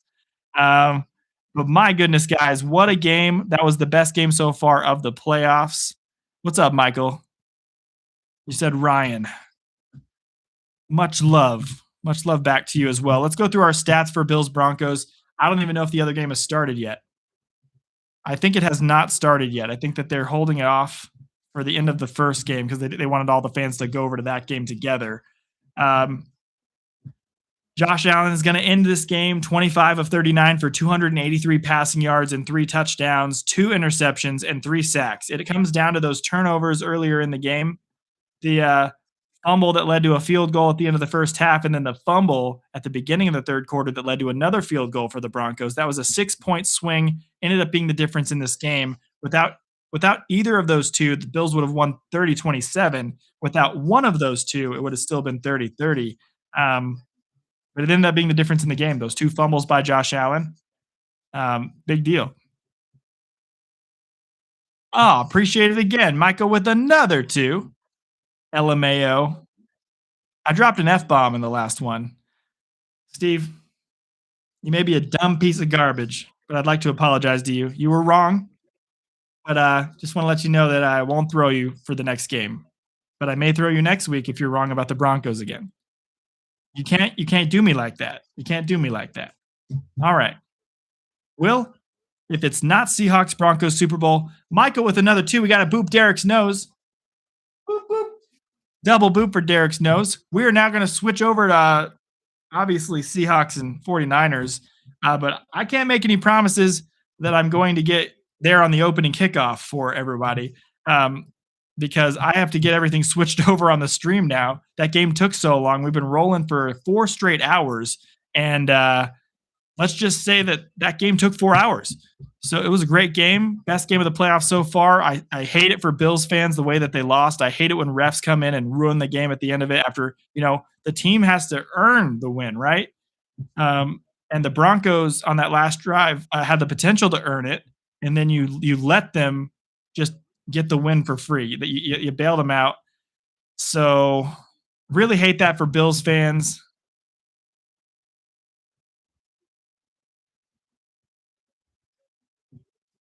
Yeah, you really hate that for Bills fans everywhere. Hate that for Cold Front. Hate that for everybody who was rooting for a good finish to that game that wasn't controlled by the refs, and it ended up being controlled by the refs. Michael over here with another 2. He's dropped in 3 2s into the chat so far. That is the number 3 super chat of the day. He dropped his third 2. That's $6. They got Doug Baldwin introducing the Seahawks here that I think are going to win this game. They're my pick for tonight's game. And we're going to boop, boop. I gave him an extra third boop on that one as well, just because of how awesome it is that you gave me 3 $2 super chats. Really appreciate it, Michael. You like, do it. I like the way you boop his nose. I like it when you boop his nose. All right, opening kickoff in the 49ers game is up in the air. But we have to switch things over right now. We're still on the Broncos game. So we're going to get things switched over shortly. But this opening kickoff for the Seahawks is going all the way downfield. There's a flag down, and that's a touchdown for Raheem Shaheed for the Seahawks to start this football game. Touchdown, Seattle. But there's a flag down that I think is going to ruin this and take it back. Unless the flag is on the 49ers. I know I said I wasn't paying attention, but I was paying attention. And that is crazy. I've also got to switch this game over on the scoreboard, but my phone's dead, so I got to start charging it so I can get that thing switched over.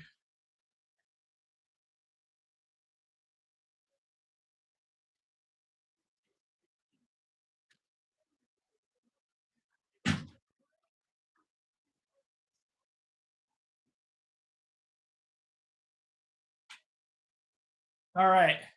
I'm going to charge my phone. Oh, crap. I don't have time to charge my phone. Where's my TV plugged in at? Here we go. They're saying it's a touchdown, Seahawks. Touchdown, Seattle.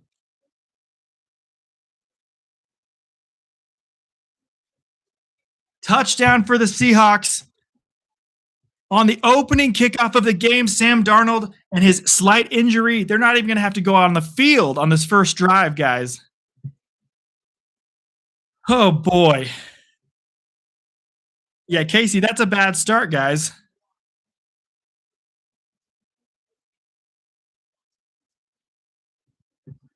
Yeah, appreciate it, Michael. You're the best. You're one of the OGs.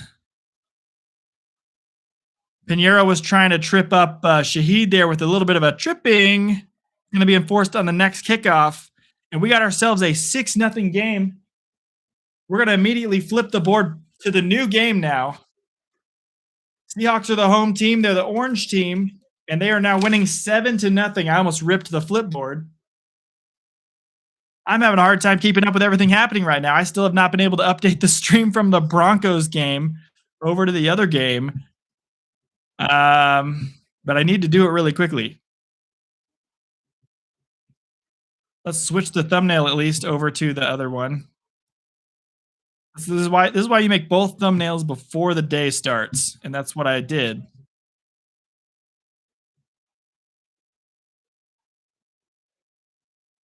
And they had Tom Brady calling this one right after Tony Romo called the last one. There's always like an old former quarterback calling all the games.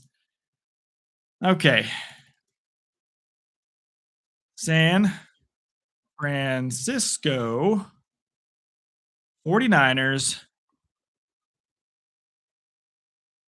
versus Seattle Seahawks live play by play and reaction. Divisional round.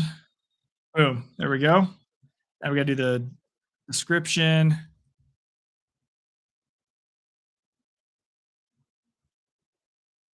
Kick went short of the landing zone. So that'll help the 49ers on their first drive.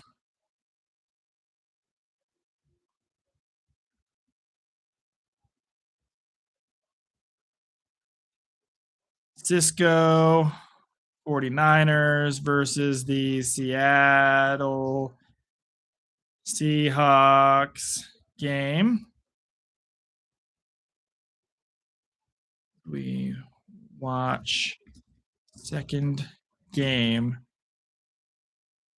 of the Saturday NFL Divisional round games. Ball is loose on the first play from scrimmage for the 49ers. It's picked up by the Seahawks, and it's going to go all the way back for a touchdown. Unless they say the play was dead. Let's see if they say he was down.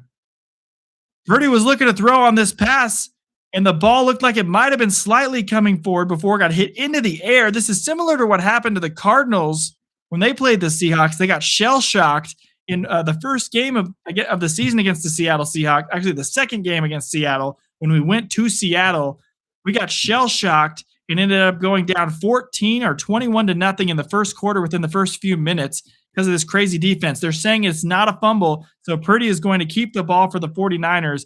Pass to Jennings. He bobbles it and catches it. It's a 3-yard gain for him.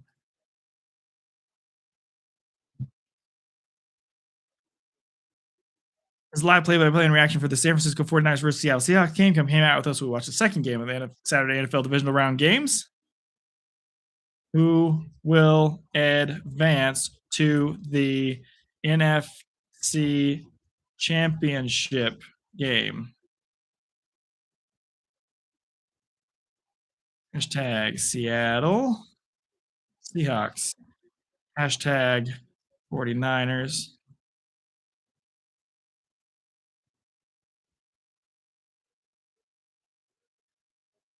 First down for the 49ers from what I heard just now, but I'm almost back to the game. I got to just get this this video ready to switch over to the other game. Seahawks 49ers divisional round.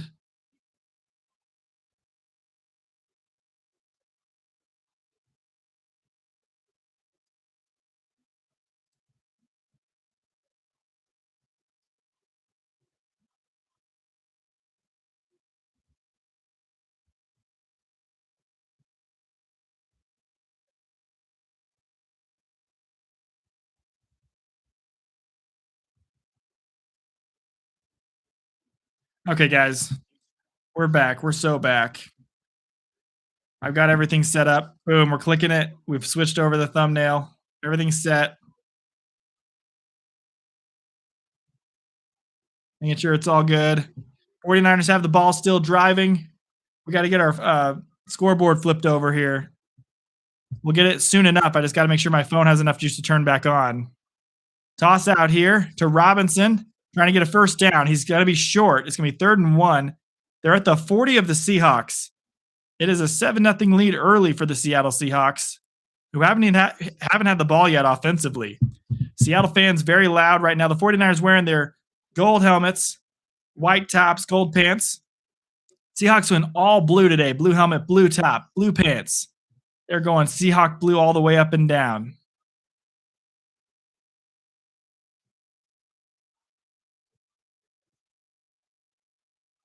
$12-14 left in the first quarter. Purdy, 3rd and 1 on the handoff.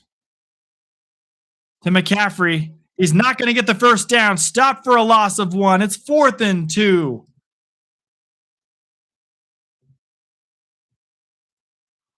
What a play.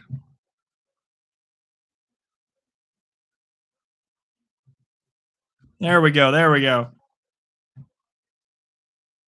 Let's see if they're going to bring out the kicker here. It seems like a hell of a long kick, or if they're going to go for it. I think they're going to go for this one. It is 4th and 1. They are back out on the field. It looks like 4th and 1.5, really. McCaffrey to the left side. They may try a screen pass here to him. I would bring someone down to pressure. They're calling a timeout before the play. They're blowing the play dead, what would have been a first down. Timeout granted for Seattle. I don't really agree with calling a timeout here. First charge timeout for Seattle with 11:21 left in the first quarter. That's already a timeout burned off for them. So that's not good.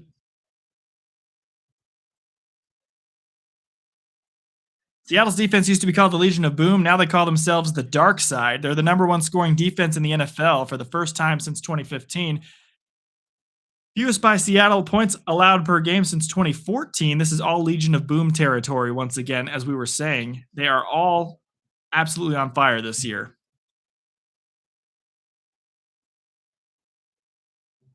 Got the Seahawks versus the 49ers here. We're just transitioning off of the we're transitioning off of the Broncos Bills absolute thriller of a game. Hopefully this one's also going to be a thriller. If it's anything like the first game, we're in for an absolute amazing game. It's 4th and 1 for the 49ers on their first drive. Trying to move the ball and answer what was a kick return for a touchdown by Shaheed and the Seahawks. Tonja's in motion. Juszczyk in motion. Hand off to Juszczyk trying to pound their way forward, and they're not going to get the first down. It's going to be a pitch fumble out of bounds, and the Seahawks turn it over on downs. First down for Seattle at about the 43 on their own territory, moving back towards midfield. So far, Kyle Shanahan's out on the field. He's furious out on the field right now. Does Kyle Shanahan get fired if they lose this game? There's a lot of questions in the NFL coaching territory right now. What happens here? Kyle Shanahan is heated. His whole face is as red as the 49ers logo. Okay, I've got to get the scoreboard on the correct game here. We're getting our phone back up and running. And we are on a commercial break right now. We were in an absolute cluster over there at the end of that Broncos game. That was a crazy end of the game. Bills fans pissed everywhere right now. Don't blame them. And I don't blame them for blaming the refs as well, because the refs kind of took over on that final drive. You hate to see the Broncos win like that. We're at a commercial break right now in this game after the 49ers turn it over on downs. Seahawks have a 7-0 lead quickly. And now this will be the first time we're actually going to see the Sam Darnold Seahawks offense come out on the field. But I need to like make sure that my wife can get in. I thought I was going to have like 20, 30 minutes in between games, but because of that, because of the overtime, I did not have 20, 30 minutes. My heart, yeah, I feel very relaxed because my team for once won. A team of mine actually won a game for once in my life. So yes, I'm feeling a lot more relaxed right now. Feeling much better right now. And actually, I'm feeling a little bit happy, a little bit like happy and relaxed. Not like when you come down from a really stressful moment and you're like not relaxed. Okay, we're getting the stat. The stats are pulled up for the 49ers game. No stats to speak of yet, except for the Rashid kick return for a touchdown. Shaheed, I mean, Rashid Shaheed. It's a hard name to say. If you can say Rashid Shaheed 10 times fast, I owe you a hot dog. I'll mail it to you. Can't promise that it's going to be good. The quality may be bad by the time you get it. Okay, gonna add a few more tags here.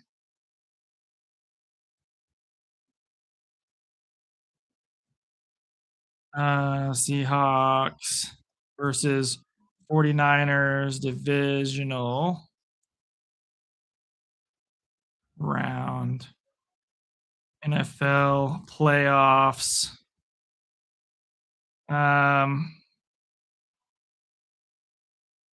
Good tags for this whole thing.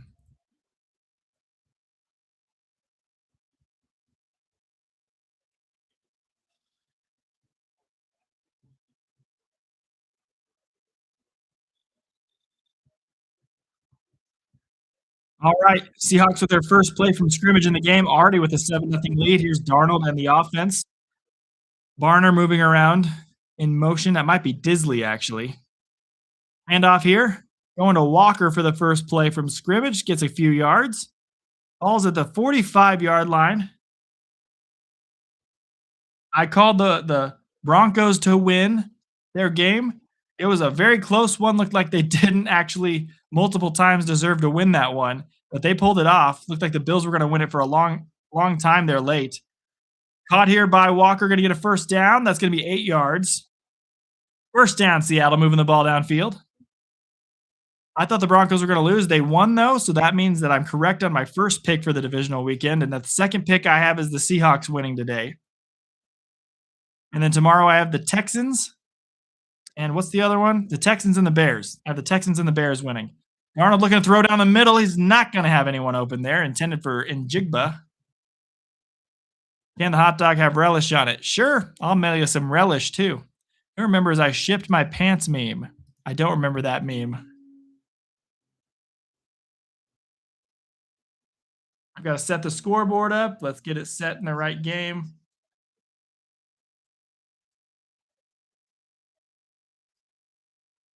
'49ers, boom, update, boom, back up, update, boom. Toss out here. Charbonnet.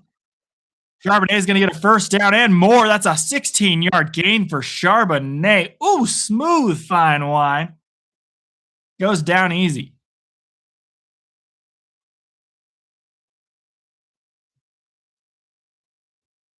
Okay, our 49ers scoreboard will be updating shortly. There we go, there we go, there we go.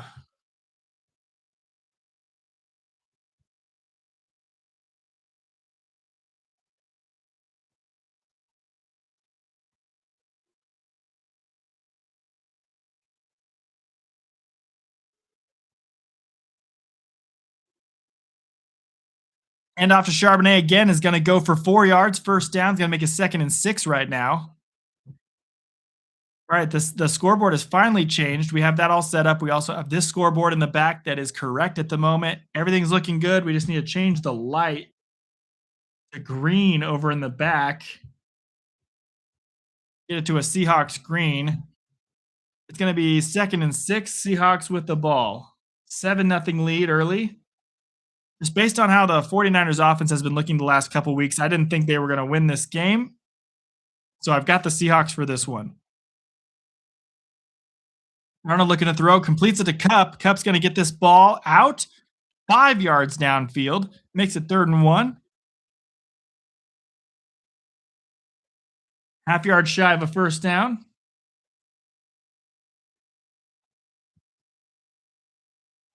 What's a Seahawk green? There we go, Seattle green. There's Coach Sala. They're showing him on the field. Maybe once these coaches that are potential coaching candidates get eliminated from the playoffs, the Cardinals may scoop up and grab them. 3rd and 1. Quarterback sneak here by Darnold. They're going to get that one. That's a first down. That's going to be to the 19. First down, Seattle. Blowing the whistles.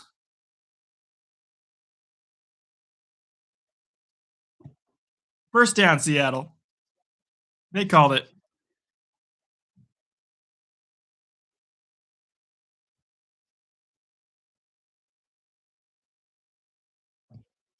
7:50 left in the first quarter. We are just underway in Seattle. Second game of the 2 games today. We have 2 games tomorrow as well that we're going to be calling. That'll be fun.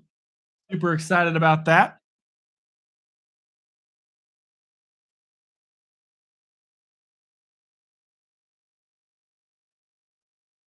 Flag down on the play. False start on the offense. That's going to knock him back a little bit. Repeating first down. That's on the left tackle, Lucas, or on the right tackle. I'm not sure which side he's on. I wonder how long the 49ers will keep going with Shanahan. They're another one of those teams like McDermott, and then LaFleur. Their teams keep making it to the playoffs and then not getting very far. Every single year is kind of the same pattern. Kenneth Walker handoff down to the 19-yard line, and that is going to be getting back the yardage that they messed up. They messed up there on the false start. It's going to be 2nd down and 9, I think. They say 2nd and 10. 2nd and 10 for Seattle after the Kenneth Walker play. Walker is just a beast.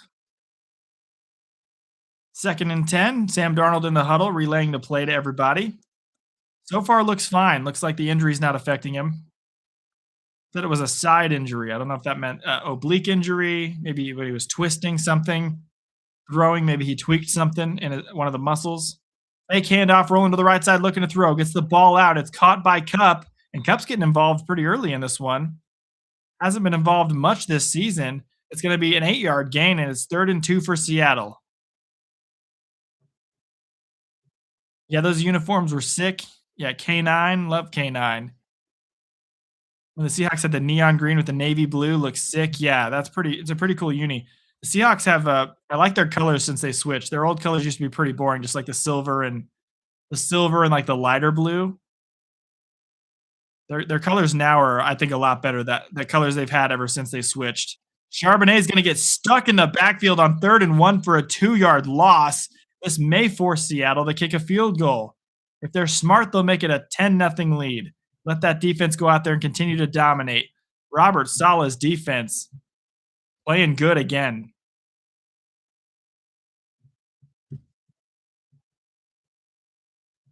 All righty. Here comes Myers. Jason Myers is 41 of 48 on field goals this year, as long as 57 yards. This is an easy chip shot for a guy like him. 31-yarder. I did jinx him in a game not long ago where he dinked one that was really short. This one's good, though. And at Lumen, they are on their feet cheering for the Seattle Seahawks, and I get to flip the board once again, which makes me happy. We get a flip. Kyle Shanahan mad again. He thought he was going to ice the kicker, and they didn't let him get didn't let him get the timeout called. All right, we're on a commercial break, so everybody just hang tight. I only have my phone charging so we can actually recover the phone a little bit. It died during the last game.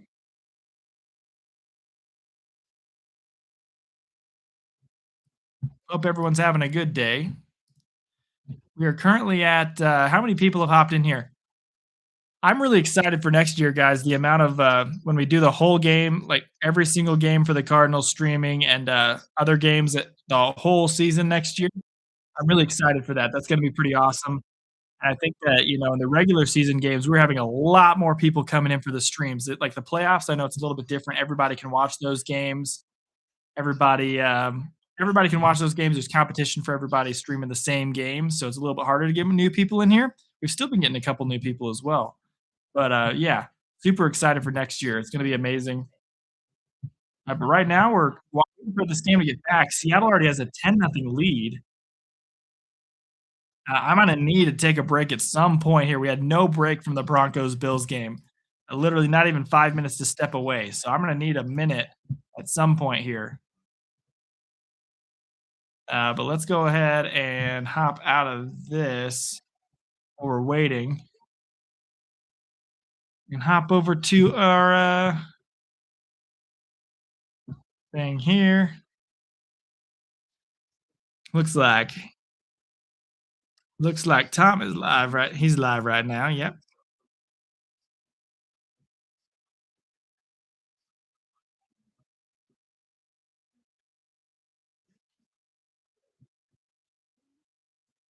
Oh, that's not good, Rex. He could always, if he's showing.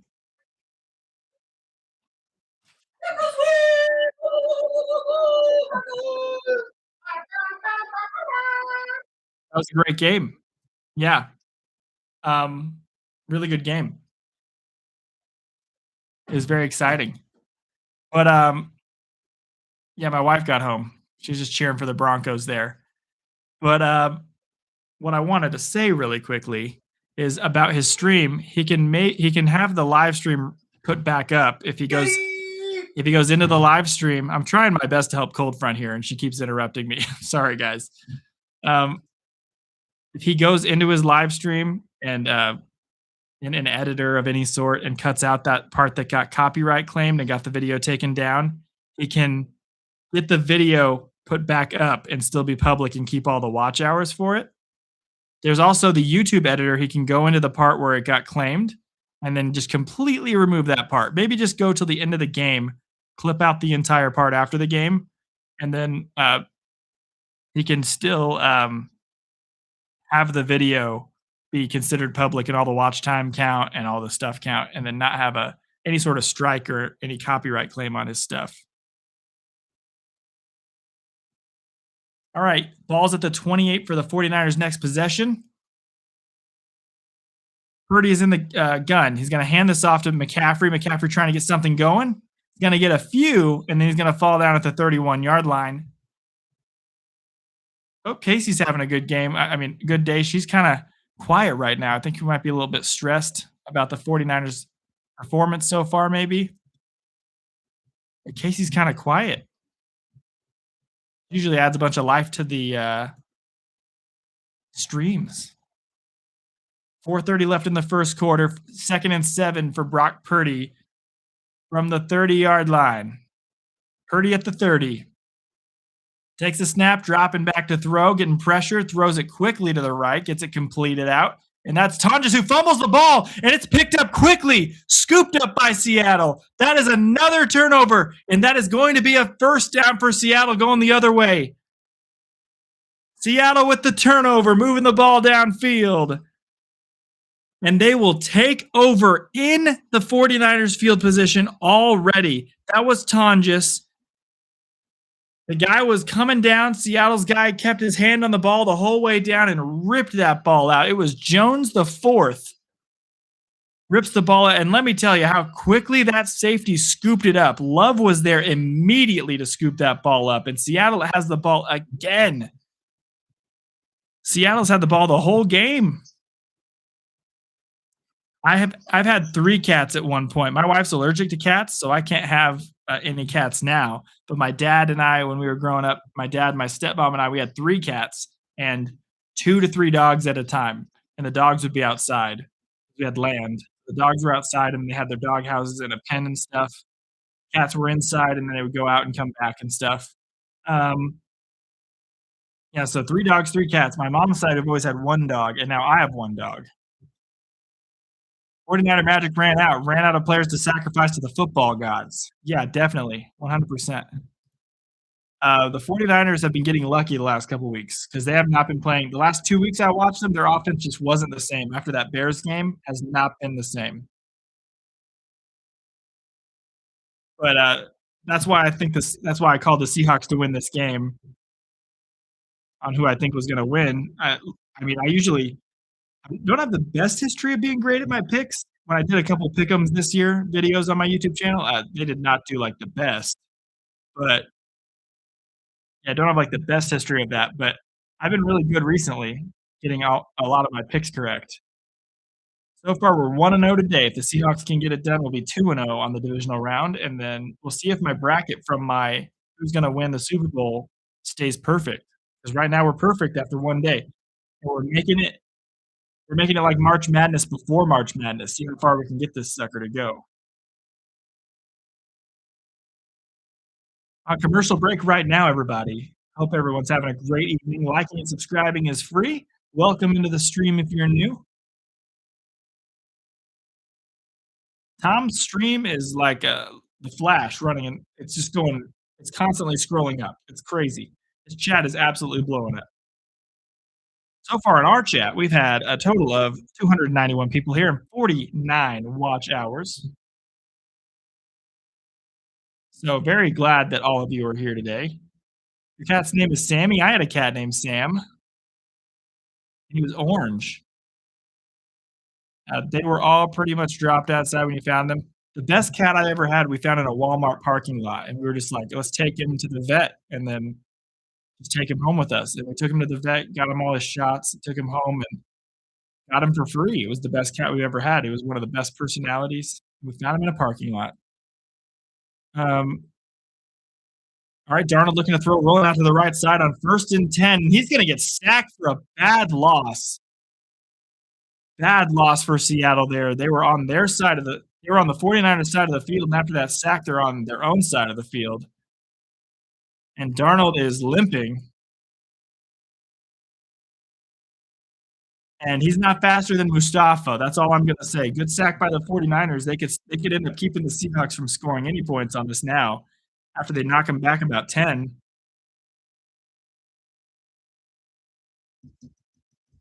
All right, 2nd down for Seattle. 2nd and 20. It's basically a holding call, but you also lost the down. Darnold looking to throw. Throws to the left side. He's got a man, and it's Cooper Kupp for 20 yards, right to the sticks, right to the 1st down marker, and they get the 20 yards right back immediately.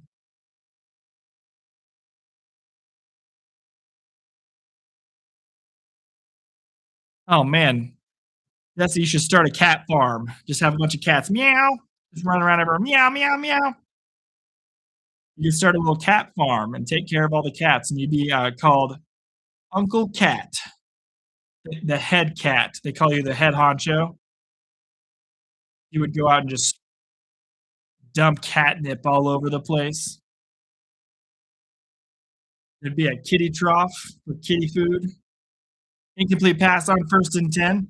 Ball is now at the 31. They gave them a 1st down on that last play.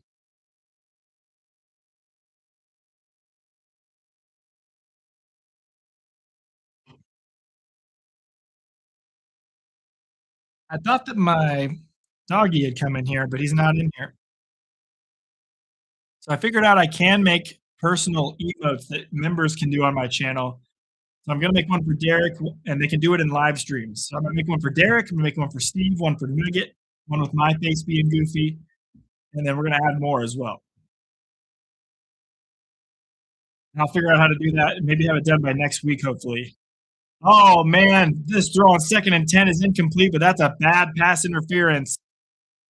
Rashid Shaheed fell down way before the ball got there. Looked like he was wrestling with the defender. That is a bad penalty on the 49ers. They'll call you El Gato. His name is El Jefe. He like the Mexican Wolverine or something. My name's Jeff.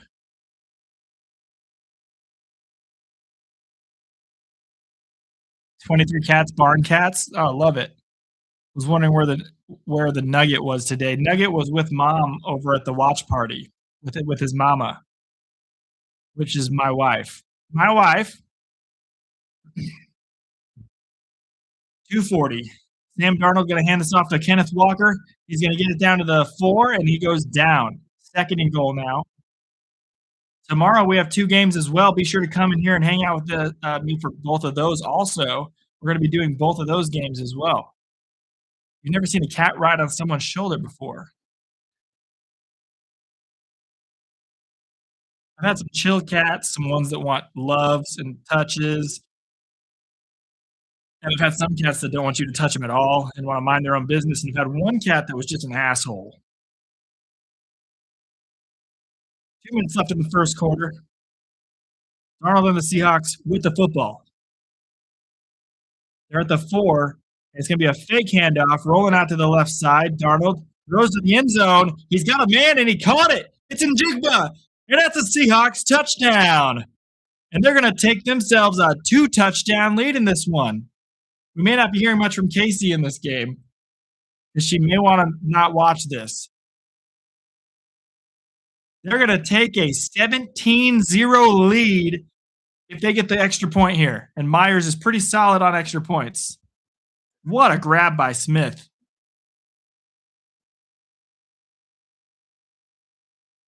I just figured out why his name is Smith and Jigba. It's because one of his last names is Smith and the other one is in Jigba, and he took both of them. I thought he just had a really long last name. That's why his last name is Smith and Jigba. It's 2 last names. I think that's what that is. 150 left in the first quarter. Kick is up, and it is good for Myers. And the Seahawks have a 17-0 lead here. This may be the biggest blowout of the playoffs so far. I'll angrily flip it for you, Casey, if you're listening. I flipped it kind of hesitantly.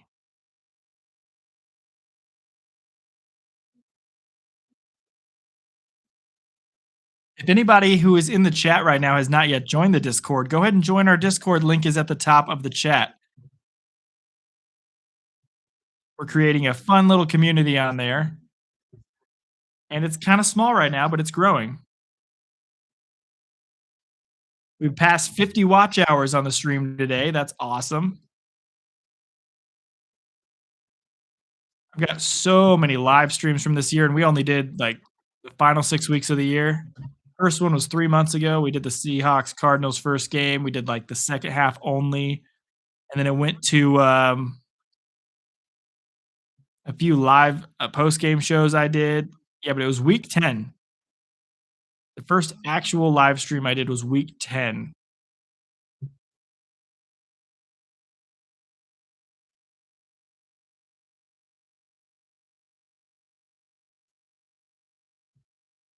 You want to ask Steve? Steve will jinx it. Steve, are the Seahawks going to beat the 49ers tonight? It is decidedly so. Actually, Steve's on our side this time. I roughed him up a little bit, and he decided to act correctly. He's pulling for the Seahawks. He said it's decidedly so that the Seahawks are going to win tonight, and it makes sense. Lucy, Katie, Missy, Ann, George, Titi, Creek, Amos, and Blossom were our dogs growing up. Yes, I still remember their names, even though they're gone now. Well, yeah, they're like family. I don't blame you. I had a dream my dog got like run over by a car, and it was so like I was grieving in my dream. I was like, no, and then I woke up and he was alive still, and I cuddled the crap out of my boy all day long. He's family. He's not. He's my son. He's my first son, my firstborn. He probably said the Seahawks will win because he's afraid you might throw him again, or he saw the score. He can see over there. He sees the score. The only cat that my wife could get is a hairless cat, but I don't like hairless cats enough. I want a cat with hair. I don't want a hairless cat. We love dogs way too much as well as a unit, me and her, that we would just probably stick with dogs as well. She's allergic, but she handles pretty well when we go to a house that has a cat. But if we had one in our house, it would be rough. Her whole neck gets itchy and it breaks out. She gets, like, completely red and swollen all over when there's a cat that gets too touchy-feely with her. That was an incredible throw by Darnold on this last touchdown. He rolled out to his left, had to turn and then throw and zip the ball to the corner of the end zone somehow. Vikings fans watching this game right now must feel terrible. Kyle Shanahan is angry at his player right now. He's been angry since the game started as well, though. He's been kind of chewing everyone out the whole time. One of the reasons why the teams are good because he's so strict with them, but at the same time, yeah, hairless cats are the only ones she could have because they're not allergy cats. You know, you wouldn't have an allergy with it, but at the same time, Purdy looking to throw, going to check it down to McCaffrey. He's going to catch this one and get a good game. 11 yards and a first down for San Francisco, and I'd already start moving quickly if I'm San Francisco. Let's start showing some hustle here. You're down 3 possessions, 17 points. You need to start doing something. All right. First and 10, San Francisco. 1:20 left in the first quarter. The clock is ticking. In between quarters, I'm going to stand up and take a break because I've been sitting down in this office chair for a long time, and after a while, my back starts hurting. Purdy changing the play at the line of scrimmage. He's trying to audible out, trying to change things up a bit. Going to hand this ball off to McCaffrey, and he's going to get a yard. Also, just so you guys know, the longer you remember, that little star next to your name changes colors. So I'm keeping that. I'm keeping the badges for YouTube. I will make it where the emotes are custom emotes for everybody. And then we'll be doing the live stream once a week for members only. And I'll be doing a few members only videos here and there. And everywhere. And then next year we can start getting some other people into the members as well. And I was wondering every week in the regular season, I'm going to do the Kind of Askew Sports Show, talking about everything in the NFL. Pass to McCaffrey here is going to go for about 4. Third down from the 49 of the Seahawks. Yeah, and do that Kind of Askew Sports Show. I was debating whether or not I should do the Kind of Askew Sports Show as members only, but I think I'll do that one for everybody so everyone can see it. And then I'll do the other one as members only that I do. Also, I'll be doing 2 live shows a week on top of all the other live streams. The Kind of Askew Sports Show will be just a game when I go live and talk about the whole NFL. The other one will just be a members only live stream where we can do like a Q&A and hang out and have fun. And that'll be fun.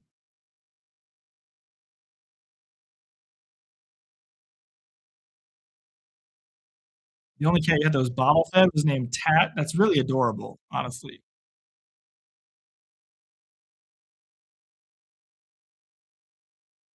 Diablo Gato, Devil Cat, would even chase big dogs, but he was one hell of a mouser. What's up, Luis?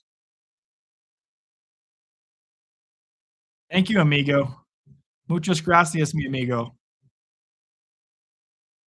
Buenas noches. Or buenos noches.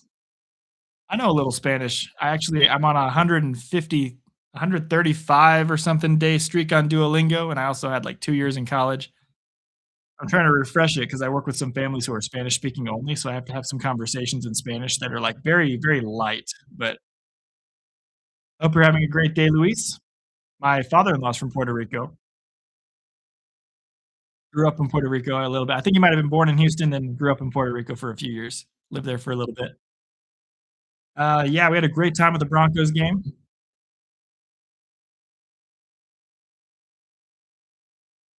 We're on commercial break right now, though. I think it's the end of the first quarter. So I'm gonna take a break here in a minute for about 5 minutes and walk away. But at the same time, mi equipo favorito es the Cardinals de Arizona, and the Broncos are second. Los Denver Broncos are segundo.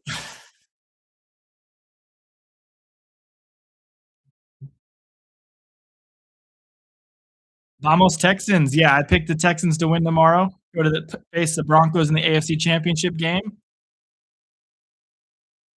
So, yeah. Vamos Texans. Hopefully they'll win.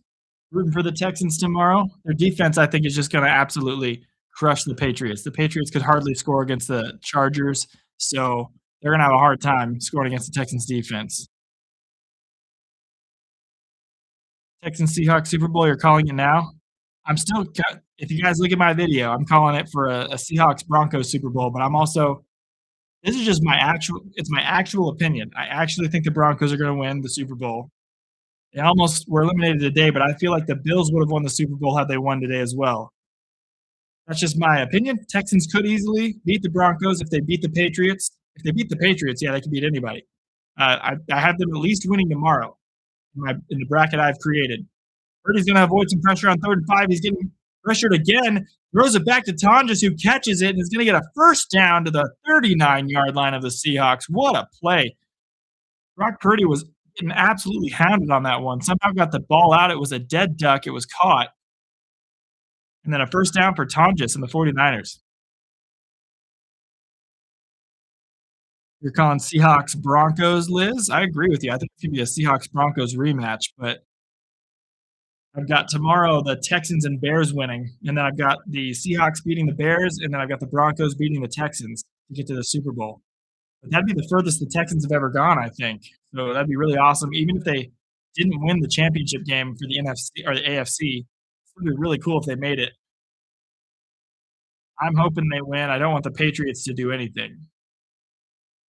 And then, once they make it to the AFC Championship, may the best team win.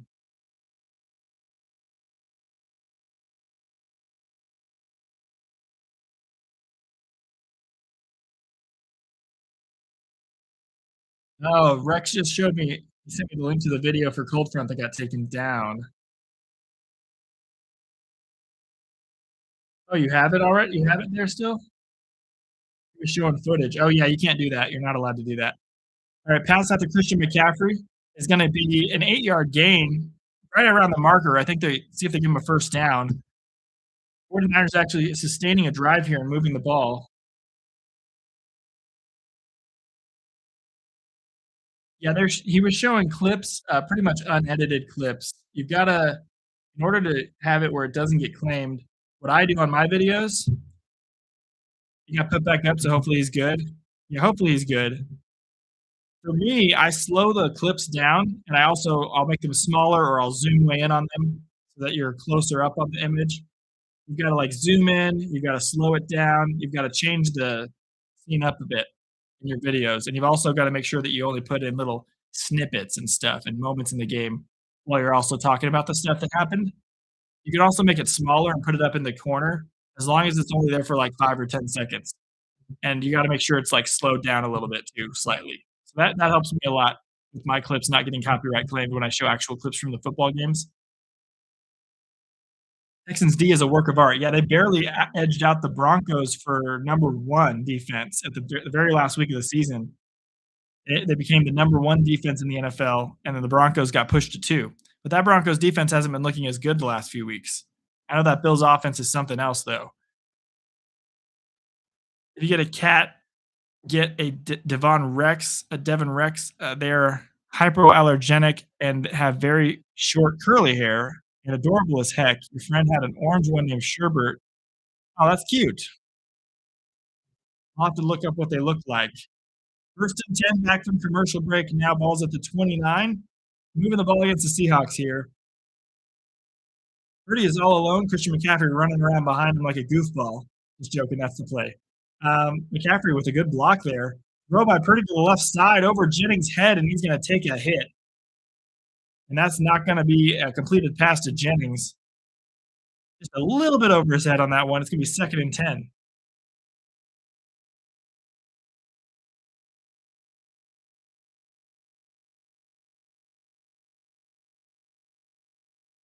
Yeah, he was showing a ton of clips, and he was showing a lot of clips that were unedited, so that's probably why it got taken down. Even when it does get copyright claimed, though, NFL's been pretty nice this year about not copyright striking. They'll just claim the video, and then they'll take all of the money from it if you get any ad revenue from it. But they'll let the video stay up, and it just probably won't get shown to as many people, but it'll be able to stay up if you do that sometimes. It just won't get as many impressions to other people. Pass is incomplete, intended for McCaffrey. It's going to be 3rd and 10. Big third down for the 49ers here early. But yeah, it just won't give you as many impressions on the video. It's like it won't show it to as many people, like the thumbnail and stuff to as many people. But it'll still keep the video public and it won't restrict it anywhere. But I get that's probably why they took the stream down. Yeah, that makes sense. That's probably why they took the stream down. But yeah, he's probably good to go on not getting a copyright strike. They've been really nice to YouTube creators, like, they let Tom stream a whole game. All right, McCaffrey catches this ball. He's going to get 7 yards, and then he gets hit hard, face to face on that tackle. It's 4th down, and that's going to make him have to kick a field goal.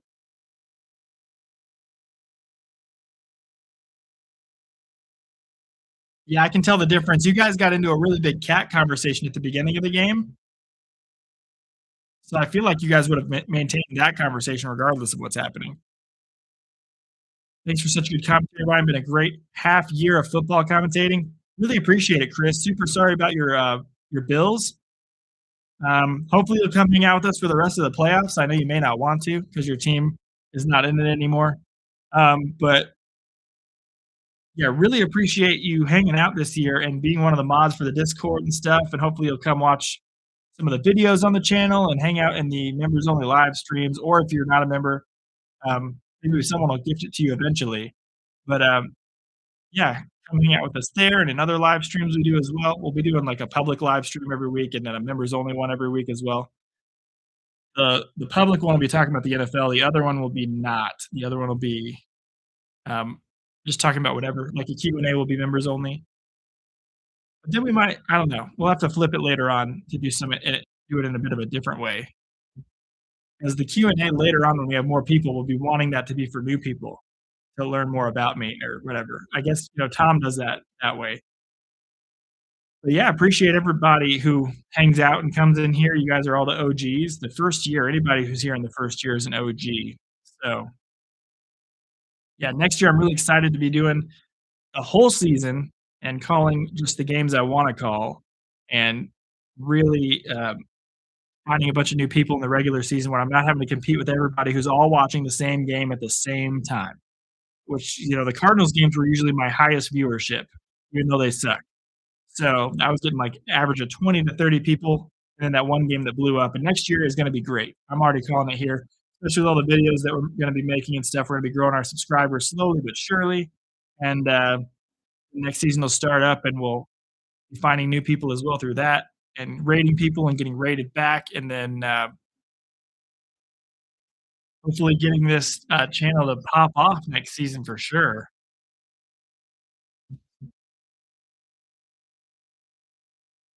Really sucks it ends like this every year.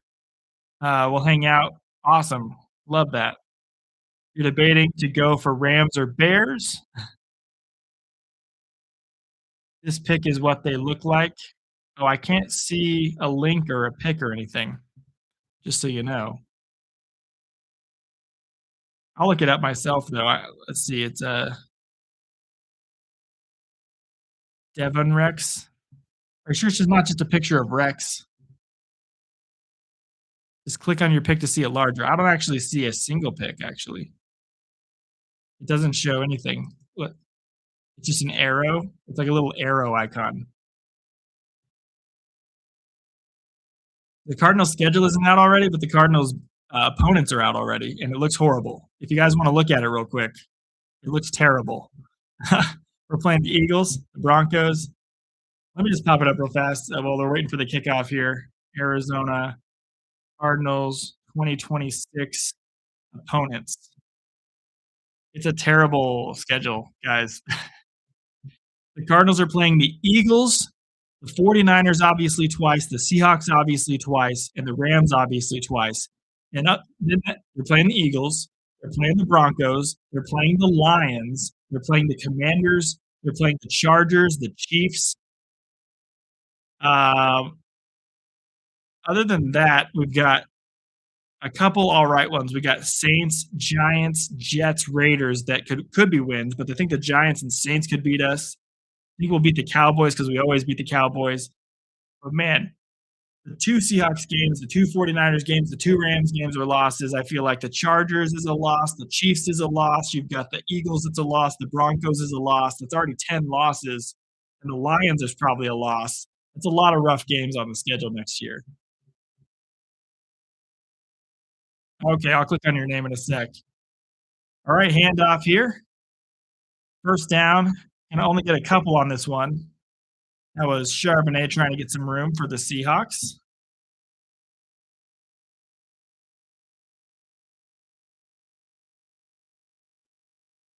Um, oh, there it is. I see it. That's a very cute kitty. Yeah, that's a very cute kitty. Yeah. All right, 11:15 left in the second quarter.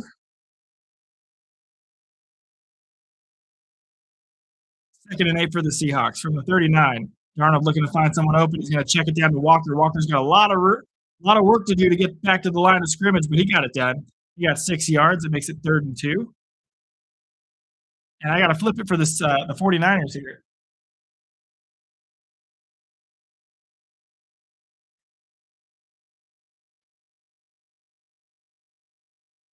17-3.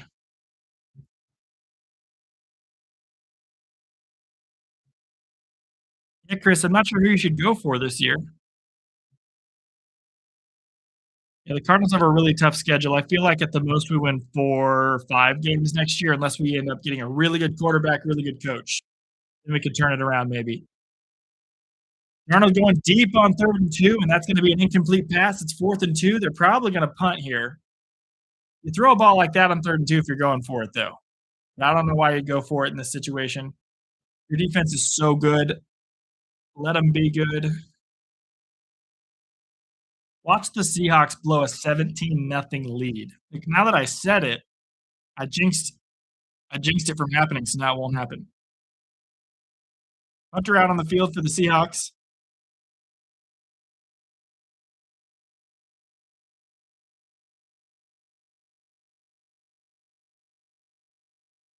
Dixon kicks the ball up in the air. Very high punt. It's going to get down at the 5 and bounces out of bounds at the 4. What a masterful punt by Dixon. He's the highest paid punter in the league, and man, does he deserve it, because that was an amazing punt. I don't know if Casey's still watching, but I feel like she's a little bit frustrated at her team right now. We're hoping the Cards will pick up her QB coach. I want Robert Saleh and then Saleh to bring Mac Jones. That's the most realistic thing right now. But if Saleh doesn't want to come here, then that would make sense too. But Robert Saleh and then Mac Jones would be my ideal pick right now. So that's what I'm hoping happens at the moment. I think Mac Jones can win us a few more games than Brissett did, make us competitive, and maybe help us turn around and get the ball to McBride, get the ball to Wilson, and then if we get those two, we don't need to use a draft pick for a quarterback, and then uh, we can get some offensive linemen in the draft. Yeah, I think it'd be good. They already know each other. Salah already knows the NFC West really well, so I think he's the guy we should be going for. The Titans are pretty interested in McDaniel for some reason. I think that'd be good, a pretty good fit. I like McDaniel. I wanted McDaniel or Stefanski, Mike Tomlin, obviously. Obviously, I wanted John Harbaugh. Um, Matt LaFleur, if he had gotten fired, would have been a top pick for me. Robert Saleh was the other top pick, but the most realistic one at the moment looks like it's Robert Saleh. Other than that, probably Vance Joseph is the guy who will end up being the guy. But it's kind of a bummer. I don't really want to have Vance Joseph as my head coach. Not gonna lie. But yeah, that's what it is. Robert Saleh, Mac Jones. Just so everybody knows, I might take the entire halftime and walk away and stretch my legs for all of halftime during this game because we've been going for 5 straight hours, and I've only stood up for 2 minutes to walk away once, and that was at the very beginning. So I'm gonna need to stretch my legs at halftime for sure. Luckily, we are already in the second quarter.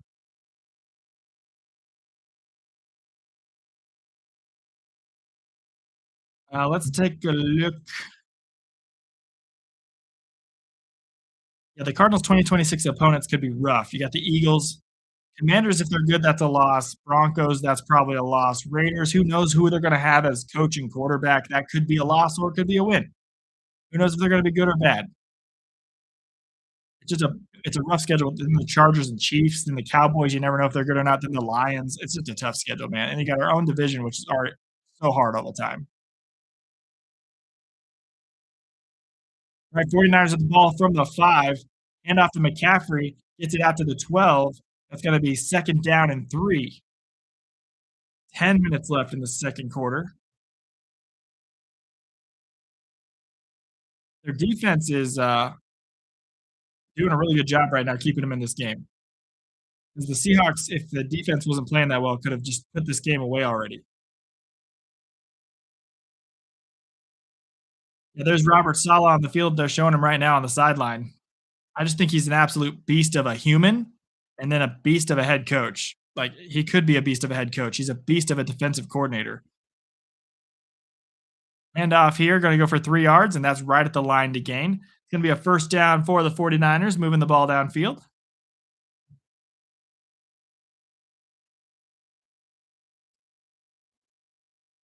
Oh, boy. Yeah, I think the Bills are another guy who might, if I were him, I'd be interested in him as head coach. I think he's a pretty damn good head coach. I'd be totally okay with him. But I want a guy who's gonna not just stand there on the sidelines with his arms crossed the whole time. I want someone who's actually gonna like try to motivate his players and have some energy on the sideline. Like Kyle Shanahan's been talking and yelling at his guys the whole game, trying to keep them focused. That's what you got to do. Hodges with the completion after the 30-yard line, another first down for the 49ers. That's the 31, actually. First down, San Francisco. Brock Purdy, 8 of 11 for 62 yards.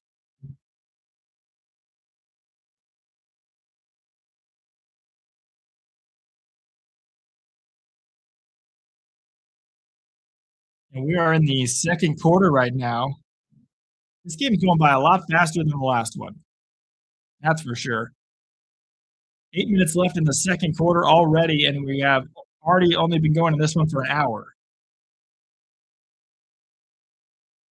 Purdy looking to throw, quickly gets this ball out. He flips it right to Tonjes again, who's been the main target. No kill, no problem. Tonjes did have the costly fumble, but other than that, he's been really great today. That's another first down. 3 straight plays, 3 straight first downs for San Francisco. That was a great ball. Great ball by Purdy, just out of the fingertips of Jones. And Purdy made some bad throws last week. So that's a good one. Getting some confidence back. 5 targets, 5 catches for 59 yards for Tonjes. Handoff for McCaffrey. He's going to get this ball to about the 49. That's a 2-yard gain for him. He's been a guy who's been very quiet running the football in the last few weeks.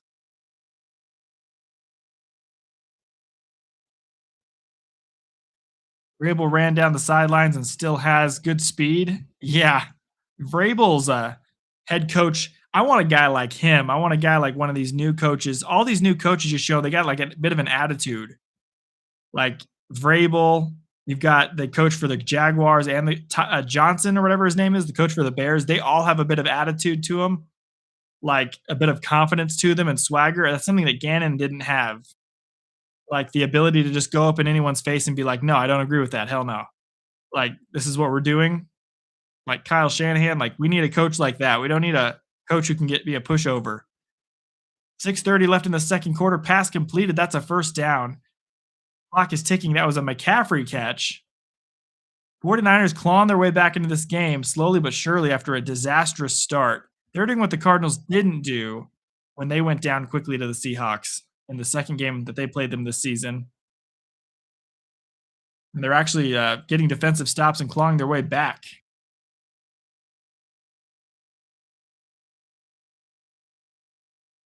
There's going to be a timeout called before the play here by the 49ers. Second timeout called by them. 6:03 left in the second quarter. And they are going to head to commercial break. Yeah, Ben Johnson, yeah. And then Liam Cohen, the guy for the Jaguars.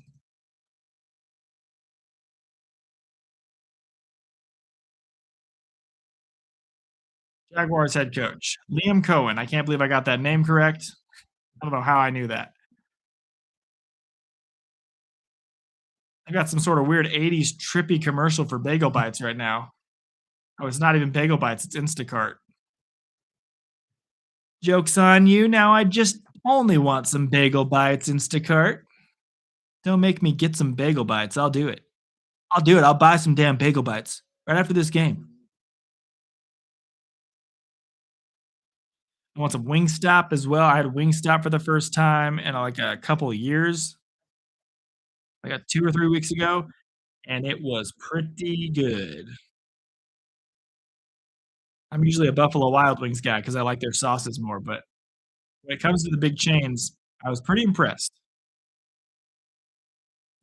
So far in this game, Brock Purdy's 11 of 14 for 102 yards. Sam Darnold 6 of 9 for 52 yards and a touchdown.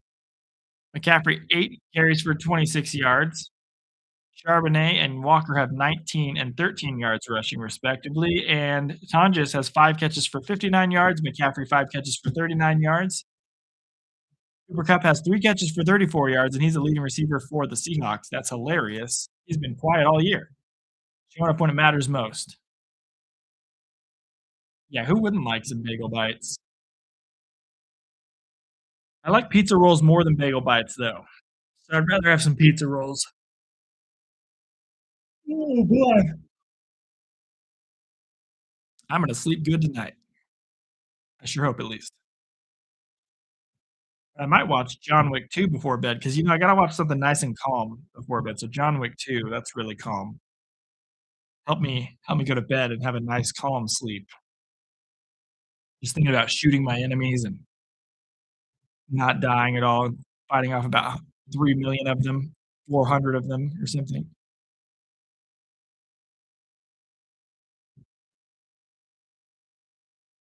All right. San Francisco, Seattle. Total yards this quarter, 70 for San Francisco, 8 for Seattle. 49ers will win by controlling the time of possession. They still are fully in this game. Touchdown here. It's anyone's game once again. Little flip out, flea flicker back to Purdy. He passes it back down to Robinson. He's going to catch this ball, and after all that fun stuff, he gets a yard. Such a crazy play just to get 1 yard. Second down for the 49ers.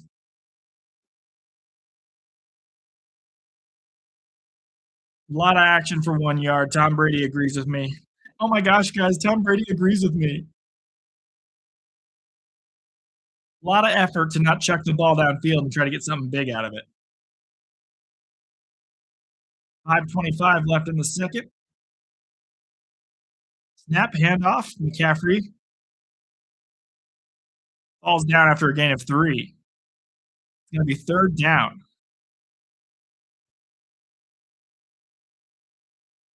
Electric donut machines. So they make donuts. Do they make the donut for you? You could do the whole thing yourself. That'd be awesome. 4:50 left in the second quarter. It is 3rd and 6.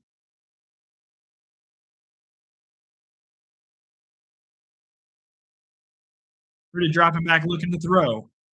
Gonna pass the ball down the middle. A diving catch, possibly, if they call it a catch. That's Pearsall. They're calling it a catch right now. That'd be the best catch of the year for Ricky Pearsall. 15-yard gain and a first down. Did he catch it? Yep, he's got his arms underneath it. That looks good to me. Oh, no, the ball moves at the end. Oh, no, not so fast, my friend, as Lee Corso used to say. That ball's moving at the end. Are they going to look at it? That might be an incomplete pass, guys. They're going to review this play. It looks like he had it until he fully hit and the ball fully got loose and was scraping along the ground. That's not complete. You can raise around dogs, cats, chickens, geese, guineas, goats, and cows. So I guess it explains why you're an animal person. That does make sense. It's like a waffle maker. Oh my goodness. Liz, Liz, Liz, you never cease to surprise me with your food choices. All your awesome food choices. You get your crazy cool food ideas. I want one of those little waffle makers from Target. You just put the batter in or something, and then you just heat it up and flip it like you're at a hotel. You have that at your own house. Pretty cool. Pinheiro in here for the 56-yard field goal attempt after they called the pass incomplete. Kick is up in the air, and it is good. What a kick by Pinheiro. It's amazing to think that he was not on a team for a little bit there. He's a heck of a kicker. And the 49ers are chipping away back at that lead. It's now 17-6.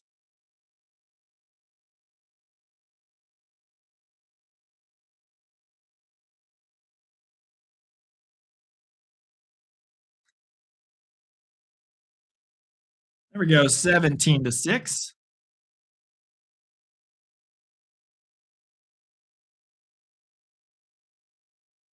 You have one already? Temu where you can shop like a millionaire and spend way too much in 1 month. Here even has more types of animals that most won't go near. Wow. Like a tiger? Like Tiger King? Are you guys the Tiger King?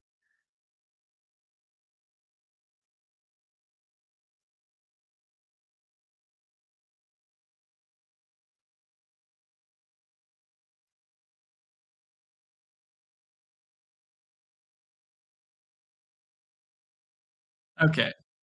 Trying to get back live with the Tom stream. I don't know why out of all the streams I watched, like I had Cold Front up and Brandon Perna in the last game, and none of them ever stopped. They kept live when I was looking at different tabs, but when I'm on Tom's tab, anytime I'm not on his tab, it pauses the thing. Snakes, tarantulas, scorpion, lizards. I love lizards. All the other stuff, miss me with that. I'm like Indiana Jones with snakes. Don't want anything to do with the snakes. No snakes, no spiders, no scorpions. Get out of here with that. Still on a commercial, everybody. We're just hanging out here.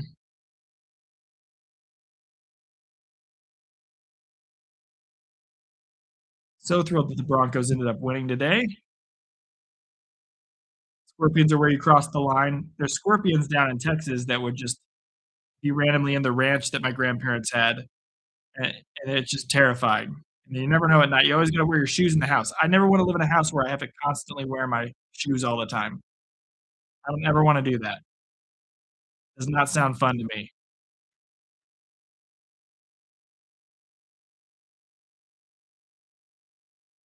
Roger Goodell's in Seattle today.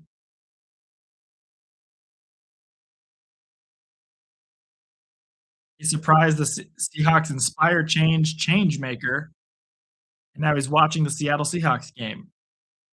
I guess with the Seahawks owner or something.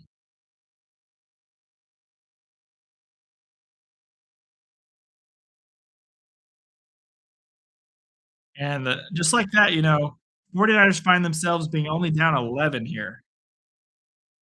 I gave most of my energy to that 4-hour Broncos game, so now I'm running on fumes here for this one. Good thing we don't have a third game. Can't do the 3 games. We already decided that.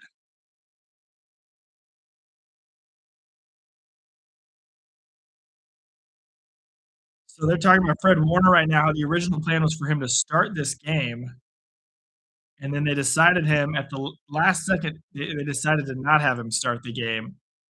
They definitely probably could use him right now.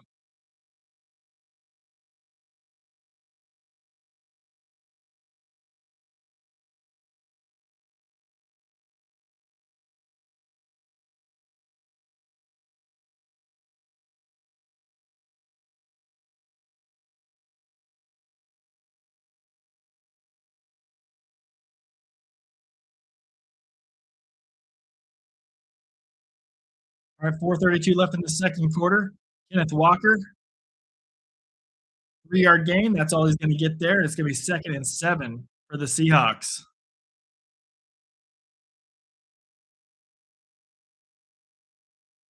They're showing Nick Bosa out, Fred Warner, George Kittle's missed 7 games, Ayuk out. Pearsall missed 9 games. I remember that because he was one of my top picks in fantasy. Mikael Williams missed 10 games. And those are some of the biggest players on their team as well. They've still managed to have so much luck and win all those games. And that's how they've gotten to where they are right now. Seahawks need to keep the momentum going. Don't let this go back to the 49ers. Hand off here to Walker on the draw play. He's going to break that for about 4 or 5. Could have been tackled for a loss. Instead, he got a few yards.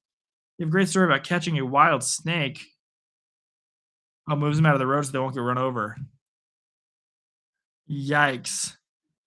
Yeah, there's some snakes that I've seen before. I'm all good with the snakes. I know but I love, it's funny because it's ironic. My favorite team in any sport is the Arizona Diamondbacks, and they're a snake. That's their logo. That's their team name. It's the Diamondbacks, Diamondback Rattlesnakes. And that's my favorite team in any sport. It's so funny. I can't stand snakes. All right, 3rd and 1, toss out to Charbonnet, and he's hit short. No gain for Charbonnet. Now he's down on the ground. Charbonnet is getting up slowly. The 1-2 punch for the Seahawks here. And hopefully he's okay. Forgot to turn off my Broncos poll.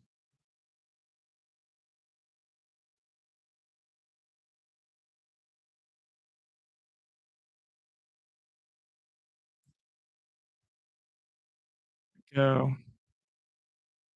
Got the new poll up.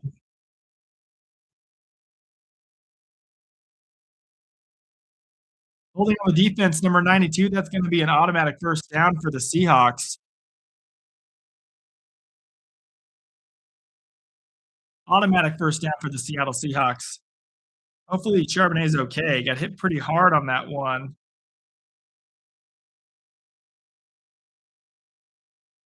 Not sure what they're looking at. Maybe it's a concussion. It was a pretty hard hit.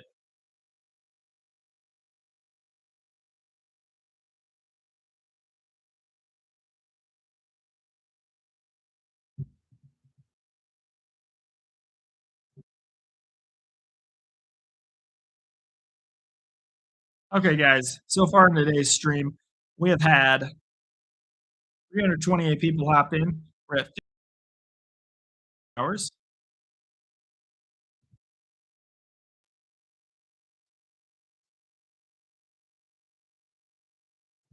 And I'm so tired of these pharmacy commercials for these medications. I'm so tired of these pharmacy commercials.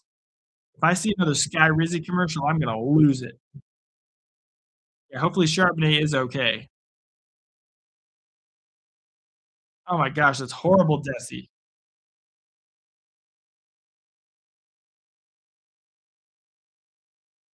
You let it go to Creek? Nice. All right, Purdy has 103 yards through the air right now. Seahawks have the ball at the moment. Sam Darnold had that one really good pass. Pass to, let's see, it was Smith and Jigba for a 4-yard pass. Same thing as who was in the last game who got that one for the Bills? It was McCole Hardman who had a 4-yard catch for a touchdown. That's really all he did the whole game. Smith and Jigba right now only 1 catch for 4 yards and a touchdown. We're waiting for the commercial break to come back right now. Seattle has the ball and a big lead. Oh, yeah. I think I might like that, Rex.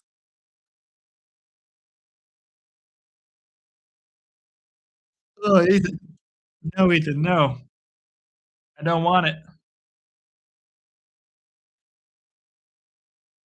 All right, we got the Fox commercial for Next Level Chef. Love a good Gordon Ramsay cooking show, especially when I'm hungry and trying to. I can actually watch other people cook food, and then it kind of makes it where I don't have to eat. Oh, little Bubby. And my wife.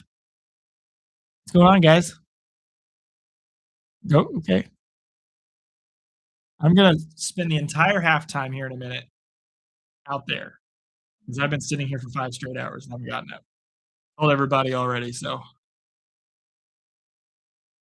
gonna take a break and stand up because usually I'd have a break in between games, but that game took 4 hours, so because it went to overtime, so I didn't have time. I'm gonna show everyone a little nugget.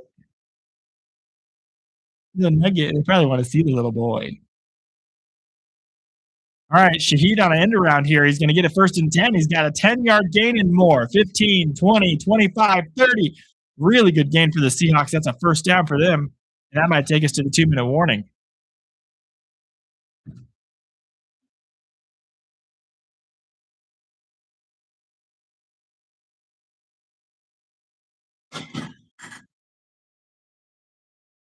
I scored my shot into the trash can.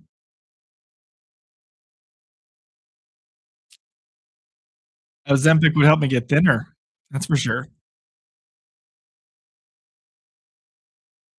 Yeah, Derek will entertain you with stories as well. You guys can also entertain yourself with stories.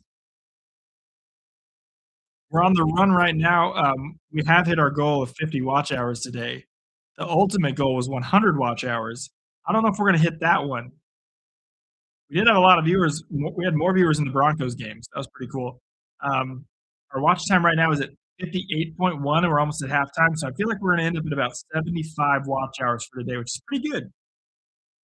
That's pretty good. That means we had a pretty solid number of people in here all day. Yeah, if we hold over 10 constantly, that's pretty great. We're, like, so close to hitting the goal, and then I won't talk about it ever again, actually. So then you guys will never have to hear you won't ever have to hear me say watch hour ever again at that point. I'll say watch sometimes and then hours and other times, but, like, they'll be separate. They won't be together anymore. And then at that point, it'll just be like our new subscriber goal is this, and new subscriber goal is this, new subscriber goal is this, or, like, new member goal, stuff like that. Trying to grow the members. Our first member goal will be 10 members. If we get 8 members on our channel, uh, $2 a month, we will be able to have the members show up at every video. They'll be in every video at the top, all their profile pics, and it shows who the members are. And it's like a thank you to all the members constantly. If we can get that going, if we get up to 8 of them, right now we're at 4, then that will be visible to everybody. I don't know. I appreciate it, Rex. I don't think you're calling me fat. My wife does that plenty. I You guys would be impressed at actually how heavy I am for my body type. I've been trying to lose weight because I've been eating really unhealthy for like 3 or 4 straight years. So I'm trying to lose weight and be healthier, and then give myself a cheat day every once in a while. But I had a protein shake for lunch. That's all I've had. So I need to have dinner after this. Maybe run and have a snack at halftime. But still on a commercial break right now. But yeah, no, for my body type, I'm 5'10", should be about 170, 180 per pounds as far as how heavy I am. And I'm like over 200. I'm like 200, 208. 208 was my personal record for weight. That's the highest I've ever been in weight. And it happened like a week ago. And yeah, that's too much. Got to get that down. Right now, today, I was like 202. So yeah, I'm bigger than I look. All my friends that are the same size as me are like 20 pounds less than me. So I'm trying to get down. My goal is to 180. I'm gonna lose like 20 pounds. And so the goal is to get to 180, and then somewhere between 170 and 180 would be a nice healthy area, and then work out, get some good muscle, light muscle. D. Winters is going to come in on this first throw by Darnold, and that's a great play. Incomplete pass makes it 2nd and 10. D. Winters flew in here like a phoenix and absolutely nailed the fullback. 1:55 left in the second quarter. It is now 2nd down. And the ball's at the 36-yard line.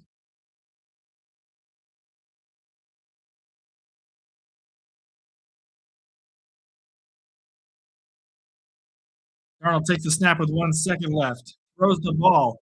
Incomplete. Had a man. It was Shaheed who was open in the middle of the field. Darnold just missed him.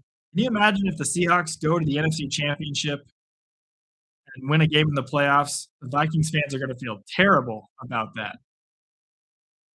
You're 133.4. Hey man, I don't know anyone's body type. Everyone's got a different body type. My dad is 6'1" and skinny, weighs like 160, 170 as far as how heavy he is. And he's like a really thin, like twig. So my genetics are more predisposed to being thinner and taller.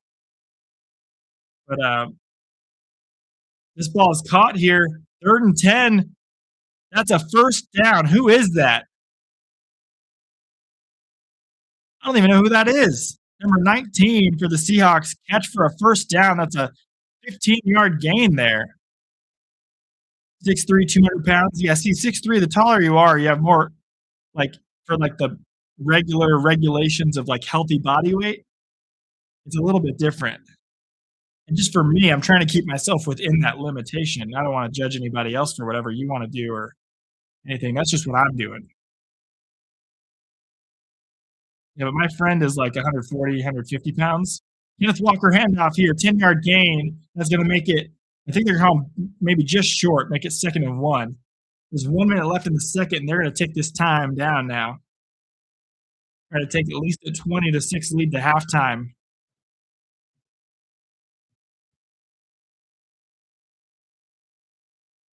Two tarantula. You want to drop 5 to 15? Yeah, I'm trying to drop 20 pounds. I think that'd be good for me. And add a little bit of muscle.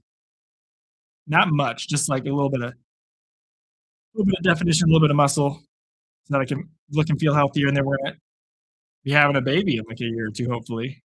And then healthier I am, trying to be as healthy as I can be for that. That's really the main focus for why I'm trying to be so healthy. Be as healthy as I can, and then the baby will be healthier.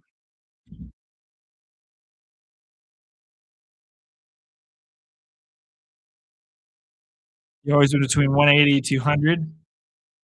Yeah, in high school, I was 140 the whole time. I dropped 20, then gained 5 in muscle. Hell yeah, Rex. Hell yeah. No word about what happened to Charbonnet, but it looks like he might be favoring his hip a little bit. The way he was walking looked a little hippish from my PT perspective there. But it might have been a concussion too, because I saw the face masks hit on that. It was a pretty rough hit. So Charbonnet, they're getting looked at. It's just Kenneth Walker only, and then they've got their third man probably going to come in for the Charbonnet reps. But Kenneth Walker is going to get more reps now. 1st and goal from the 7-yard line for Seattle. Hand off to Walker running to the left side. He's got room for a touchdown. He beats his one man, and he's going to get a touchdown. Seahawks are going to make this a bigger lead once again. And that bodes well for them. That does not bode well for the 49ers and for poor Casey. It is 23-6. We're waiting for the extra point to make it 24-6. And the 12th man is on their feet right now in Lumen Field. What a good play. Boom. Big hit right there. Kenneth Walker's a tough, big, strong back. Hard to bring him down. Got to be quicker than that. It's like the Geico commercial. Kick by Myers is up, and it is good. 24-6. 31 seconds left in the second.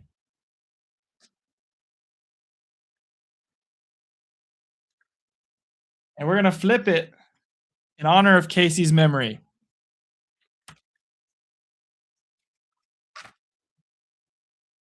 Because her team is going down.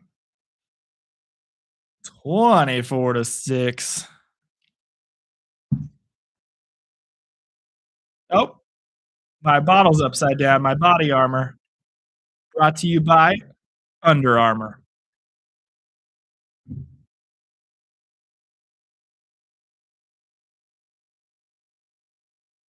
Are you willing to give some advice on injury prevention and better running technique at some point? Yeah, I'm sure I could do that. I don't know too much about the running technique. That's more like athletic training and stuff. I know more about like injuries and stuff. Basically, injury prevention is doing your stretches every day, staying hydrated, basic stuff like that. But you got to make sure that you're stretching 30 seconds to a minute on all your stretches. Make sure you stretch before and after, especially after a workout though. But just do a little bit of light dynamic stretching before you do a run, and then after the run, make sure you stretch your muscles out really nicely and good. Any muscle that you were using at least. All right, good tackle there at the 30 on Robinson. That's going to be where the 49ers get the ball. 28 seconds left in the half.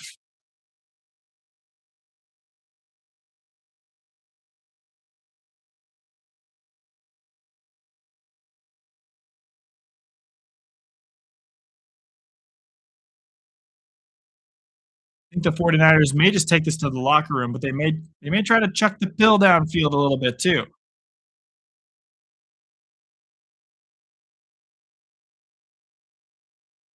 28 seconds left in the second quarter. Brock Purdy's in the gun. McCaffrey to his right side.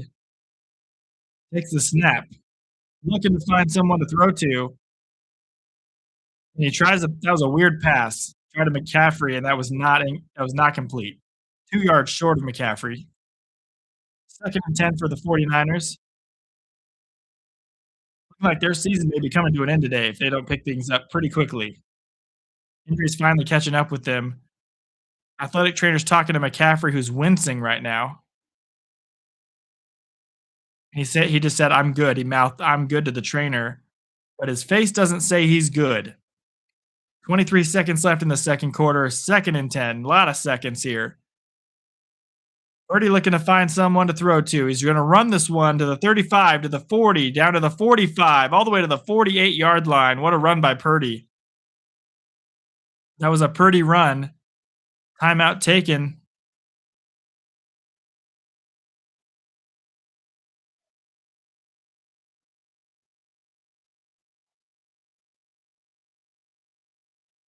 All right, so that's going to be a first and 10 for the 49ers. I'm trying to see how many timeouts they have left and see maybe what's going on there.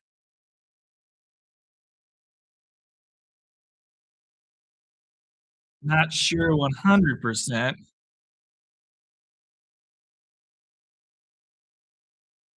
Sounds good, Rex.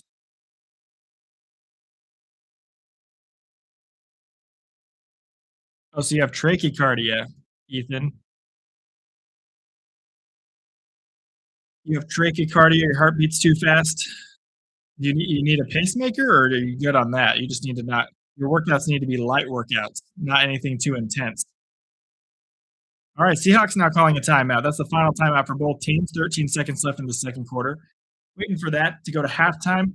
Yeah, so basically, if you have heart conditions, you just got to follow like cardiac rehab protocols. So your heart's beating too fast. You need to do lighter workouts.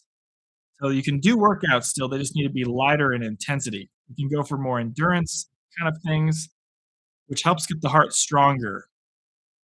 But just don't do anything too intense, like squats or create like crazy things that make the body more like heart rate go up faster. Do things that are lighter and longer.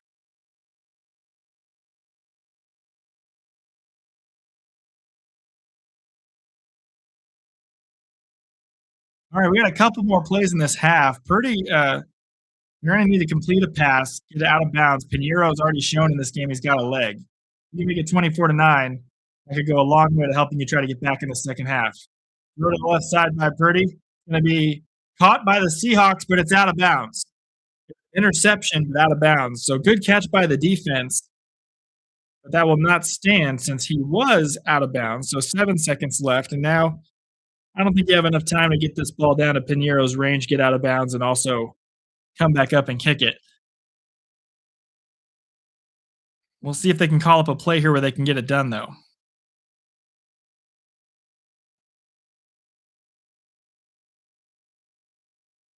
All right, second and 10. Crowd on their feet, 24-6. Everyone running straight downfield, and no one's rushing to Purdy. Purdy's going to launch this ball downfield to the end zone. It's up there, and there was a chance for Tonjes to catch it. It was kind of floating there for a second, and then he just didn't even try to catch it. So it's 24-6 at the half. All righty.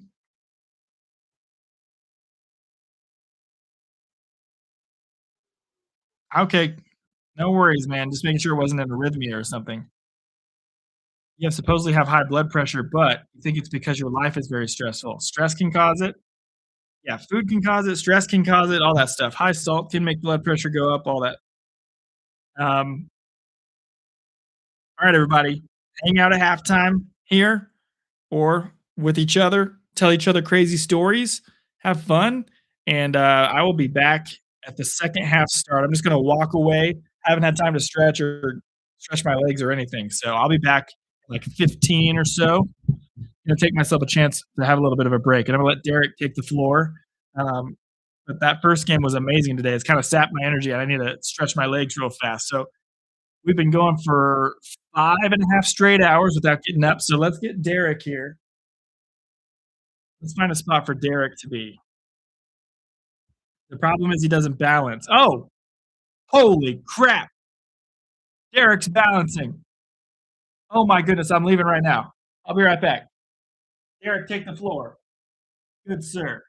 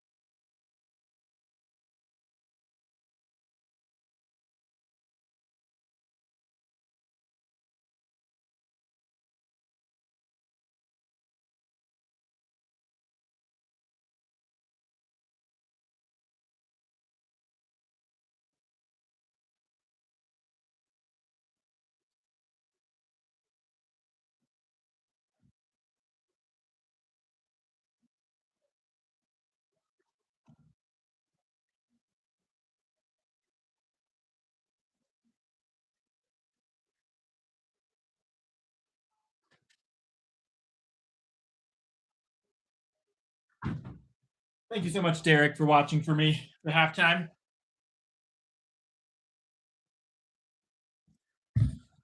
All right, we're a little bit late, but I had to finish dinner and I was like trying to scarf it down, and there was more than I expected. And I was just like, "Blah," and it just kept going. 4th and 2 for the Niners. Purdy getting pressured. He's going to get sacked, and that's the first way we come back here. 12 minutes left in the third quarter, and the Seahawks are going to get the ball back on downs. Looks like nothing has changed much in this one. But I found out a horrible news in your guys' chat. You guys were chatting during halftime. Brock Purdy has a broken ankle. That's just terrible news.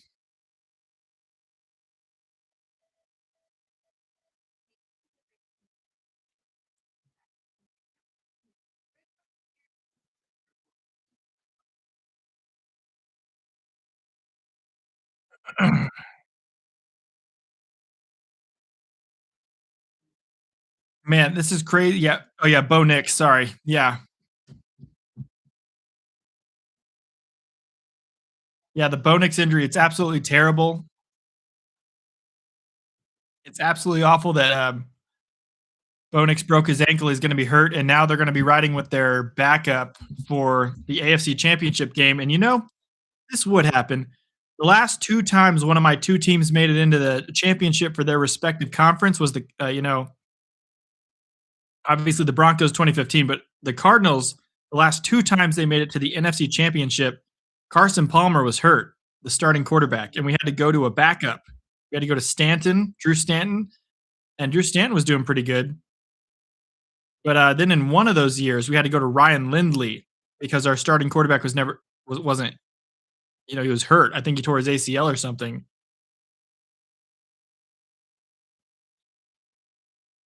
All right, so it's going to be on Jarrett Stidham, the quarterback for the Broncos. Uh, yeah, it's going to be up to Jarrett Stidham in the AFC Championship game. This is similar to last season. Well, not last season. Sorry, guys. I just ate dinner. Ran back in here trying to get caught up on everything and found out this crazy news. It's going to be on Jarrett Stidham to win the AFC Championship game. It's going to be like the Nick Foles year with the Eagles, where he took over and they won the Super Bowl.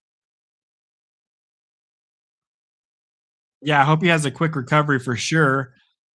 Um, yeah, that Perna the curse wheel hit the Patriots this week or something like that. I think from the video I saw a couple days ago. I didn't even see how he got hurt either. I don't know how he got hurt, but apparently it must have happened on the last drive because he was out there in overtime unless he was playing on the broken ankle. I mean, the Broncos got incredibly lucky that they won today, considering if he was playing on a broken ankle, they would not have scored anything. Uh, but since he's getting surgery, it must have been a pretty bad broken ankle.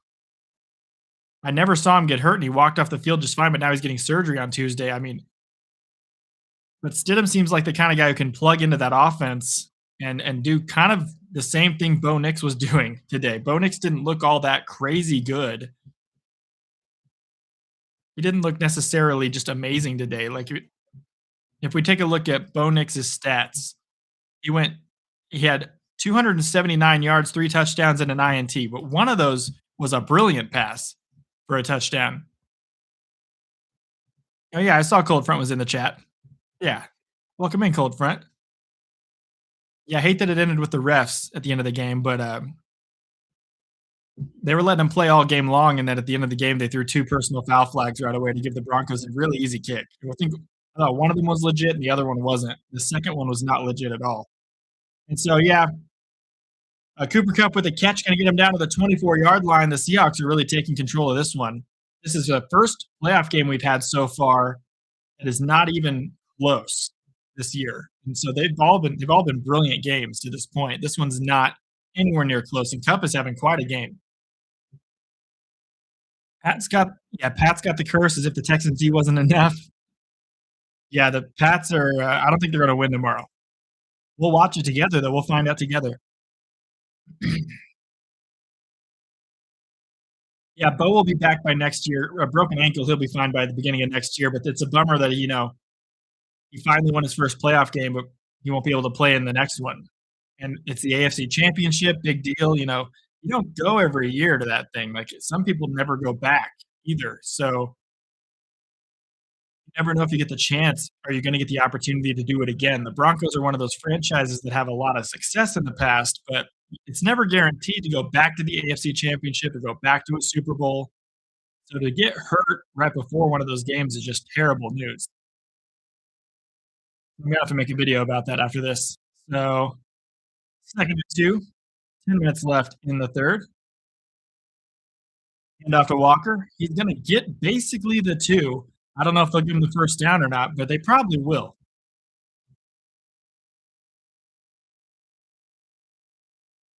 Christian McCaffrey has a stinger. Christian McCaffrey is questionable to return to this game with a stinger. It seems like he's fine on the sideline. Tonjes is also injured on the sideline right now. Who the hell is the 49ers conditioning strength and conditioning staff? Now Stroud fumbles a lot. It's on Stroud, who kind of week to week looks really good or really awful. Darnold just got absolutely crushed on that play. Took the snap and got nailed. It's now 2nd down and long after that sack, and you know he's walking that one off because he's feeling it. That did not feel good. You know that for a fact. He got hit hard.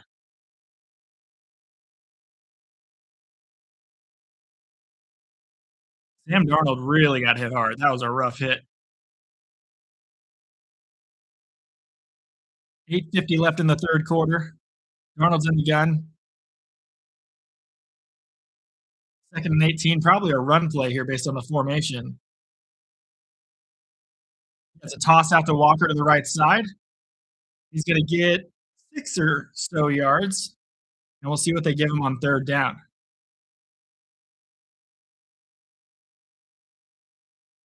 I like how the 49ers are talking trash, like they haven't earned the right to talk trash in this game. Bo has a lot of doubters, really got have, you yeah, he silenced the critics pretty good in this game, I feel like, at least some of the critics. He had some really great throws, and there were a couple others that weren't that great. I think he's a perfectly fine quarterback who's getting better each year, but he's still got a lot of room to grow, and he sometimes has accuracy issues, but he's a very smart quarterback, and he's got good arm power, and he's really good at when he's got the accuracy on point, he's elite for those moments.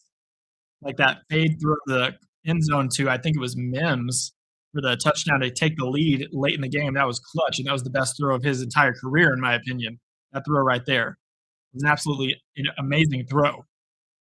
So Seahawks don't get the first down. They're going to have to kick a field goal. Myers coming back in for another pretty easy kick. 27-6 will be the lead if he makes it. Yeah, but Bo Nix will be fine. And if he keeps improving each year, the Broncos are going to be a threat for a long time. Kick is up. It is good. Seahawks take a 27-6 lead.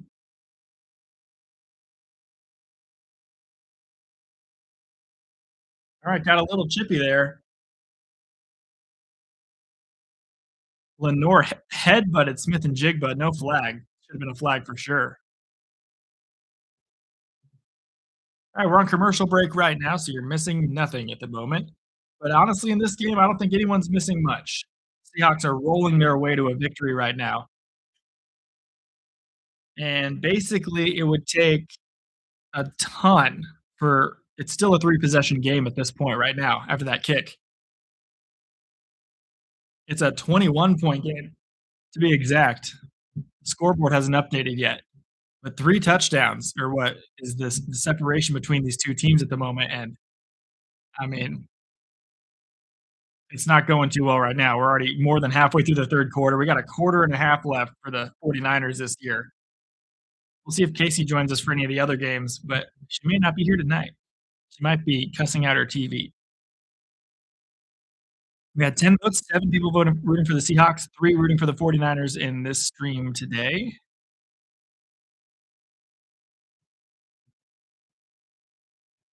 Let's see here. What are the stats right now? Purdy 13 of 22 for 122 yards. Darnold 9 of 14 for 90. Walker has 12 carries for 63 yards and a touchdown. McCaffrey has 9 carries, only 29 yards, and now he's questionable to return.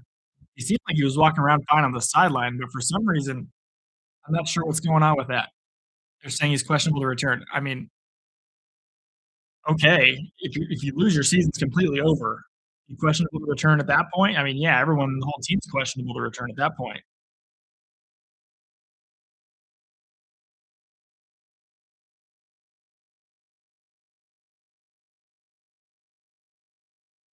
Waiting for the commercial to come back here. So, yeah, it's gonna be Jarrett Stidham against the Patriots or the Texans next week in the conference championship. That game will be at 1. I won't be streaming that one. I'll be watching it with my family. Unfortunately, it's not the after it's the first game, and then the NFC game is at 4:30 Mountain Time. So the one game is at 1, the other game's at 4:30. That's a bummer. I was hoping it'd be the second game so I could get home after the first game.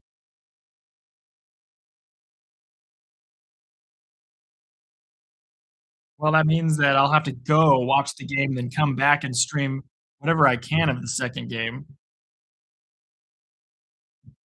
and that'll be the last game I stream of the year next week, coming up here pretty quickly, because we're not streaming the Broncos conference championship, we're not streaming the Super Bowl, so the last game after tomorrow's games is the NFC championship, and that'll be the last game we stream this year. Until the draft, our next stream will be at the draft, other than our members only fun streams that we make and any askew show. I think I'm going to do the askew show, the kind of askew sports show starting next football season, though. But yeah, other than the members only streams, we don't have much streams left this year. McCaffrey is on the field right now. Take the handoff, getting pressure, throws the serious check, he catches it, and he's going to get a first down, but hit hard. Hit really hard there. He's okay. First and 10 for the 49ers.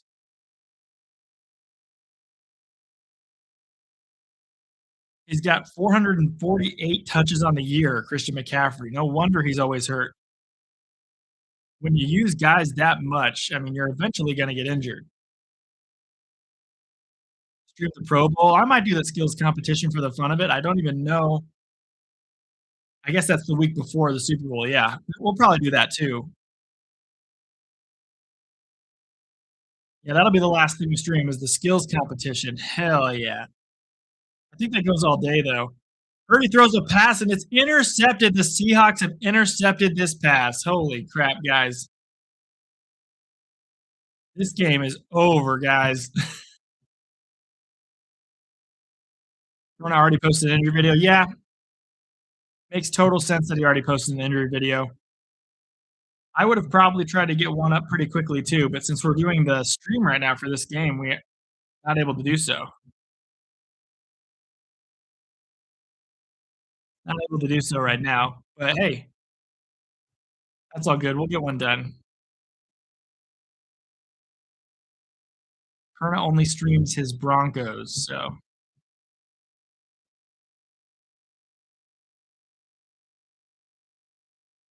let's see. I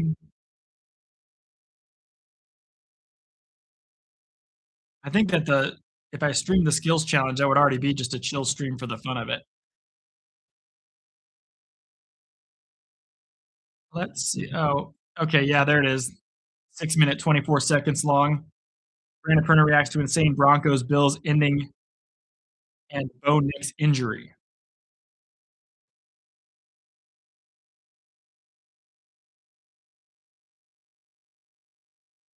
Okay. Most of the video is his reaction to the win.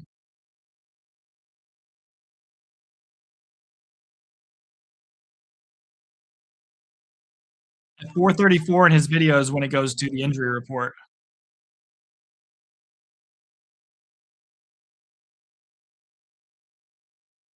Adam Schefter reported it. Bo Nix out with a season-ending injury. I'm definitely going to clip this part of this video in my video. The second to last play.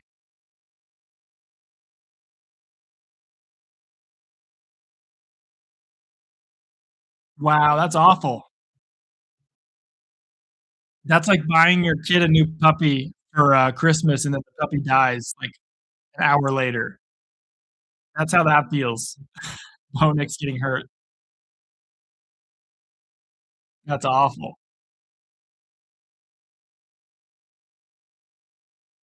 Second to last play of the game. Even Purda, he's like, "When did he break his ankle?" I didn't see him break his ankle either. He did a post-game interview, and he looked fine. That's true. And he wasn't limping, he did the I saw him do the post-game interview too. To walk around a How tough is Bo Nix to walk around on a broken ankle and then do a post-game interview, and then after that post-game interview, like, "Yeah, no, my ankle's broken, I'm getting surgery, and I'm done for the year." That's wild. Alright, back in this game. Seahawks now have the ball after the turnover, interception, bad throw by Purdy again. Will Kyle Shanahan be fired? Oh, that's another name. Are they sick of him after all of the losing in the playoffs as well?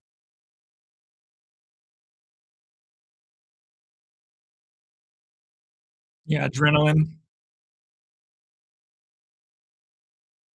Yeah, so they're showing the replay and nothing too crazy is going on here. Nothing too insane is going on here at the moment. And it was just a bad throw, and then the defender bullied his way to the ball. All right, ball at the 43 of the 49ers. Seahawks moving this ball slowly. But we were hoping we'd keep this streak of great playoff games going. The only one in wild card week that really wasn't that good of a game. We didn't stream the Patriots Chargers, and that one wasn't a very good game. We didn't stream Texans Steelers, and that wasn't a very good game. So, hey, we streamed all the good ones last week. We streamed Rams Panthers, Bills Jaguars, Bears Packers, and 49ers Eagles. We did all of that, and they were all great games. And then Bills Broncos today was a great game. Now 49ers Seahawks is the first one of this week that is awful. Nothing close at all.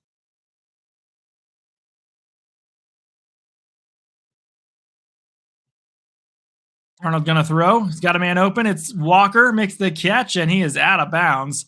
Had a touchdown there if he didn't fall down. He fell down though.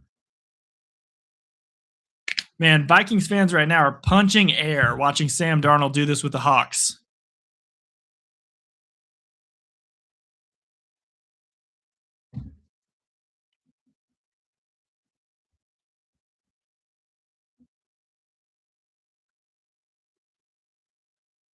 Wow. First and 10 for Seattle. Running away with this game right now. Ball's at the 27.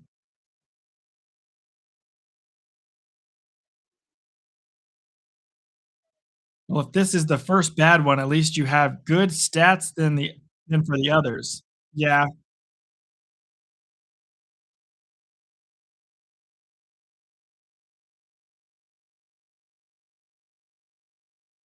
All right, 347, 346 clock is ticking. 3-yard loss on that play. Good play by Winters. Came in on that one. Of course, Fred Warner didn't get to play this game. It was a game time decision, and he's standing on the sideline like, well, damn it, I should have probably played this game because we're going to be having the whole offseason now. Second and 13 from the 30. Donald alone in the backfield. Takes the snap. They're going to throw to the left side. He's got a man. He's completed the cup. Cup's down at the 15-yard line. Cooper Kupp, first down Seahawks at the 15-yard line. Fifth catch of the night for Kupp. He's tearing up an NFC West opponent once again like he used to with the Rams. He still got it, guys. Oh, what's up, Casey? I thought you were cussing out your TV and punching air, or that you turned the stream off and gone to bed. First and 10. Sam Darnold is under center. 2:30 left in the third quarter. And play clock was at 1. Timeout by Seattle.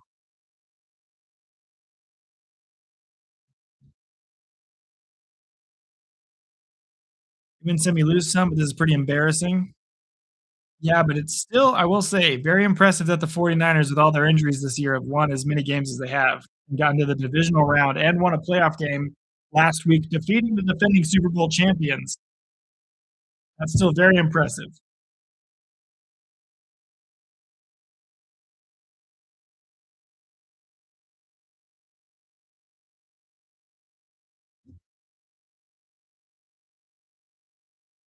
Yeah, Casey, just so you know, we won't be doing the Broncos game next week. I'll be with my family watching it. But at the same time, I will be doing the NFC Championship, which looks like it'll be the Seahawks and then the Bears or Rams. So so far, when the Seahawks won this one, which it really looks like they will, I'll be 2-0 on my divisional round picks. Kenneth Walker running into the end zone. That's going to be a touchdown. The Seahawks are going to take a massive lead. Yeah, I'm going to be right. I picked the Broncos to win today and the Seahawks. Looks like I'm going to be right on both of those. Tomorrow I've got Texans Bears. We'll see if I'm 4-4, 4-4, 4-0 record, or if I end up being 3-1. I'm worried about the Bears one. I don't know if the Bears will pull it off, but I picked them anyways. I believe that the Bears can do it. But the problem is I have the Broncos winning the Super Bowl. And with Bo Nix breaking his ankle, I don't think that's going to happen now. So now that opens up the door for the Seahawks or the Texans or the Patriots. Or maybe the other NFC team.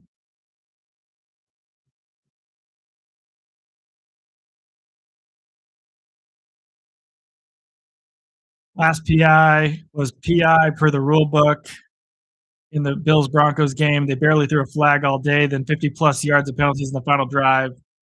Yeah, it was pretty crazy. Just took over the whole game. Casey, apparently he broke. Yeah, the refs took over. They played ref ball in the last drive, and I was upset because they had been letting him play all day. But Casey, on the second to last play, the second to last play is when Bo Nix broke his ankle in the entire game. Yeah, I feel like we'd rather play New England now instead of at TCA. You didn't have us winning beforehand. No worries. I'm confident in Stidham. I think he can run the offense just like Bo. He's pretty much the same quarterback, same build, same type of quarterback. He can run the offense pretty much just the same as Nix. I feel like maybe he can show up that he's still a pretty good guy, pretty good quarterback to have in the league. I think I have confidence that he'll be pretty good. I think he'll be fine. But Houston's D might have a field day with him. So yeah, I feel like the Patriots defense would be better. But I really don't want to risk the Patriots beating them and going to the Super Bowl again.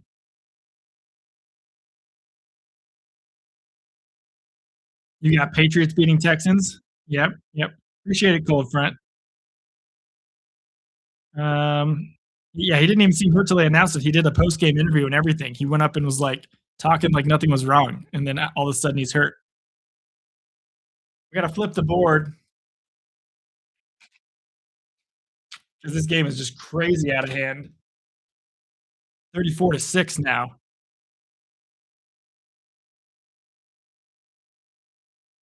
It would be nice to see the Bears in the Super Bowl, but that ain't going to happen. Still could happen. You never know. I have the Bears winning tomorrow, and that would put them in the NFC Championship against the Seahawks. But I did have Broncos Seahawks in the Super Bowl. Yeah, it's going to be pretty rough for them to possibly win next week, but it's going to be up to Stidham. This week it was up to Bo Nix to make it happen, and he made it happen. But can Stidham help this offense score like 30 plus points? I don't know if he can. I think that it's going to be pretty hard, and it opens the door for the Texans to maybe make it to their first Super Bowl in franchise history. How cool would that be? That would be pretty cool too if that happened. Yeah, I hope the Bears win tomorrow as well. I'm rooting for the Bears to win tomorrow. We get Bears Seahawks and may the best team win. It's 34-6 right now, and it's just out of hand. Purdy and the 49ers gonna get the ball back here. Try to do something. I don't know. Maybe they'll get some garbage time points for the last quarter.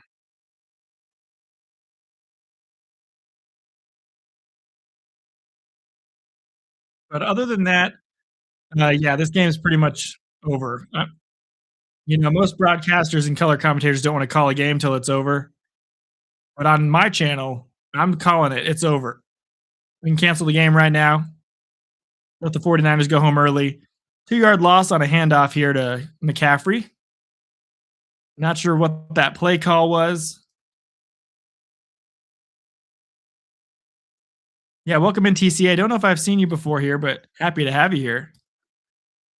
Feel free to subscribe, hang out with us while we watch some other games. We'll be here next year as well, doing all that fun stuff. I've only been doing this for 4 months, so happy to have any new people in here as well. This is a pretty relaxing stream. It won't get anything in the way of viewers, though. There won't be anyone hopping in here to watch it with us, because except for the fact that we did get TCA just now. But there won't be many people coming in to check it out if it's not close. Usually the views will spike. The views will spike if it's a close game. But since it's such a dull game here, I don't know. Your Chiefs went out in like week 3 in your opinion, or at least you called that your Chiefs weren't making the playoffs since week 3. What's the Bears' weaknesses? The Bears have a above average defense, but have a tendency to get tired really quickly on defense and can struggle if their defense has to be out on the field a lot because their offense is struggling. So their offense's weakness is consistency. They're not very consistent at all. So like the problem with them is if they play like they did in the fourth quarter last week, they're going to win. But if they play like they did the first 3 quarters, they're going to lose against what they did against the Packers. They're very inconsistent offensively, so it depends on which Caleb Williams shows up to the game. It depends on which this entire offense shows up to the game. It's 4th and 3 now for the Niners. 52 seconds left in the third quarter here. Yeah, definitely got the OGs. I also got Jerome here. What's up, Jerome?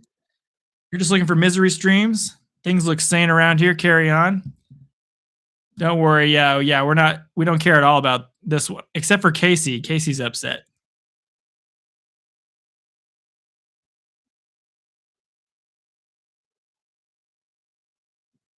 Yeah, you got to be consistent. If they get lucky and pop off for 3 straight games, they'll win it. But I don't know. They've been so inconsistent all year with like, do they show up well to play that week or not? I don't know. It's pretty risky to me for the Bears. Maybe that fourth quarter was the momentum they needed to go ahead and like absolutely just destroy everyone on the rest of the way out. But the Rams are a more complete team, in my opinion. So I think that the Rams have a really good chance to win. I'm just banking in my head why I think the Bears are going to win. In my head is that they are going to use that momentum and play better the whole game this week. And Caleb Williams is going to, he got his first playoff win. Now he's going to show off. So I'm feeling like maybe that'll happen, but it could be the complete opposite. On 4th and 3, Purdy's getting absolutely hounded, trying to find some room. Going to throw the ball as he jumps out of bounds, and it's going to get knocked down. This team is getting absolutely annihilated by the Seahawks defense, and at this moment, I feel like with the Broncos injury to Bo Nix, the Seahawks are looking like the favorite to win the Super Bowl right now. Once again, I had them going to the Super Bowl and losing to the Broncos. I may be wrong there. I feel like they look like they're going to the Super Bowl and going to win that whole thing. Kyle Shanahan's pissed. They're all ready to go home. They're so done here. Average consistency is better than a team that's great 1 out of every 3 games. That's true. 100%. Let's see here. We have 19 likes on the stream so far, everybody. We're on commercial break right now. Thank you for liking and subscribing. Totally free. We've been doing this for 4 months. Happy to have everybody here.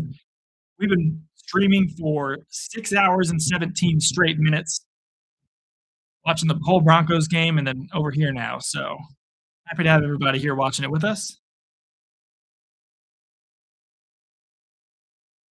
And if you guys know, Tremfya is the commercial right now. If you're interested in any of these medicines, you guys love all this medicine, all these medicine commercials.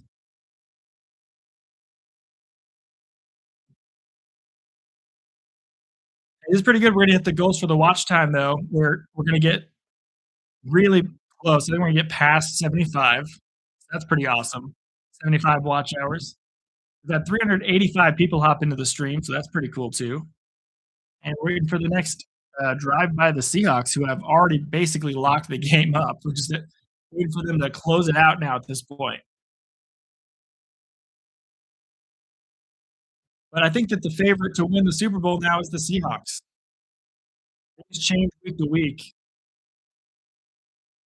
but I would have had completely different picks if I had known Bonix had a broken ankle after this game.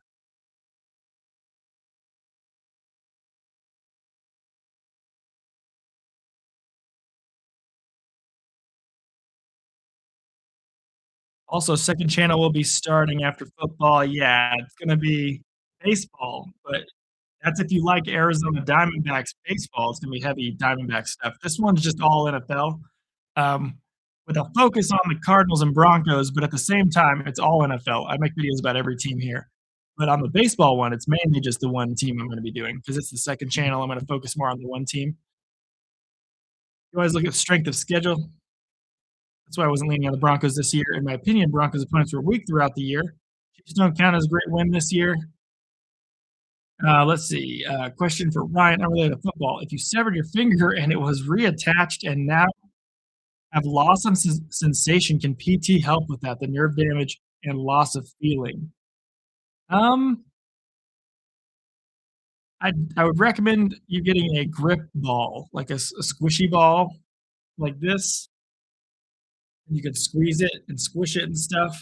If you completely lost your nerve endings in your finger because you severed your finger, then the nerve endings grow like 1 millimeter a month at a time, unless they've been permanently damaged. So they grow back very slowly. And PT is more for like gross body, like it works for like big body systems and stuff like that. Seahawks just got a first down on the first play. Walker with like a 13-yard carry, moving the ball downfield quickly. Let's see here. Yeah, it depends on if the nerve is regrowing. There are ways to help the nerve regrow and get feeling back. I think in certain instances, it just depends on your situation or the person that you're talking about situation. If I was going to exercise fingers, I would get like forearm grippers, the grippers that you can squeeze. I'd get a squishy ball like this and squeeze it, like a stress ball. You could squeeze it a lot. Any finger exercises really try to really get your finger involved. If you can't feel it though, it sounds like if you severed the finger, that the finger might not have much sensation regardless. But I think another method is like E-stim. So trying to get some sensation back with electric stimulation through your biomechanical, like your body, using the energy in your body. There's like TENS units, there's NMES, there's a bunch of different ways. But I'm not 100% sure about it with a severed finger. Not 100% sure about that. Yeah, I'm going to do content on the Diamondbacks. Yeah, I'm doing content on the Cardinals. The Cardinals are my number one team. Right back here. Cardinals are my number one team in the NFL. We've been talking about them all season long. Streaming every Cardinals game. When I started in week 10, we did every Cardinals game there on out. We're going to next year do every Cardinals game. And then some primetime games, stuff like that. And then if the Broncos are playing at a different time than the Cardinals, we'll do the Broncos because they're my number two team. They're my AFC team. And for the other channel, Kind of Askew Sports 2, we're doing all Diamondbacks all the time. So, yeah, I love the Diamondbacks. Yeah, that'll answer your question there. Yeah, if you look at my channel TCA, it's mostly Cardinals content. If you scroll down, it's a bunch of Cardinals content. I'm trying to make it more different, like more variable, more regular, just NFL content as well, because a lot of my subscribers aren't Cardinals fans. So I'm trying to make it where it's a little bit of everybody now with a focus on Cardinals. But we are a Cardinals channel.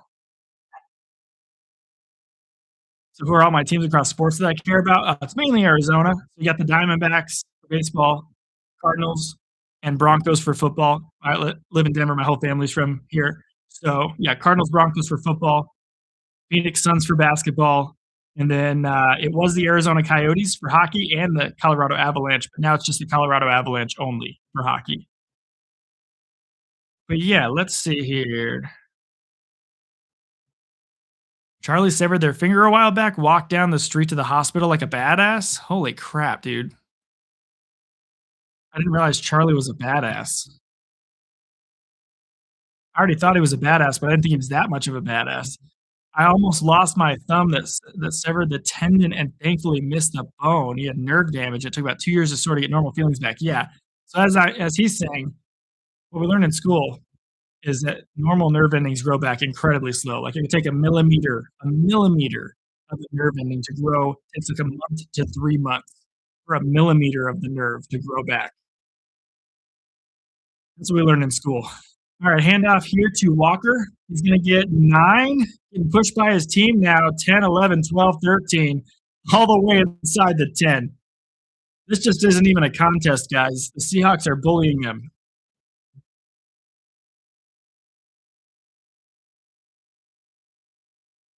Your Chiefs, Royals, Lakers, Florida Panthers, Sporting KC, and Chelsea. So you're mainly Kansas City. My friend out here in Denver is all Kansas City.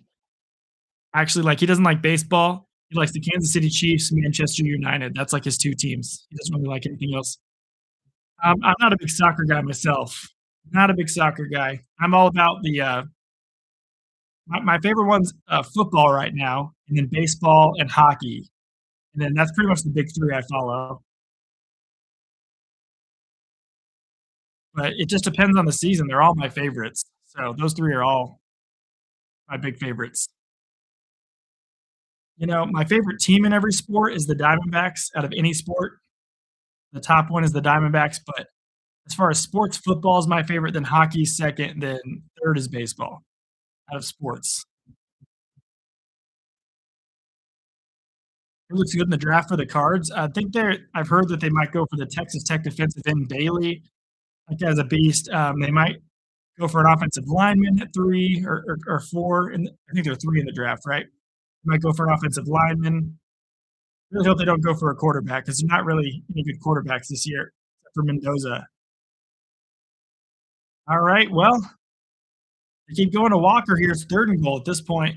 13-10 left in the 4th before the Seahawks will advance. You wonder, will Kyle Shanahan still have a job after this here? I think the MLB season this past year was boring or good. I think that overall the season was good. I think that the Dodgers, the way that the teams like that are exploiting the system is kind of ruining baseball a little bit. And I think it's not good for the game until we get a salary floor and a salary cap. I think it's ruining baseball a bit. I think that teams like the Dodgers are ruining baseball right now. They aren't doing anything technically illegal, but it is ruining the sport. And for that reason, everyone should be pissed off at them because they're making it boring. Yeah, sure, they're winning all the time. And I mean, don't blame them. They want to win. They want to win every World Series. They're trying their best to do it, but it's making the whole game really boring because you're just like, oh, it's Dodgers again this year. All right, that's another touchdown to Kenneth Walker and the Seahawks. It's going to be 41-6. You can put a bow on this one. It's going to be over. When does the season actually start? For baseball, it's usually like first week of April. There's usually a game like at the very beginning of April. Let's see, MLB regular season.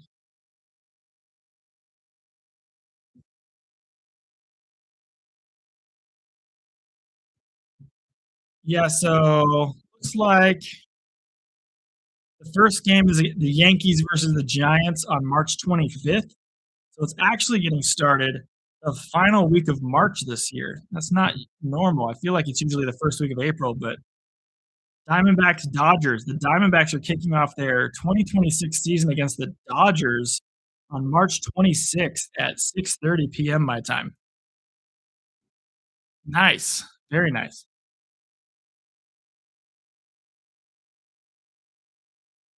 That's very cool. That'll be a good big game. I'll probably stream that on this channel if I haven't hit 50 subs on the second channel yet.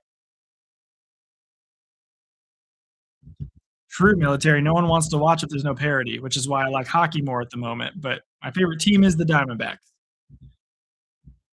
People sick of the Chiefs and Mahomes. It's human nature. Just like when Brady dominated, they were sick of yeah, people were sick of the Patriots. Yeah, but at least there's a salary cap in football, so it's more fair. Like if there's a dominant team like the Patriots or the Chiefs, then like they're just better.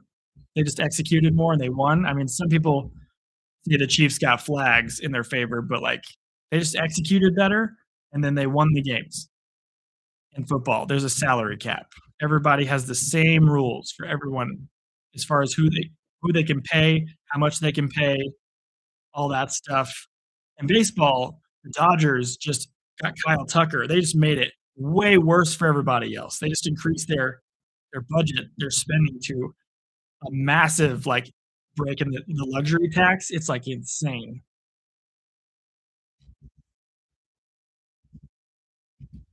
If it's more competitive though, I feel like it'd be better. Yeah, baseball is boring as well. If you have no salary cap, then it makes it even more boring. Yeah, no salary cap makes it more boring because then the big market teams not it isn't true that they win every single year, but it makes it so much more likely that they're always going to be good and always going to win every single year. And then that leaves basically half the league out of the playoffs at the start of the year, which is just awful. If you have a salary floor and a salary cap, you have to spend this much money, but you can't spend more than this amount. That would be really good. So then no one would have any excuses. The Rockies would be forced to spend money and not suck every year. And then the teams like the Dodgers wouldn't be able to spend more. I don't know. There'd have to be a rule against deferring things. We're deferring $25 billion till 2032, and you have to give the person the money now. Appreciate it, TCA.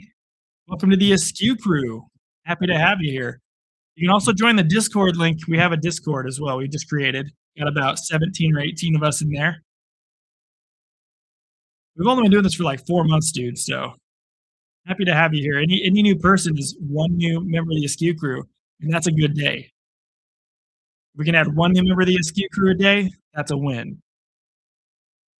That's my last name, if you're wondering. That's why we're called Kinda Askew Sports.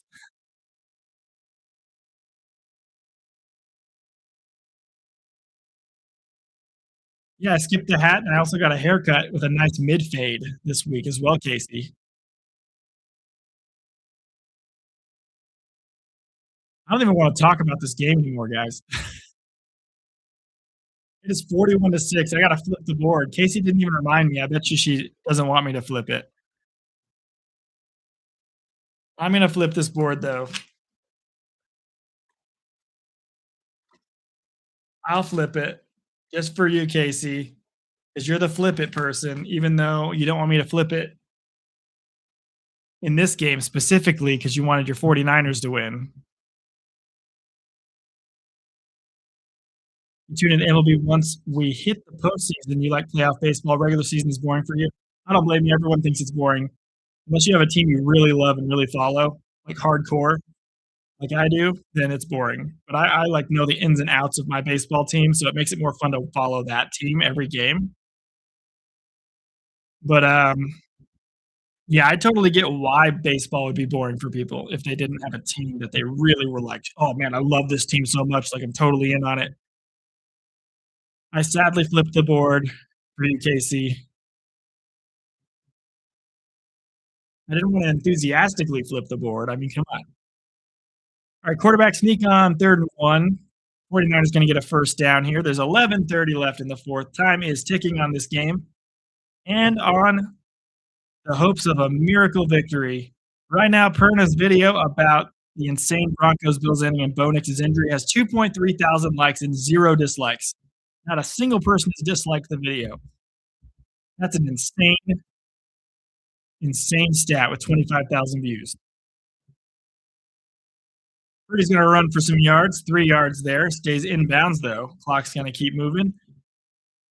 I wonder if Kyle Shanahan's even going to want to stay with this team after this year is over. He seems so dejected on the sideline right now. He is pissed. He's been pissed all day. He's been cussing out his team.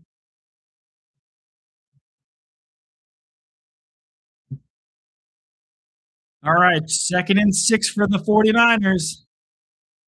10:30 left in the fourth quarter. At least they're moving slow so we can get this game over with faster. Pass out to 29, going to be caught. I don't know who that is. But that must be a big-time backup. We haven't heard his name all year, but that's a first down for the 49ers. If I'm the Seahawks, I got the backup defense in right now. I'm pulling out my studs. I'm pulling out my stars. And this is a full backup defense. It's 41-6. It looks like they have done that with a lot of their people. It's amazing in the divisional round of the playoff that you can pull out your starters. All right, 1st and 10. Snap out to Purdy looking to throw.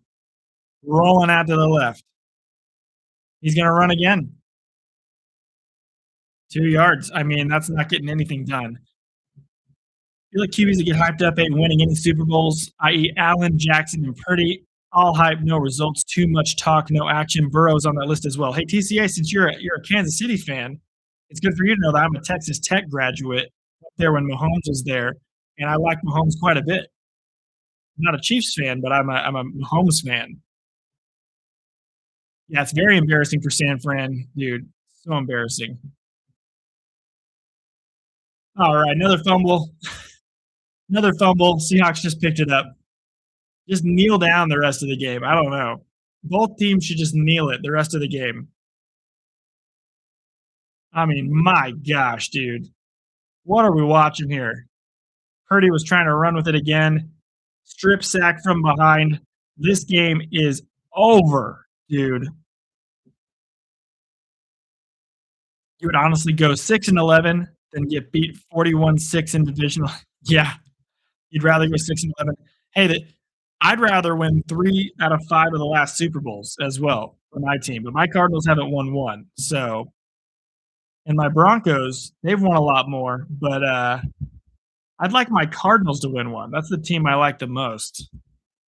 But I do like the Broncos a lot. You can ask anybody else who was here watching the Broncos game. I was stressed out of my mind. This is much more relaxing. I'm kind of just chilling right now. Yeah, Chiefs fans are full and happy. I think that's all 3 of their Super Bowls in franchise history, but it's all in the last 5 years. I mean, come on. The main person I work with at work is a Chiefs fan. My main friend in real life is a Chiefs fan. Like, I'm surrounded by Chiefs fans. What happened to Liz? Oh, you bet on the game? Oh, no, Liz. You bet on the 49ers? Oh, I coulda helped you with that one.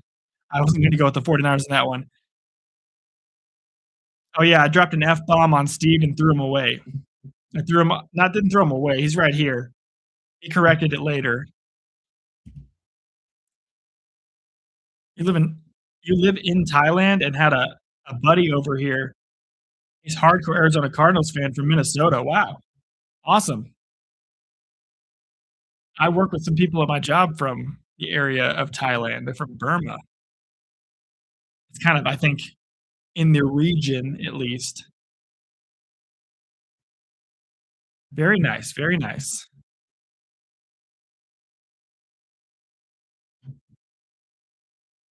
We're on a commercial break right now. I mean, I guess the NFL is gonna try to throw in as many commercial breaks at us as they can for the rest of the game because they know they ain't got much more time in this game. Hey, yeah, but I'm super excited about the Diamondbacks signing Nolan Arenado. Just wanna throw that back out there.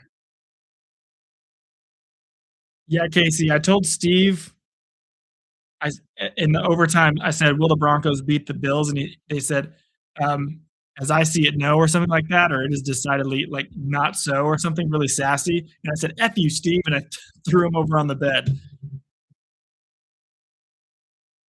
Oh, we did. We made up. I asked him who was going to win this game, and he said the Seahawks. And I was like, "See, there you go." I also said I was sorry. Gave him a little head massage, a little bit of light right here.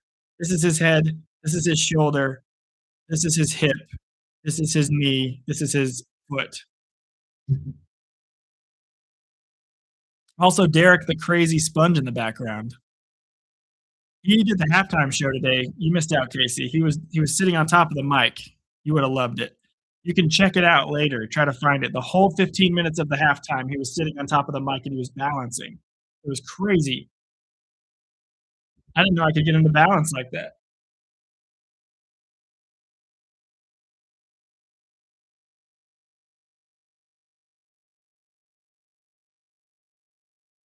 And I set him up here and he just stayed.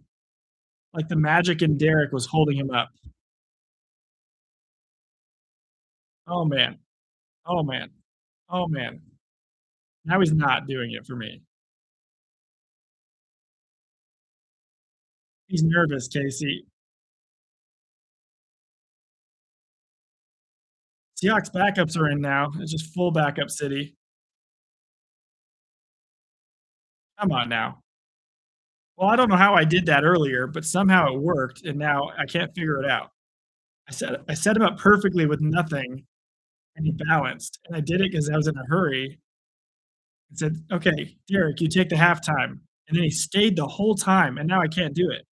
Oh, there it is. There it is. That's what I'm talking about.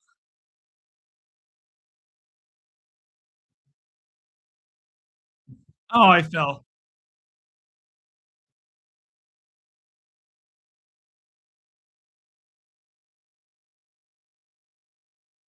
No, I was born in my name is Ryan, by the way, TCA as well. You can call me Ryan.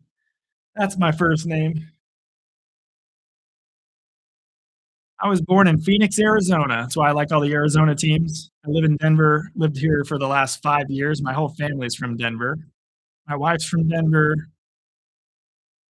but I'm from Arizona.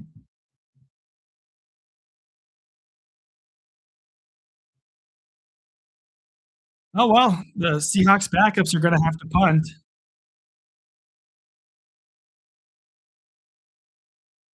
and the punt is in the air, less than 7 minutes left in the game. Moore's gonna get stacked up and dropped at the 16-yard line, and 6:50 left in the game. Then we can end the suffering. Tomorrow we have at 1. Oh, it's at 1. That's crazy. Good to know for me. We got Texans and Patriots at 1 tomorrow. Everyone, be sure to come back here for that game. I'll be here for both games tomorrow as well. Let's take a look. Yeah, just to confirm the times for tomorrow. Texans Patriots is at 3 Eastern time tomorrow and is at 6:30 Eastern, and then the second game 6:30 Eastern.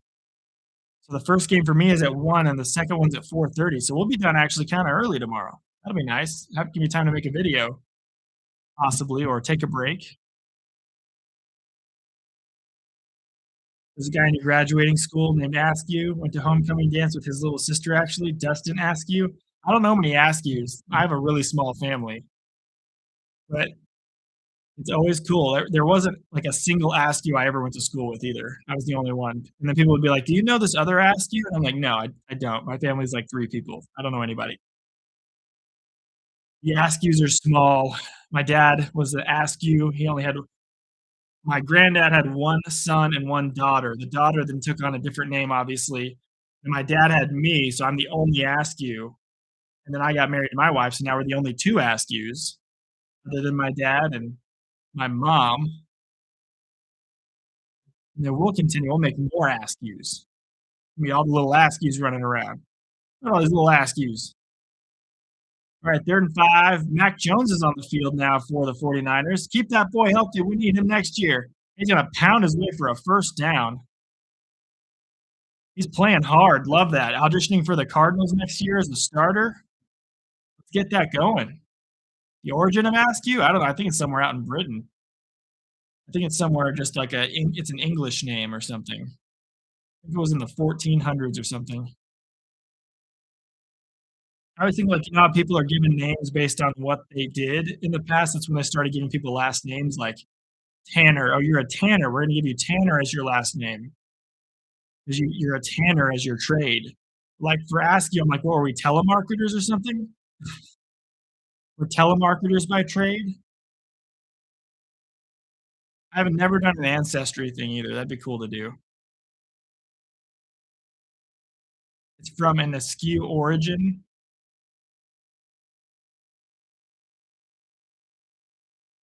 All right, 2nd and 7. Mac Jones dropping way back to throw. He just looks like a really good quarterback still. I mean, they're wasting him over there with the 49ers as a backup.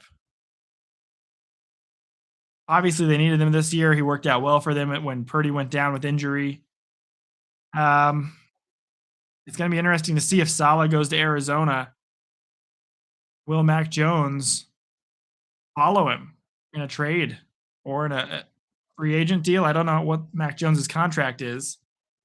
We can take a look.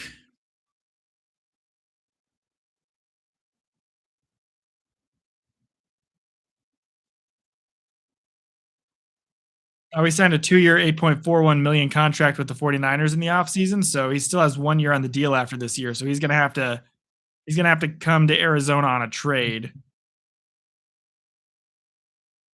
You got named from a movie? I got my name Ryan because of Nolan Ryan, the pitcher, the famous pitcher for the Houston Astros. That was the main reason why my name is Ryan. So it's just meant to be that I like baseball so much. All right, 4:30.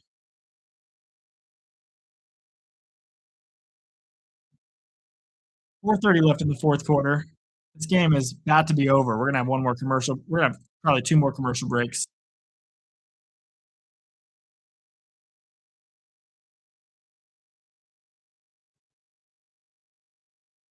Fair catch called for at the 14. Oh man, this game, am I right, guys? Compared to all the other games, this game is the yin to the other game's yang. This has been an absolute snooze fest.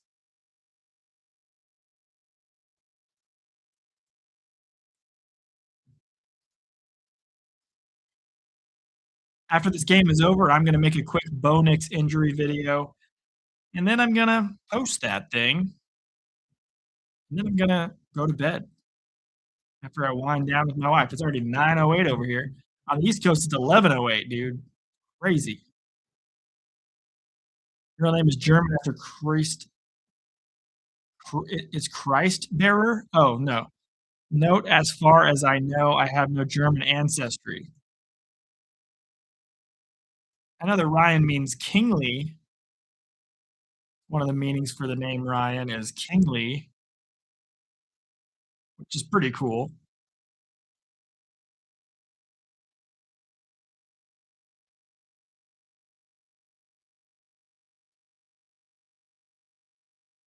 I'd love to go to Lumen Field in Seattle once just to really try out, see how loud that stadium actually is. Drew Lock is in, quarterback for Seattle. He's in there to hand off a bunch. Gonna be 3rd and short. Your son Cody was named after William F. Cody. Nice. My middle name is James, which is a pretty cool name. My dad's name is James. His dad's name is James. His dad's name was James. So we kept it in the family with me it being my middle name.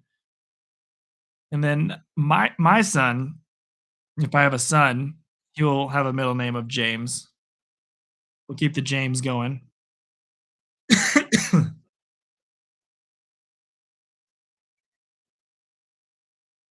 All right, a handoff here. 3rd and 1 is gonna be no gain. 49ers starting defense finally able to make a stop against the backups. Would you agree that you have been in a bad head coach era for the Arizona Cardinals? Yeah. I think that Cliff Kingsbury was good for the first couple seasons. They got a little bit of a spark with him, and then things went downhill, and now he had Jonathan Gannon for 3 years. Yeah, it's been a bad coaching era, and then before Kingsbury was Wilkes. That was terrible. Um, just garbage. Um, Last good coach we had that was like a really good coach was Bruce Arians. We're talking like a decade back, a little over a decade back. That was the last really good coach we had. So it's been a long time coming. We need a good coach this time. We don't need somebody who's on their first hurrah. We need somebody who has head coaching experience. Hopefully, a guy like Robert Saleh. That would be my pick right now. Nice. Middle name Daniel. The Panthers squeaked into the playoffs because the Tampa Bay Buccaneers choked. They lost 7 of their last 9 games this year. Terrible. Your grandparents are a bunch of hippies and picked a random name for your dad, and he just so happened to bestow his name onto you. There you go. Simple background. All right, so Seahawks look like the favorite to make it to the Super Bowl right now in the NFC. The way they just dismantled the 49ers tonight. It's going to be the Bears or Rams taking them on. And I don't think either of those teams has a chance against the Seahawks based on what I'm seeing right now. But hey, 154 left in the game. We'll have to see what happens, but we'll be here tomorrow for both games. We'll have a good time watching those. And then we're just going to wind this game down. And then I'm going to head out today.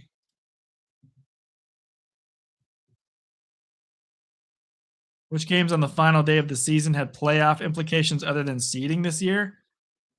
Oh man, there were several that had playoff implications. There was that Ravens Steelers game, determined who won that division. There was the Panthers Buccaneers game that determined their division. There was the 49ers Seahawks game that determined who was the first seed and the winner of the NFC West. There were 3 or 4, yeah. A lot of games that determined stuff. I mean, the Broncos had to win to get the first seed locked up. They ended up winning. There was a lot of stuff going on that was implications. Your middle name is Ann? Plain old Ann. Is you're a fan of Ann? Nice. That's a good name. No, it was Ravens Steelers. The Ravens would have made it had they beaten the Steelers in the last week, but they did not win. They lost on that last second field goal by Loop. And then the Steelers made it in, and then they got whopped by the Texans. All right, 3rd and 1, 30 seconds left in the game. Clock is ticking. Nobody's going to call a timeout here. Post game's coming up next. Actually, they're ending the game right now. No more play being run.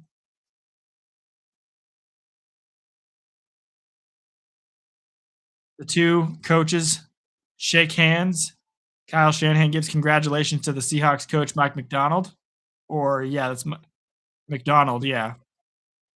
That's a great coach. We just need a coach like that. That's a 4th coach who's a new coach who's amazing.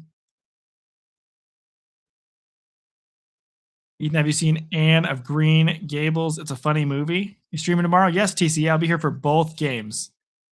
I'll be here at 1 Mountain Time and 4:30 Mountain Time to do it. It'll be great. Yes, I'll be here for both games tomorrow.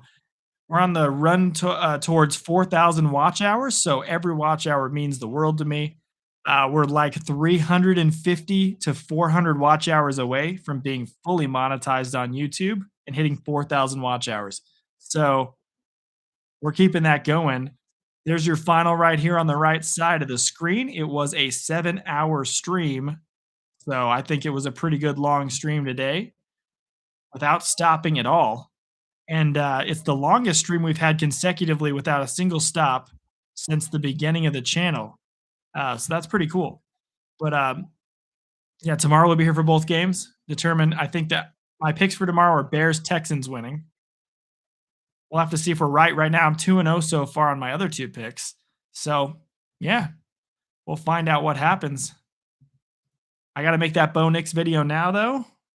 Let's see how many people we had hop into the stream. 418 total. 76.2 watch hours total on the stream today as well. So, yeah, we'll see all of you tomorrow. Have a great night, everybody. Got to make this video. Niners versus Packers NFC Championship next week confirmed. Good night, everyone. Been nice talking to you. Hope everyone has a fantastic night. It was a really good stream today. And we'll see you guys tomorrow. And it'll be an earlier game, just so you guys know. An hour and a half earlier start time for both games. So be sure you guys aren't here late. Be sure that unless you don't want to come. That's up to you too. You don't have to, but just if you were expecting it to be on at your normal time, it's not going to be on at the normal time. It's on an hour and a half early. See you guys later. Have a good night. Adios.